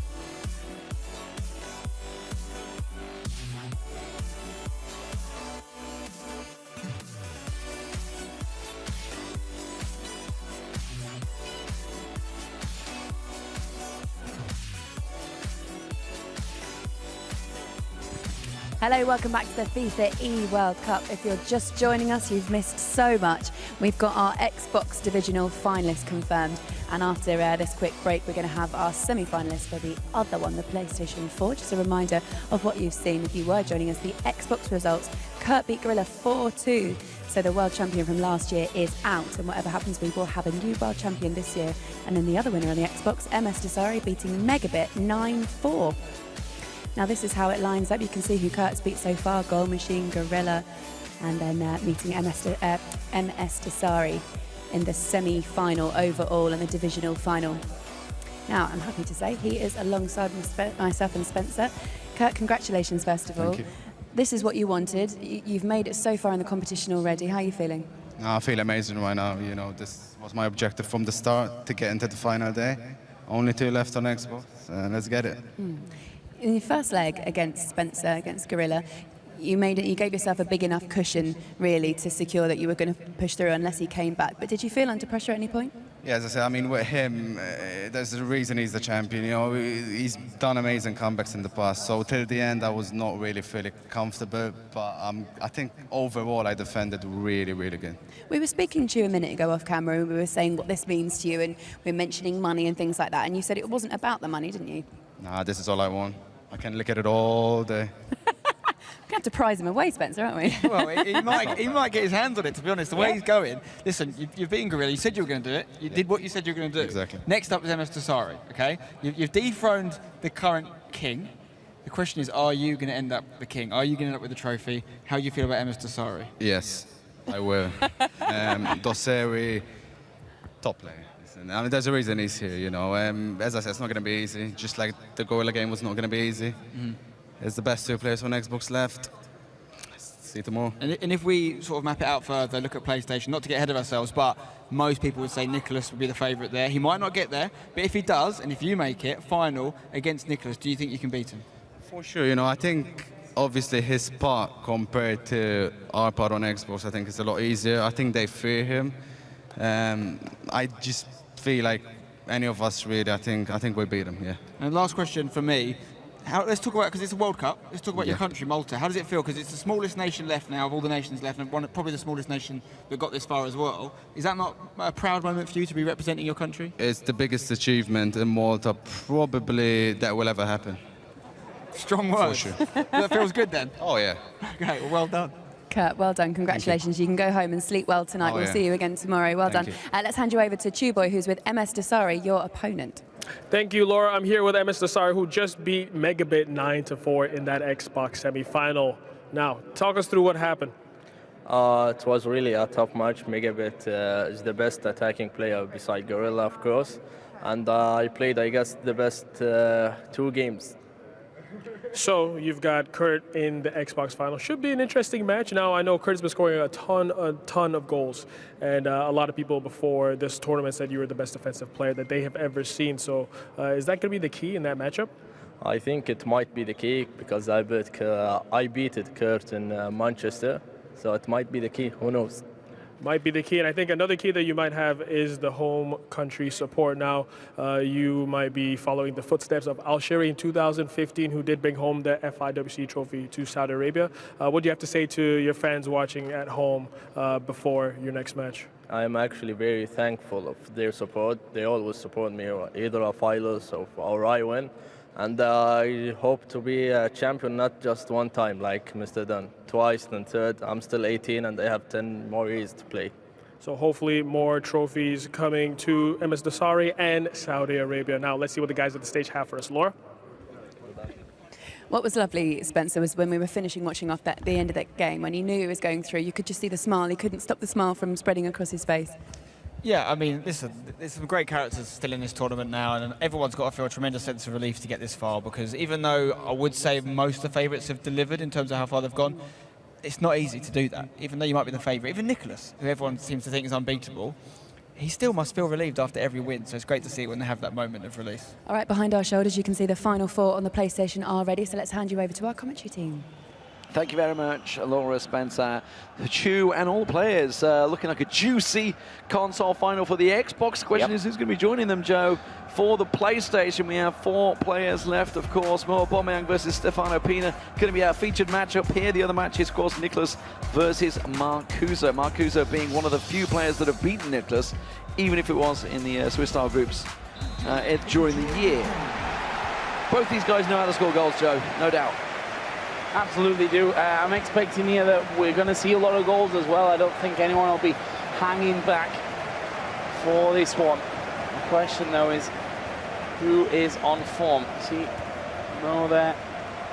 It's actually Nicholas at the bottom rather than Stefano, but I'll be switched up for us in a little moment. But maybe we can just keep an eye on Nicholas to see if he actually scores any goals as he goes along. So, Mo playing in the dark German kit from left to right. And Stefano from right to left. There's an early shot coming in. Bit of a warning salvo from Mo. Just 5 minutes gone. Already him having the first shot, but as we saw in that last one, a bit of a slugfest here over 2 legs, and I think this is the kind of game where you wouldn't be surprised if you see over 10 goals in the 2 games. Yeah, a bit of a sighter. It's something we've seen and heard from, if you remember Jimmy Conrad, obviously, he's talked about it a number of times. Like, you just want to get that early shot on. It gives you a bit of the confidence throughout the team, of course, to get things going. There's a goal in the other game, and it does look like it's come from Marcuso against Nicholas there. So putting pressure on him, obviously. While Nicholas has remained unbeaten throughout the tournament so far, he's definitely been pressed and pushed to the limit with a number of late-minute equalisers, so don't rule him out, but that's a great shot, and the rebound goes to Stefano Pina from Belgium. Yeah, exactly the start that he was looking for. You know, it was Mo who took that first shot in there, picking up an early one. We've seen now Mo not afraid when he goes down. Let's just think back to the last leg against Honey Badger. He was 3-0 down, came back and won that 5-4, I believe it was, overall. So he's not a man that's afraid of making the comeback, having to make those comebacks. And see, an instant reply from him here would be incredible to see. Let's see, can he get the kickoff? Mo Aubameyang down the wing. On the quick push, Valencia gets forward. He's got players in numbers. Has to just recycle a little bit as Hullet tries to work his way through the middle. Drops his shoulder, loses his player, but Ronaldo doing the defensive duties there. R9 making sure it is kept clear. Big switch of play again for Pina. You know, we haven't seen a great deal of Pina throughout this tournament. Obviously, here on the mainstream, he's been doing the business. There's no doubt about it. He has been putting the sword to many an opponent and smashing in the goals from the very start, all the way through. Obviously, ended up finishing second in the group with Nicholas, and in that game, could easily have topped the group. He was 3-2 up until the 90th minute, where Nicholas salvaged the draw, which meant Stefano finished second in his group. Of course, Mo Aubameyang finishing top of his group. Here's Pina with a chance, just looking for the relay across, instead goes for glory. And it's cleared only so far as the edge of the box. Ronaldo, and a little shift to the feet, drops the shoulder, but Suarez doing the defensive duties for Mo Aubameyang. Yeah, 22 minutes in there. Nice little break for him again. Got the deflection off the keeper's leg, which sent it up, but here's a charge forward from Mo. Can he make it 1-1 here with Son on the top side, muscled off by Walker, who even kept it in play there. He's able to just cut it back across to the goalkeeper and cleared out the danger. So good defending there from Stefano, showing us in these early stages what he can do. That pass was sloppy, but Mo just returning the favour. Back in the hands of Stefano. Marcuso still 1-0 up against Nicholas in the other side. Let's not forget, back in Amsterdam in the semi-final they met each other, where Nicholas won that one 3-2. So a bit of revenge maybe for Marcuso to be had there. And what a time to get it. Obviously we just heard from Kurt talking about Gorilla. I know Gorilla had beaten him 2 times in the year, but this is when it counts. Absolutely is. The big money, the big trophy, everything up for grabs. Now we see Mo Aubameyang. It's a wild cross, it's a penalty. Well, the ball had already been put in the cross, but it was a late tackle. And you can see the reaction from Stefano Pina feeling a little hard done by there. Kyle Walker, the offender. And oh, he just got his leg locked up. Chance from the penalty spot. R9. Oh, it's saved. Gets the rebound. And it's all square, one apiece. Mo Aubameyang. Yeah, bit of heartbreak there for Stefano Pina. Of course, giving away the penalty first, then saving it, and then the rebound going in. No doubt a roller coaster of emotions there. And we're all squared up here in the early stages of this first leg. 31 minutes that one went in. Ronaldo, of course, the man who did the business. Let's see if Pina can put that roller coaster of emotions back on a high. And come right in from the kickoff here. Marcelo. 3 men basically around him there. And in the end, did get the ball away. It's the next man who couldn't find a clean pass. No, just knocking things around here at the back after regaining that possession. Again, a couple of passes. I'm guessing the pass accuracy here from Mo is a little bit lower than you'd usually expect at this kind of level. We'll see, maybe, as we talk about often, those early game nerves that you need to settle. Again, loses the ball here. Stefano Pina. Yeah, he's not one of those players that, you know, has the high possession statistics sitting around the 70%, like, you know, your Vitos of the world. He's very much a no-nonsense direct ball, get those passes through, and this is how quick he can thread it through. Almost bumbled and stumbled his way back to him. That's a risky chip out there from Stefano Pina, but gets away with it. That's some pretty ballsy play here in the quarter-finals to pull off a move like that. Obviously proving just the confidence that the Belgian has here. Obviously performing very well in the World Cup. Now here on the electronic stage in the O2. Belgium, could he be the first man to get through and really represent Belgium in the console finals against either Marcuso or Nicholas? A long way to go. Still two-legged affair. And at the moment it remains all square, one apiece. Tense affair, as you'd expect at this stage of the tournament. Top 8 in the world. Both of these players can say, of course, top 4 on the PlayStation. Here we go, pull it, edge of the box, in towards Neymar. Tries to get past a couple, I think. Valencia got in the way of that one there. I think that's going out for a corner. It is indeed. It's the last chance of the half. Can Pina pull something off? He's brought a man out. He'll be swung in towards the penalty box, though, cleared away. And there will be the end of the first half. All tied up still at one apiece. One apiece, and as we did suggest, it was, I think, around 68% possession in Stefano Pina's favour there. Kind of expected that from Aubameyang, but it's not all about those possession statistics. It's what you do with the ball, and it's all square, one apiece. Meanwhile, the other game also at half-time stage. Nicholas still trailing that one 1-0 to Marcuso after his early goal for the day. I could see that one actually staying fairly low scoring, to be honest. Expected more from this, but only quarter technically of the game gone, of course, when he's playing over 2 legs. Oh, he's fell over there. And now for Stefano Pina, Henry coming on forward in towards Ronaldo. Was he offside? I think he was.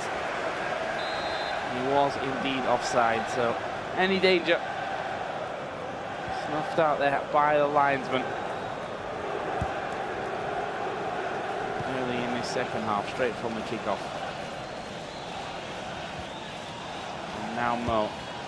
Love to see statistics on Mo's usual amount of goals in a Mo game after 51 minutes. I feel like this might be under par. Is that the official term now? A Mo game. In a Mo game. In a Mo game. Mo on the attack right now. Gets it through. Hold it. Surely he's going to just tap it in. He will. Yeah, a little shrug. He knows he got a little lucky with that one. So it managed to wriggle its way through. But you give Ruud Gullit an open chance, and Mo Aubameyang will slot it into a quick corner now. For the first time takes the lead in this game. Let's see what Stefano Pina can do to respond. Happy to, I think, pose for a little picture there as well after scoring that goal. Stefano falling behind for the first time. Of course, he was the man that broke the deadlock. Now finds himself chasing. That ball is going to meet the defender before it meets his teammate. No. Back in full control. Over in the other game, still 1-0, as you can see there at the top from Marcuso. Really a slow one. The offside chance just ruled out as well. That has to be a foul now. They just stumbled over one another. Even looking at Mo's reaction was like, oh, how did that not go my way? But it is Stefano Pina on the attack now, and Marcelo had a player moving into position R9, but wasn't used. Now he is, gets himself to the side, draw a little drop of the shoulder, finds CR7, but it is going to be Aubameyang that plays it back to the keeper and plays it out of danger. Now Luis Suarez back on the counter. Still plenty of players back, but they've got 3 forward, and it's in the end a really loose pass from Aubameyang, continuing the possession stats as we would expect from Stefano Pina. What can he do with the ball? Knocking it back there. To defence.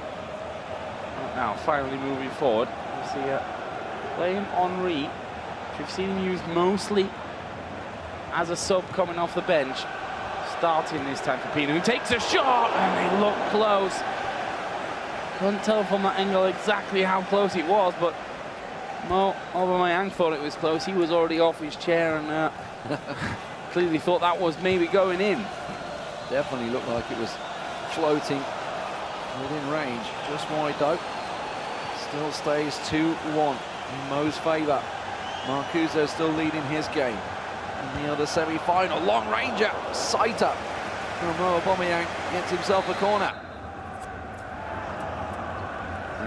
In the other game, you may have heard possibly in the background, Marcuso has just scored again. He's gone 2-0 up now against Nicholas. That could be a turn up for the Bucks. Nicholas, as we've mentioned before, a big favourite for this tournament, and that's not really waned as we've seen him going through undefeated from the group stage. Obviously won his last game here in the quarters in convincing fashion against the stranger as well.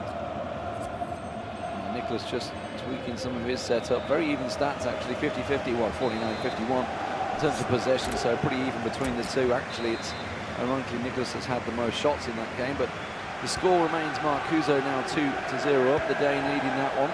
Got to give some credit to Spencer if it does go that way. He did call it. He reckons Marcuso would take it. Obviously, a lot of people, as Kurt kind of pointed out, they've been fearful. Fearful. This is looking good. Header comes back when it's cleared in the end there. But yeah, as he said, you know, almost a mental game, defeating some players, being fearful of Nicholas and just thinking we can't beat him. Sort of that unbeatable mentality that has only come from the results that he's garnered throughout the season, but you can't come into these sort of tournaments with that mentality. Now Stefano Pina, Joe, on the attack. He's got space on the wing, not going to use it. Neymar tries to wriggle his way through, gets back to Neymar! It's 2-2! The Belgians back in business. Yeah, played it perfectly there as well.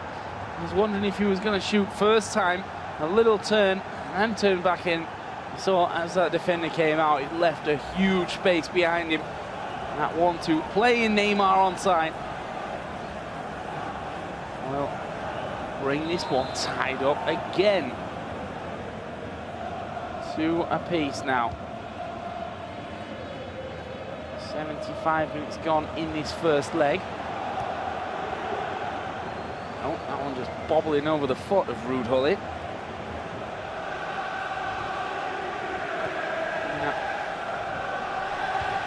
Able to try and mount an attack to regain that lead that he had first of all. Sorry guys, I'm watching. I had an eye left eye on the other game with Nicholas. I don't know how he just missed. I've got to be honest, uncharacteristic miss, and it was almost an open chance, and just dragged it completely wide. While a massive shot from Stefano Pina goes out for the corner. Now let's see if he can try and draw it. Went for the short one, kind of pulled players out of position, and Well, put himself in pressure. Yeah, he's going to have to play it back to the halfway line now. Marcelo buys himself a little time to Carl Walker. Back down the wing. Still tries to recycle it through. Big Patrick Vieira can't get muscled off the ball with ease. Has to try and drop the shoulder. Gets it to R9. Back in again. R9's offside. Neymar has to buy some time for Stefano Pina as he continues to work the ball around the box, but unable to break his way through and get himself a lead. There's a chance, but it's deflected. Is he going to get the rebound? Oh, it's come off the post, and it should be cleared now. It's a little messy, but Aubameyang will clear. Well, well, well. Hitting the post. Wasn't sure he would even go for the strike from there, but thought the angle was doable. He wasn't far wrong. And just a couple of minutes to go. Can Aubameyang have another attempt here? Tries the through ball. There's an offside in there.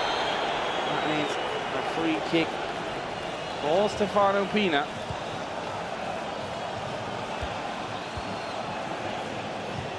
To the score, just 90th minute approaches. Marcuso just had a shot cleared off the line in his matchup. Still leads 2-0 over Nicholas as they approach the end of that match. In the first leg here, very tight in these both games. Just a couple of chances really between them. Pina's found himself some movement, found himself a space, and Ronaldo! CR7 will score for Stefano Pina. He's back in the lead as he was at the start of the game, just on the stroke of full time. Disappointing for Mo, but I mean, at this point, you know, it's a 1-goal lead. You've still got another 90 minutes to play in that second leg. If that goal comes in at 90 minutes in your second leg, though, that's where you really want to cry, I think. Ronaldo, Mo can hold the tears back because he's still got plenty of time to come back. Full time should be blown pretty much instantly here with the kickoff, and there it is. So first leg done and dusted. It's Stefano Pina who has the lead after 90 minutes, 3-2 up.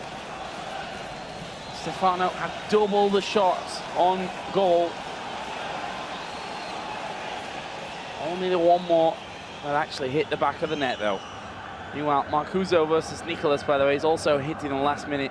That one's going to go, by the looks of things, 2-0 into the second leg. Looks like a toilet break for the Pina. He's going to go off to the toilets. The other matchup, meanwhile, as Mo Aubameyang on your screen, is just coming to a conclusion in that first half. There is a free kick happening there. Marcuso, the man on the attack. Let's have a look at some of the highlights from that game as it's played out so far. Of course, we saw the score. It was an early goal from Marcuso, you can see, in the 5th minute of the game, and it was a clean shot from Messi. Clean shot, fist pump from Marcuso. Slotted away there into the bottom right. Here's number 2. Mbappe up to Neymar, and well, Mbappe got all the space in the world for that one. A 2-0 lead. And funnily enough, he almost made it 3 there on the stroke of half-time. I was just watching the final dying moments going through. And we've got the luxury of being able to watch Nicholas's screen. He's actually looking through his chances at half-time, maybe to see. This was the one I was talking about. Okay. That was the open net. He's definitely should have scored one. We'll put it that way. The Xbox results, if you missed it, there has been some cracking games there. Kurt takes down the defending champion. It will be a new champion crowned here at the FIFA eWorld Cup. He wins 4-2, and Emas Dasari, the Saudi Arabian, takes down Megabit, the mighty German, 9-4. Big goals between those games. Meanwhile, we're at the first leg conclusion. Moving on to the second leg. Let's see what adjustments they will make. Marcuso leading what would say the big favourite Argentinian. He's got a lot of work to do to come back into this game. He was Stefano Pina, the Belgian. He leads Mo Aubameyang here on the PlayStation, 3-2. We are here live at the O2 Arena. You can be here tomorrow for the console finals, the grand finals, the celebrity games. We've got all your favorite streamers and YouTubers in the house.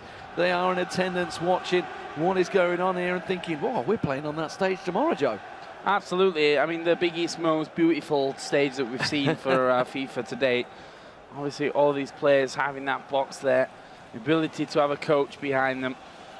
for me, tomorrow, once the crowd comes in, we'll really see how electric this is, and it'll be a lot of pressure. There's no doubt about that on the two players that get through to that final. Of course, the two console finals that will happen before will also have audience and a lot more pressure riding on them. We'll see. I don't suppose that any of these players have really played in front of an audience that big ever. You know, it was great to hear from Kurt earlier on, obviously talking about, you know, in the world where money is getting larger and larger in prize money, talking about the 250,000 for the winner, but that wasn't what he was interested in. He wanted to get a hold of that big new beautiful trophy. Really wants to have that just behind him as he streams, you know, just, hey, by the way, got this big trophy. Of course, Mr. Sari may have something to say about that one, along with these four players here on the PlayStation. Of course, we will have cross-console finals tomorrow. If you're unsure what the heck that means, the first leg would be played on, say, the PlayStation, for example, and the second would be on the Xbox, so you have a home and away advantage. And of course, being the two consoles, the icons are available, of course, on both sides. We are going to have the teams just adjusting themselves, figuring out any changes that can make it. Was a tight game, Joe, 3-2. A lot of chances for Stefano Pina, though. So Mo Aubameyang didn't have the lion's share of the possession. He may well try and get hold of something and improve that in this next matchup. See Mo here, just changing a few things up. We will be having a switch of kits as well, so as not to confuse you. Mo will be playing in the white and the red Belgian kit for Stefano Pina. 3-2 is the score for Stefano Pina. He's been fantastic so far throughout this entire tournament. The question is, can he get the job done? I'd love to check with Mo, but I feel he played 4-2-3-1 against Honey Badger, matching tactic for tactic. He's on the 4-4-2 now. Whether he just made that adjustment, we didn't get to see what tactic he was playing in the first matchup. We didn't get to see inside it, but whether he's made that adjustment, of course, you know, we did just Kurt saying maybe Jose Mourinho could stand behind him and give that tactical knowledge. I'm not too sure how deep his FIFA knowledge is, but he certainly knows his football. As it stands, Stefano Pina, though, is the man that leads in the home Belgian kit here. The Red Devils under action. Neymar, he's twisting, he's twirling, but he's not able to get past Antonio Valencia. No, he's not, and now Mo may have a chance to break a great through ball. Will he get on the end of it? No, it's Ferdinand that gets there first. Yeah, will cleanly collect and dispatch it out. And now a chance to break here. That one just getting away from Valencia. Ronaldo having to play it backwards, though, with a couple of men closing in on him. There's a ball through the middle. The German defense too strong. Now it's Mo's turn. He has to buy some time for the rest of his team to catch up there. CR7 ahead of the plate. Son in action for him this time, so he has made some personnel changes. Marcelo couldn't quite get the position he wanted there. Hullet tries to play it back through the middle. Now Vieira. He's still got Marcelo available. R9's floated out wide. Meanwhile, back down on the right wing, we see Kyle Walker getting forward on the overlap. Son gets it to Suarez, goes for the long ranger! Wow. Oh my word! He's right back in it, 3-3 in aggregate. Brilliant shot there from Mo. Little bit of a turn, and at that point he's just decided, you know what, I can score from here. Keeper not able to get close. A shake of the head from Stefano Pina. And it's Luis Suarez that brings Mo Aubameyang back into the game. Can he hold on for long, though? We said that we thought this one was going to be fairly high scoring. We've seen 6 already, and it's been back and forth in the true sense of the word.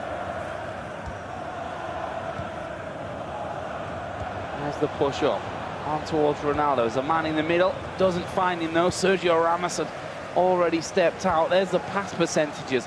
And Mo, I said in that first half, I feel like he's a little bit lower than around that 90%, which is usual. It's only a couple of percent, but just shows you that there have been a couple of passes that haven't found their target, which I think played a bit of a role in how well he was able to do in that first half. Yeah, it gives towards the possession stats that Stefano Pina had as well, but there's a Another counter chance here and a break for Mo Aubameyang. Tries to work it down the left wing. Throw-in will come in.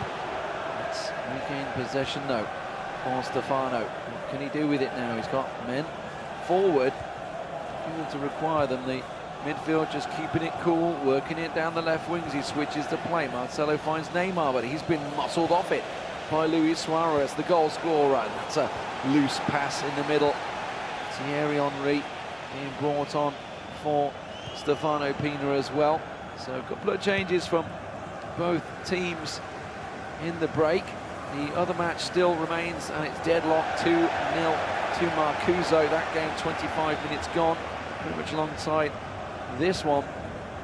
So as it stands, it would be Nicholas going out, which would be, I think, a big shock for a lot of the people that have been watching this throughout the year. Turn up for the Bucks indeed. I think Nicholas has been on paper the most successful so far. As we said, odds-on favourite for this tournament. The ball swung in there for Mo. Hull it on the edge of the box. Will he shoot? No, he finds Ronaldo, who does turn and does shoot. And that is 2-0 to the German and 4-3 on aggregate. Newly signed, of course, to his new club, Werder Bremen. German Bundesliga team. It's hurt to say that, Joe. You know, doing them proud at this point. There's nothing more to be said on that. Absolutely is. He's been doing the work, not only here. I mean, if obviously he used to go and do the business in the biggest stage of all, but also throughout the Bundesliga tournaments that are taking place, ESL's Meisterschaft tournaments. There's a wealth of talent in Germany that enables these German players to basically practice their trade on a weekly, daily basis, which really is why we've seen obviously 8 German players taking part here at the World Finals. Yeah, certainly have a great structure. Of course, more countries will keep following on. There's a ball through though. Oh, it's tied up again. Stefano Pina just carving an opening through the defence. It's Ronaldo who gets in there, and it's 4-4. I said 10 goals in this game wouldn't be uncommon, and I think that's the direction that we're heading. Well, no surprise, you often see goals garnered back from the kickoff early. It does work out in Stefano's favour. 4-4, all square. Back over to Mo Aubameyang. He's took the lead in this game. This leg 2-1 up, but it is 4-4 on aggregate after losing the first leg 3-2. The other game still remains all square, 0-0, 2-0 to Marcuso. Marcuso just had a chance a moment ago, but it's snuffed out the end, and now it's back on to Mo Aubameyang, piling down the wing. Ronaldo plays it back, while Hullet steps in and quickly is muscled straight back off it. Hullet into the middle, R9, oh, not able to get it, CR7, oh! Juggling it, you don't like to see it, but it worked out in the end for Stefano Pina. Yeah, I mean, as long as it's safe, I suppose it doesn't matter how. Just approaching that half-time point. The other game also a similar time frame currently. That is still 0-0 in the second leg, 2-0 overall to Marcuso. And a chance just missed in that one for Nicholas. Another one just inches past the post. He really has had a few chances to get himself back in that game. There's a number of times he's just dragged it wide, and it must be frustrating for Nicholas. But here in this matchup, all square, 4-4. Mo Aubameyang pouring the pressure back onto Stefano Pina. The referee has Big indicated Belgian there will be a minimum coming through and 2 minutes added time. maybe trying to match his country's glory this year in the greatest ever World Cup finish. This could be the greatest ever eWorld Cup finish for him. If he can get a goal here, it's looking good. Oh, he's there! Stefano Pina takes the lead. 5-4 on aggregate. Cool as you like. And a little laugh from Mo. Again on a stroke of half-time. A goal going in. And an easy finish for him in the end once he got there. And now Mo finds himself behind again, having to chase. Half-time whistle has already gone in the Nicholas versus Marcuso game. Scoreline unchanged there, and there is half-time here as well. 5-4. Looking at the look at that. 2 goals each, 2 chances each. They really have made what they've been given count. Question is who gets more chances and who puts them away by the end of the game. Yeah, it's often what we see here at the top pro level.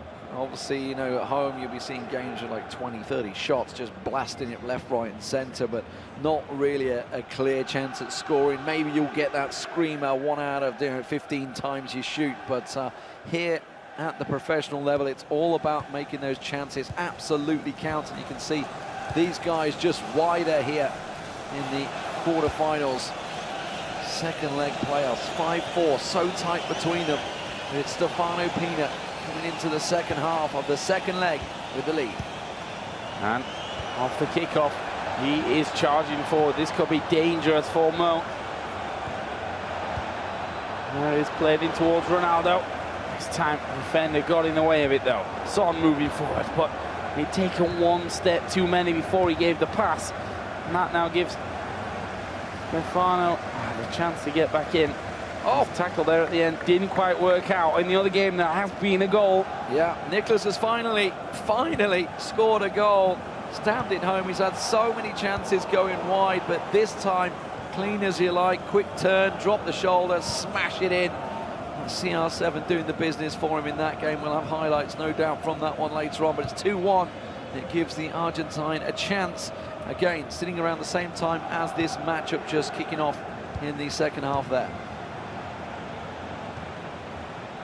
Few minutes in our game without a goal. We saw a bit of a dry period at the start, but I think about 50 minutes into that first leg, it really kicked off, and now we're in a similar time frame.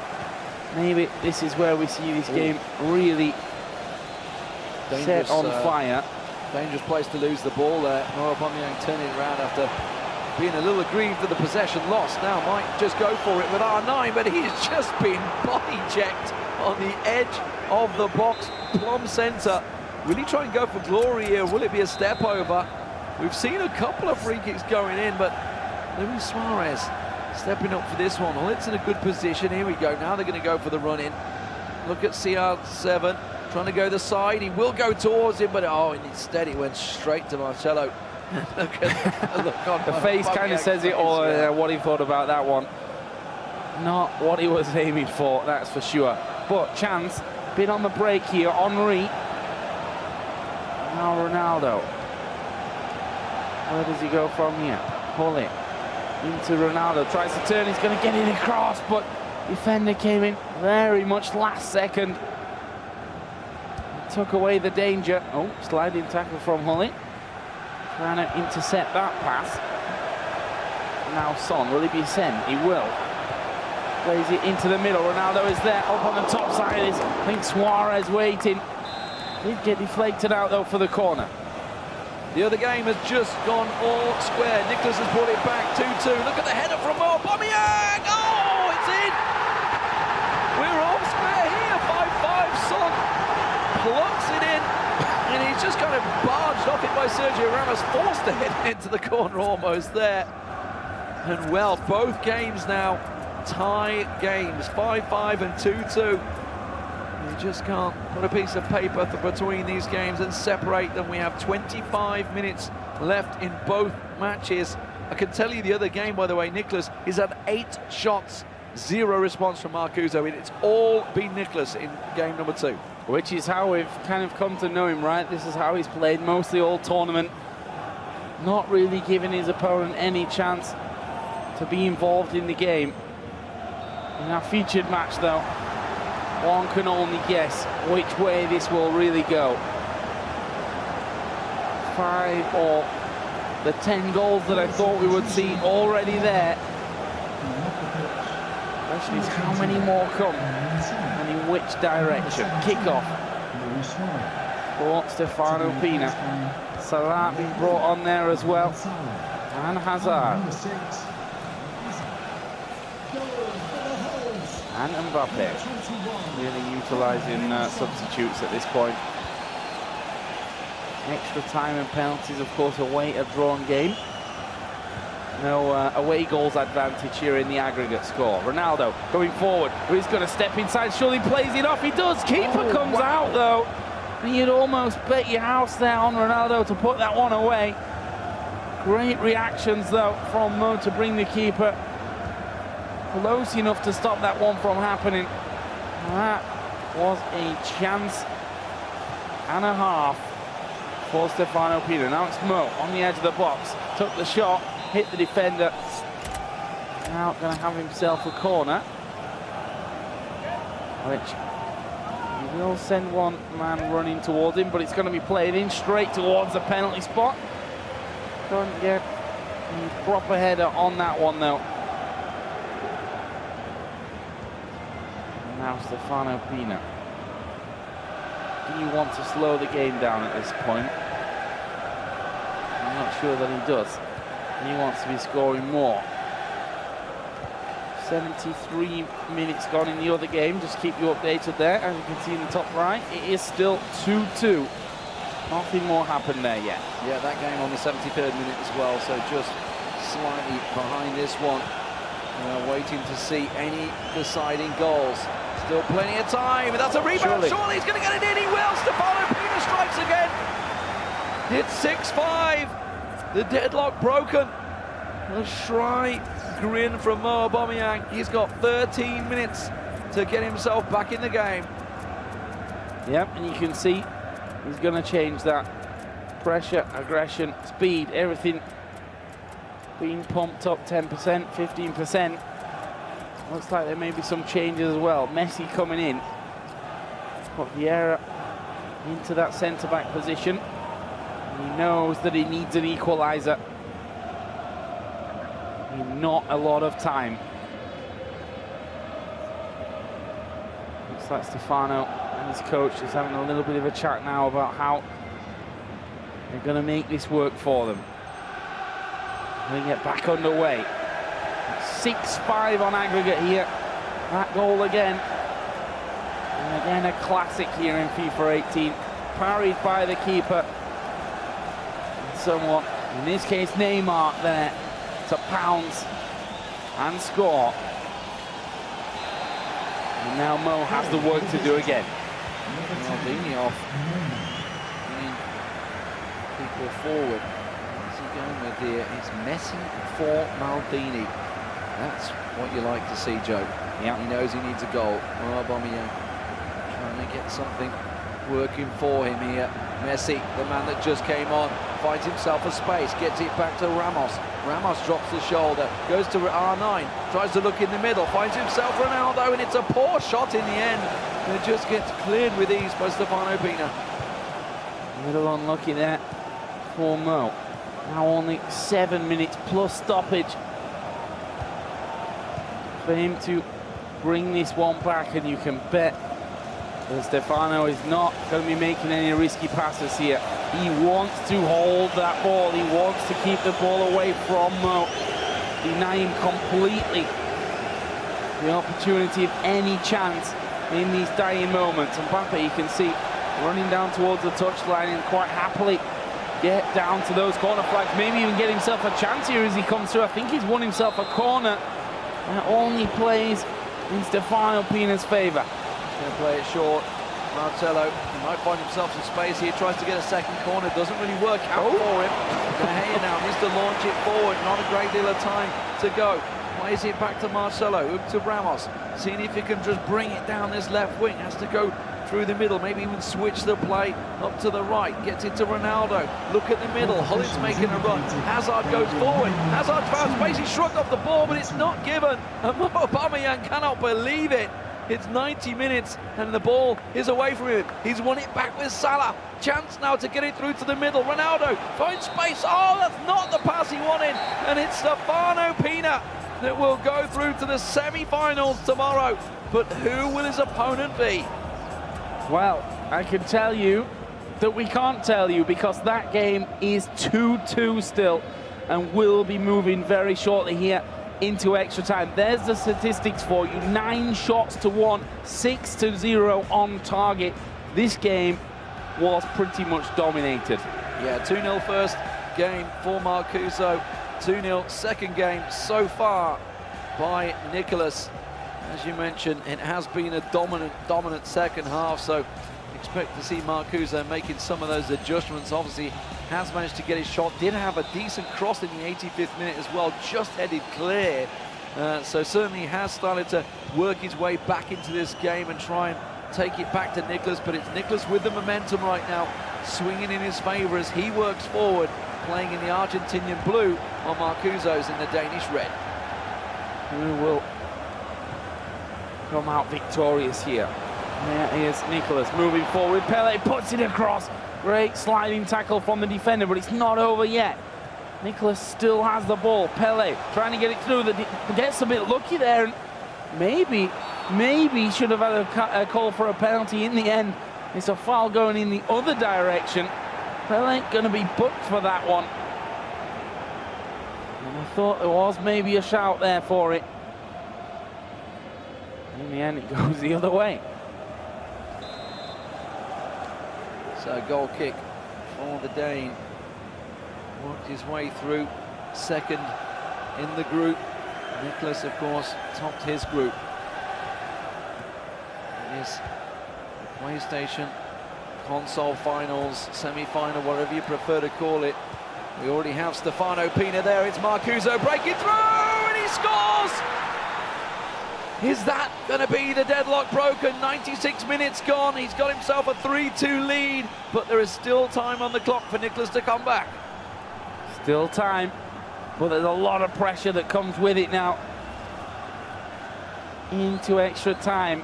And we talked about how little of a chance Marcuso's had in this second tie, in this second leg. Had only, I think, 0 shots actually on target, and I think just 1 chance overall. He's had that 1 chance here in extra time, and this time he's put it away. Let's see if Nicholas can reply right off the bat. This would be, for him, the only outcome that he could celebrate. Big challenge, though, in the middle from Vieira, and now a real chance to break as well. Mbappe outran by Ferdinand, though. Marcuso representing Manchester City this year, and yes, that is the real Manchester City. And so often as people talk to us and ask us, is that the real deal? But it is, and Nicholas may well be the real deal. Surely the equaliser, oh, blocked by the back of the defender. He was already on the ground, and it came off his back for a corner. Yep, there you see it. It was Walker, I think, just sliding in there. Perfectly timed for him, though. It's going to be a man brought. It's a short corner for Nicholas. Extend out to the edge of the box, now in towards Neymar. He's got 3 men around him. In the end, will lose control of it, and now a chance for Son. A big ball on through as well into the feet of Suarez. Not exactly the speediest, but he's got enough on him. He was just pushed a little bit away there. The ball finding its way back to Nicholas. Here is Marcuso, though. He was about to hit half-time here in extra time. He will want to use this chance if possible. There is no real chance there, though. Surely the ref's going to blow here. There we go. So just 15 minutes is all Nicholas has. A little despondent, done so much work to get himself back in his overtime situation. Marcuso now in the lead. As you mentioned, Joe, just 2 shots in the entire game. Only needs 1 on target, and it's the one that goes in. Changes. Looks like it's going to be Ronaldo. Push forward, Neymar into the cam position. Pele out wide, unless he shuffles them back around. No, he's going to keep them in that spot. Makes them all go forward, shoving the interception, shoving up the pressure. Is he going to make any changes, or has he already used them? That's the question. Marcuso ready and waiting to go. There's the team for Nicholas, the Argentine, the champion of Amsterdam. Is he going to go out here in the quarterfinals? We're going to be finding out in the next 15 minutes of in-game time. Not a lot to work with. Those last changes are being brought about. There is the countdown. We are back into it. It's Nicholas versus Marcuso. It's the final stretch of this one. Will he come back? Will we see penalties? Or will Marcuso be able to hold on to this lead? Nobody wants to go through on penalties, that's no doubt. They want to settle the business in full time, extra time. Either way, on the pitch, not from the spot. Chance for Marcuso. Suarez, oh, he's lost one defender. He's lost two defenders. He gets the shot, the rebound comes in, and is quickly scrambled away by Nicholas as he clears his line and maybe gives himself a counter chance. Now let's see, Marcelo Suarez is going to send Ronaldo there up on the top, but it was Son tracking back there for Marcuso. He was the one that won the ball back for the Dane. Now Mbappe. 1-2 for him. Will he get past Ramos? Ramos going down. Once he's back up, he's allowed to get the ball back, switching out to Kante. Yeah, and that's the problem here. Nicholas can knock it around at the back all day. He's going to have to go forward though, which he tries there. Again, defenders get in front of it. 5 minutes to go. That's all that remains. Nicholas, odds-on favourite coming into this tournament, has 5 minutes to get himself a goal, gets it forward. We've seen so many late equalisers from him. It's saved by De Gea. The rebound beaten to him, and Walker puts it out for a corner. We've seen a couple scored so far. Is he going to go short? Yes, he will.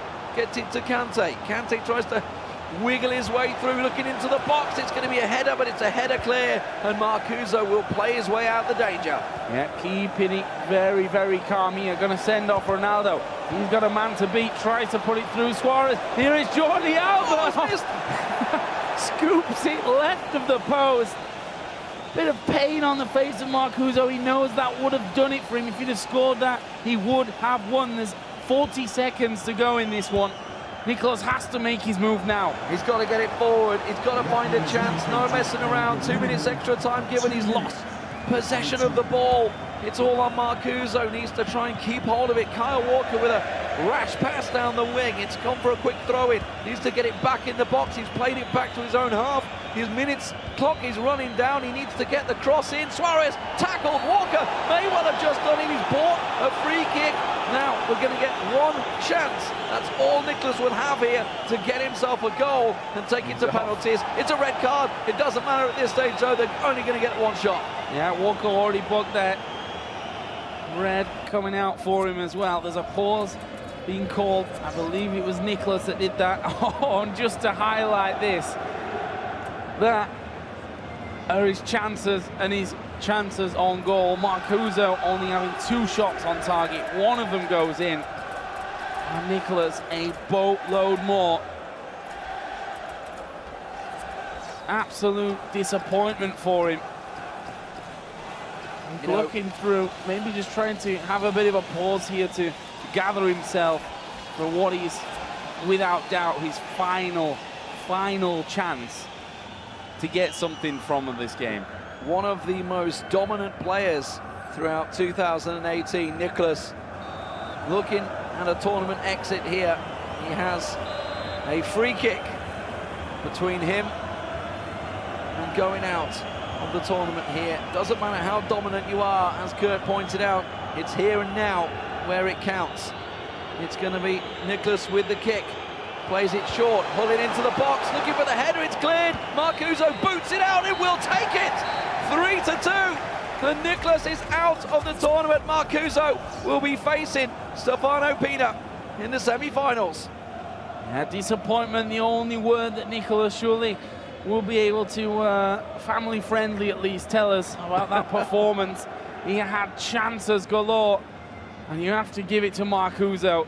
He didn't have all those chances, but he put 50% of the chances that he had on goal away, and that is what is important there.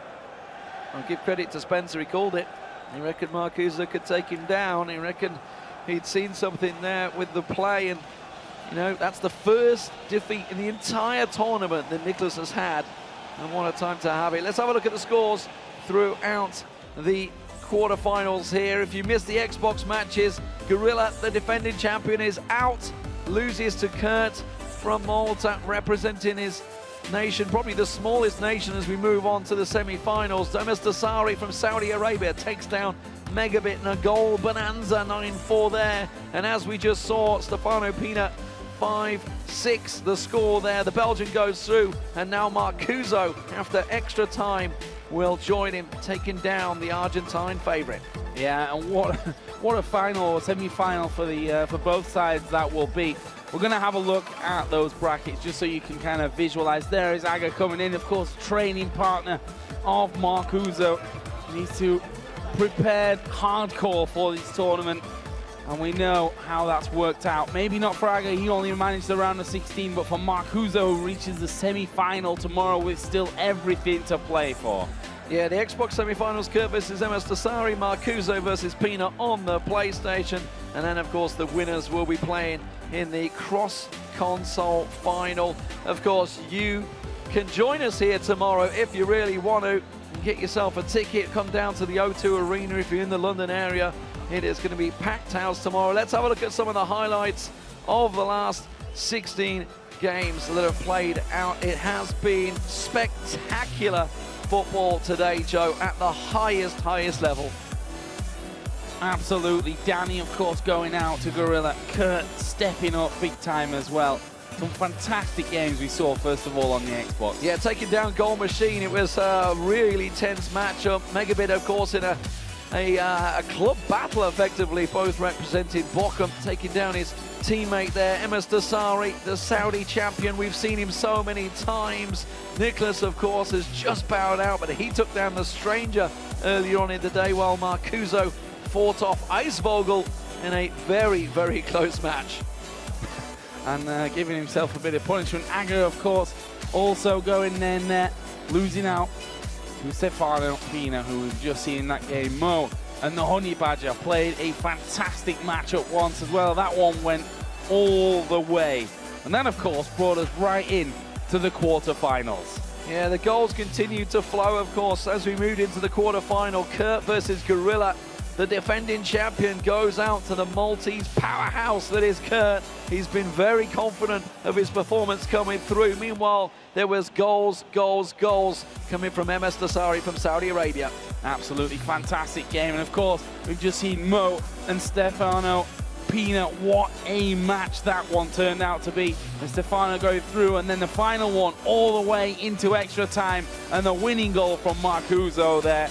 Absolutely brilliant performance by the Dane to really peg down the big favourite. Those are the games that we see tomorrow. Kurt versus MS Tassari, Marcuso versus Stefano Pina. Perfect. Can't wait for tomorrow. Perfect stuff. Let's hear from the man himself, Stefano Pina. He's with you, boy.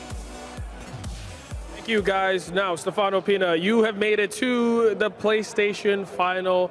How does that feel? You had an amazing match against Mo Bemiang. Talk me through that. Yeah, I'm feeling very good. I played the whole tournament, very good, still undefeated. So, and yeah, Mo Bemiang, crazy game, 6-5, and yeah, he's a really good player. So I'm very happy. Now, I would say that not a lot of people are talking about you, especially before the tournament. I mean, do you think that, I noticed that you had like, before the tournament you started with like about 300 or so followers on Twitter. Now it's up to 1,200, I believe. So do you think more people will be talking about you now and the country of Belgium? Yes, I'm at the grand final from the PlayStation 4 side. So yeah, people need to talk more about me, so I think yes. Now you're going to be facing off against Marcuso. What kind of style do you think you could play against him? I know you're playing 4-2-2, I believe. Is that something that you might consider against him? Yeah, so just play my game style, and yeah, we see. Now, Belgium in Russia was not able to get to the final. Do you think you can do better than they did? If I keep my gameplay, I think I can do better than Belgium in real life, yes. So he's feeling very confident. Let's send it back to the guys at the stage. Thank you very much, Cheerboy. Luckily, I am joined by his opponent, Marcuso, and also Spencer FC alongside us as well. Marcuso, just sum up how emotional that was for you. We saw how much it meant to you. And what a way to do it, our first game into extra time. Well, it was such a relief. He has won almost all his games the last 2 months. So to be the first to beat him is such an honor, because in my opinion, after this game, I have to admit that he might be the best in the world, and he deserves better. We're looking now at pictures of you just after you won that game, and then your teammate Aga and your friend Aga. How much does it mean to him, to you, even though he's out of the competition, to have him alongside you? Well, it means a lot. August is such a nice person, so humble, and one of my best friends outside FIFA. So yeah, I'm so happy for like his support. So let's see what happens. How have you found it so far progressing through this competition? Well, it has been tough. I started off against Icevogel and now Nicolas, and next up Pina. So yeah, it's going to be very exciting. So I've always known you as the guy who just destroys it on Weekend League, right? Fridays. Tell us about that, because people have been talking more about Nicholas probably in this tournament and not enough about you. You've gone and beaten him now, so now the conversation is going to be about Marcuso. But we always talk about you sort of behind the scenes, about this guy who comes out, plays all his games on Fridays, beats all the pros often, often gets 40 out of 40. Does that set you in good stead for tournaments like this, because you know you've played a lot of them online and often beaten them? Yeah, I would say, I mean, of course, there's a lot of great opponents, and it's very tough to play 40 games in one day. It's like 12 hours straight. So yeah, it gives some, what can you say, what's the word? Confidence. Confidence, exactly. Yeah, I mean, it certainly works for you. And it shows you the Weekend League doesn't have to be across the weekend. You can just smash it out on Friday like this guy does. So Stefano Pina next. You played him once before, right? What happened then? Well, I lost in penalties in Barcelona, the first knockout, where I think I deserved a lot better. But yeah, he's so good player, and I'm really looking forward to it. One other thing we should talk about is obviously you won the Club World Cup last year. I think I'm right in saying you could be the first person to ever have a Club World Cup trophy and a World Cup trophy. How does that feel? It's particularly obviously representing Man City this year. It's a big move. Yeah, well, it's fantastic. It's such an honor to represent Manchester City, and something I'm very proud of. But yeah, let's see tomorrow if I can win the World Cup and also the Club World Cup. Fridays in general are just good days for you. Yeah, good on the weekend. it is. Good here in London. Well done, mate. Thank you. Marcuso, congratulations. We will see you tomorrow. You are at the final, or the semi-finals overall as well. Well done. All right, let's have a little look at the draw then. So you saw it there. Marcuso into the final, along with Stefano of the divisional finals. That's on the PlayStation side. And then on the Xbox side, you can see in the divisional final, Kurt and MS Dasari battling it out tomorrow. Spencer, 4 very good players, 2 each good players in their own divisions as well. How are you going to call this one? Oh, I don't know, to be honest. On the Xbox side, Kurt versus MS Dasari. If you told me that was going to be a match before the tournament, I would have gone with Dasari. But the way Kurt's playing, I'd say maybe, especially considering he knocked out the reigning champ Gorilla, you might have to say Kurt's the favourite in that one. Marcuso Pina, I really can't tell, to be honest. What he just did against Nicholas is so impressive. But Pina's really impressed me throughout the tournament as well. What I love is that we've got a Maltese player, a Saudi Arabian, a Dane and a Belgian. These aren't countries traditionally you're seeing in World Cup finals, so it's going to be great to see who finally lifts it for their nation. And apparently, according to Kurt, the biggest thing that's ever happened in Malta as well. I don't know if we can vet that or not. I don't know what the guys in Malta think, but I'm sure anyone watching from Malta must be so proud of him. He's doing so well. And yeah, just like the guys from Belgium and Denmark and Saudi Arabia as well, they're really representing their country well, and obviously one of them is going to go all the way. We've had a great day today, haven't we?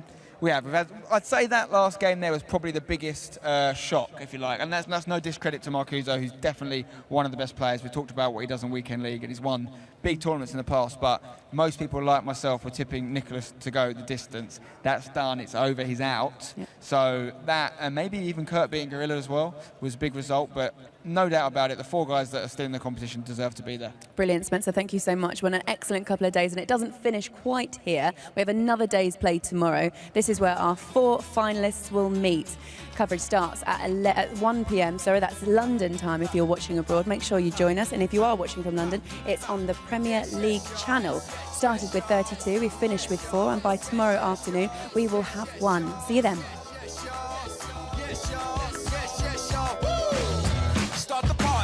Celebrate, I'm sick of nonsense. I wanna elevate from that familiar feeling. Pick up my road, stress keeps building. It's about to blow. I'm coming to the end of the line. Check my watch, man. Is it about time? I need to move, y'all. Unrestrained, come alive. Remove the chain. Do it. If you really wanna break away, put your hands in the air. Let me hear you say.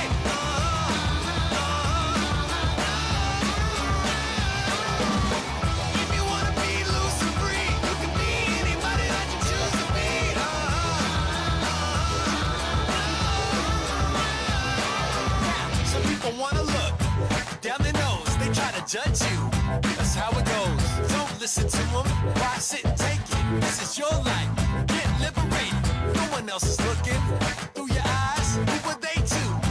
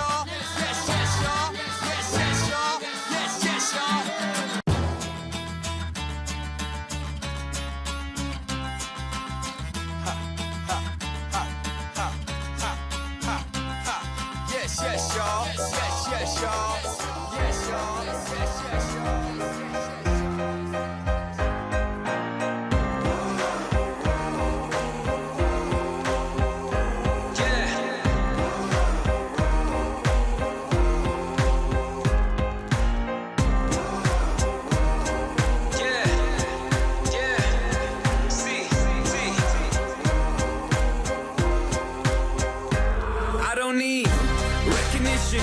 I'm on a mission. I'm paying dues. I'm in position. I'm staying up. It's getting late. You're doing good. I'm doing great. Recognition. I'm on a mission. I'm paying dues. I'm in position. I'm staying up. It's getting late. You're doing good. I'm doing great. Hours of practice, they don't feel like working. Overthinking, I don't mean to let the pain and hurting. I was main stage with Tiny at a festival. Reality's a just less than 24 hours past and I'm back to working. The wage isn't minimum, but when you know your worth is more, you make your own curriculum. Study in the industry, I know you see me killing them. Nice, it felt so real, I had some moments I was living them. Celebrity, civilian, walk amongst the greats that you ignore. The ones relentlessly pursuing every key to every door. It's evergreen and evermore if you're content with living normally. I'm handing in my notice to the world on record formally. I know this life is right for me. I know the future's bright for me. I know my teachers lied to me. I do it for the ones that came before and nearly died for me. Recognition. I'm on a mission. I'm paying